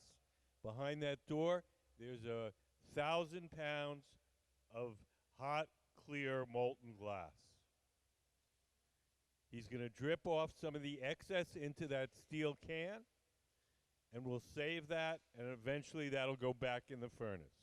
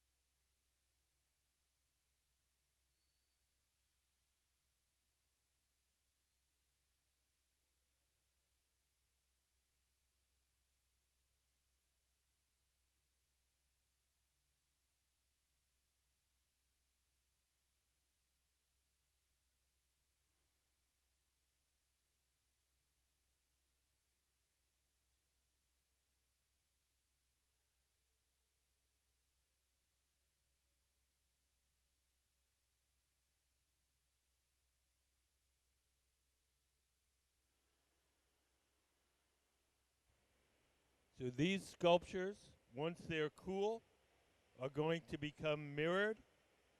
We're going to mirror the inner surfaces. So right now we're poking a hole in there where we can pour in the mirroring solution. The mirroring solution is a solution of silver nitrate, and it deposits a layer of silver, and that's what becomes the mirrored surface.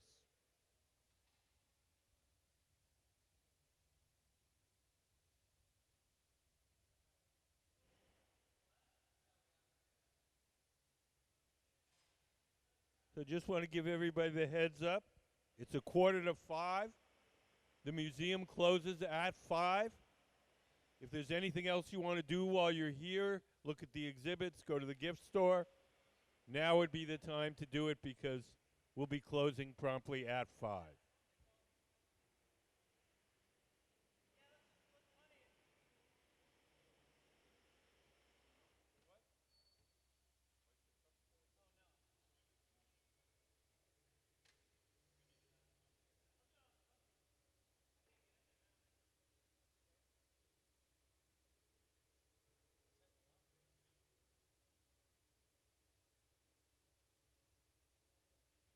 So next thing we're going to do is transfer the glass from the rod it's on now, the blowpipe, to a second steel rod called the punty. The second steel rod will hold it from the opposite side while we shape the top.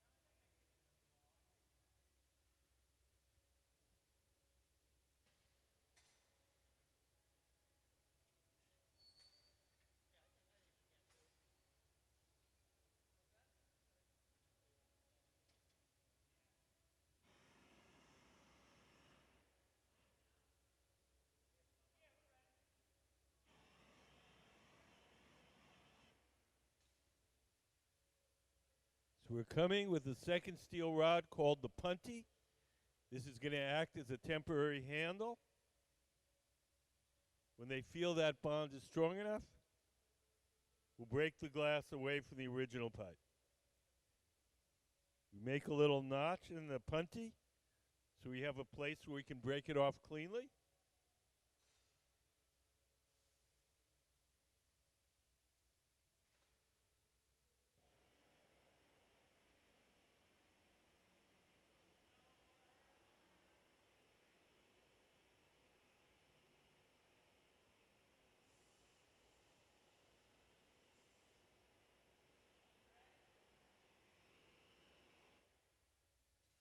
We take a pair of tweezers, dip them in water, drip a little water where we want the glass to break. The cold water hits the hot glass, and off it comes.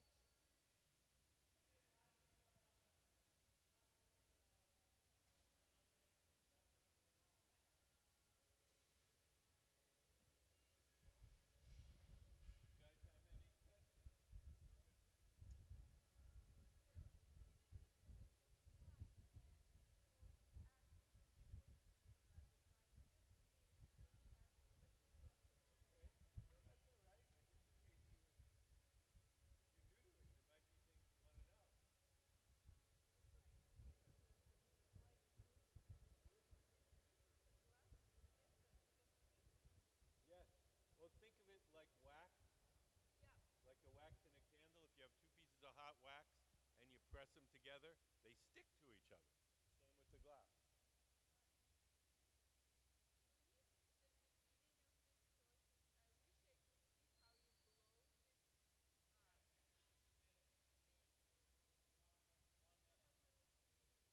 I think this is our last piece of the day, but we take those steel pipes and we have a furnace, you see.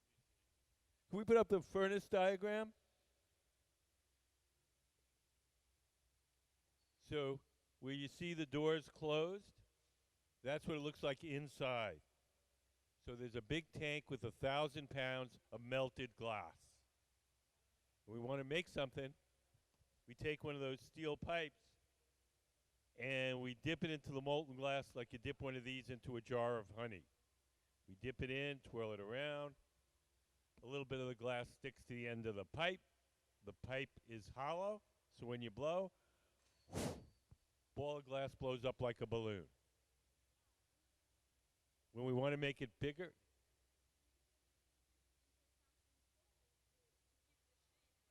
no. We let it cool down.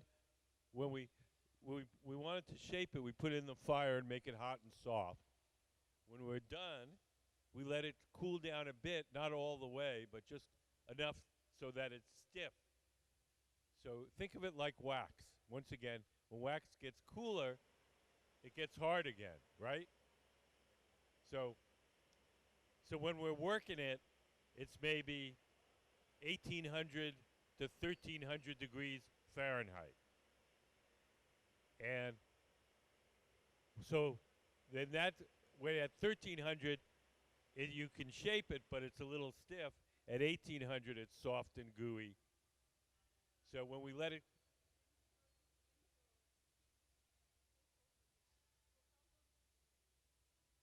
it depends on what you want to do.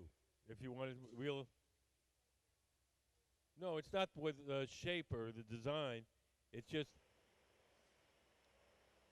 how soft you want to get it for the next step in your making it. Some steps we want it really soft, so we keep it in there a long time. Some steps we want it just a little soft, so we only keep it in there a short time. But sure.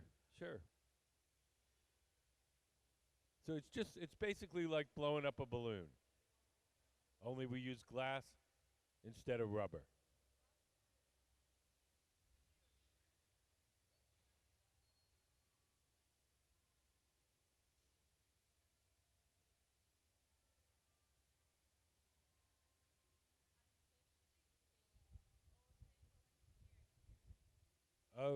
No, these guys, everybody's a professional except for one person. The young person in the sleeveless T-shirt. Amy is an intern, but the others are all professionals.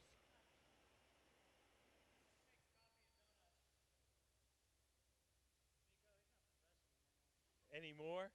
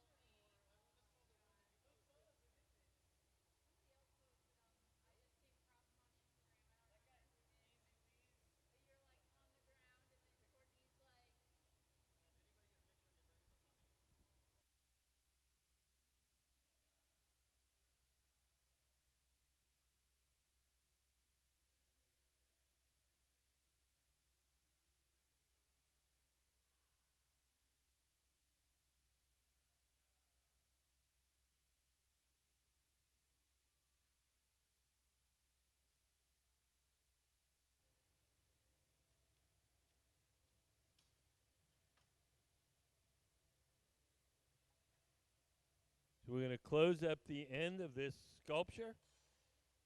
We've attached another piece of glass to it just so we have something to hang on to. Stretch it out, squeeze it down, and we'll cut that off.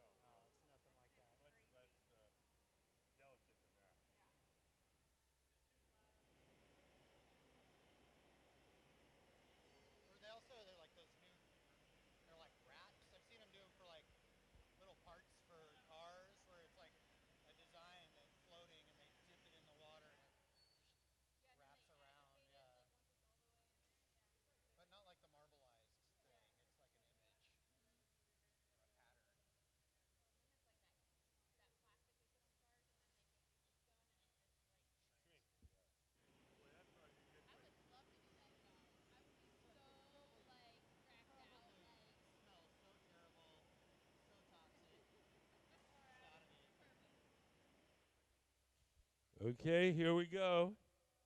We'll drop some water on the joint between the sculpture and the metal rod. The cold water will hit the hot glass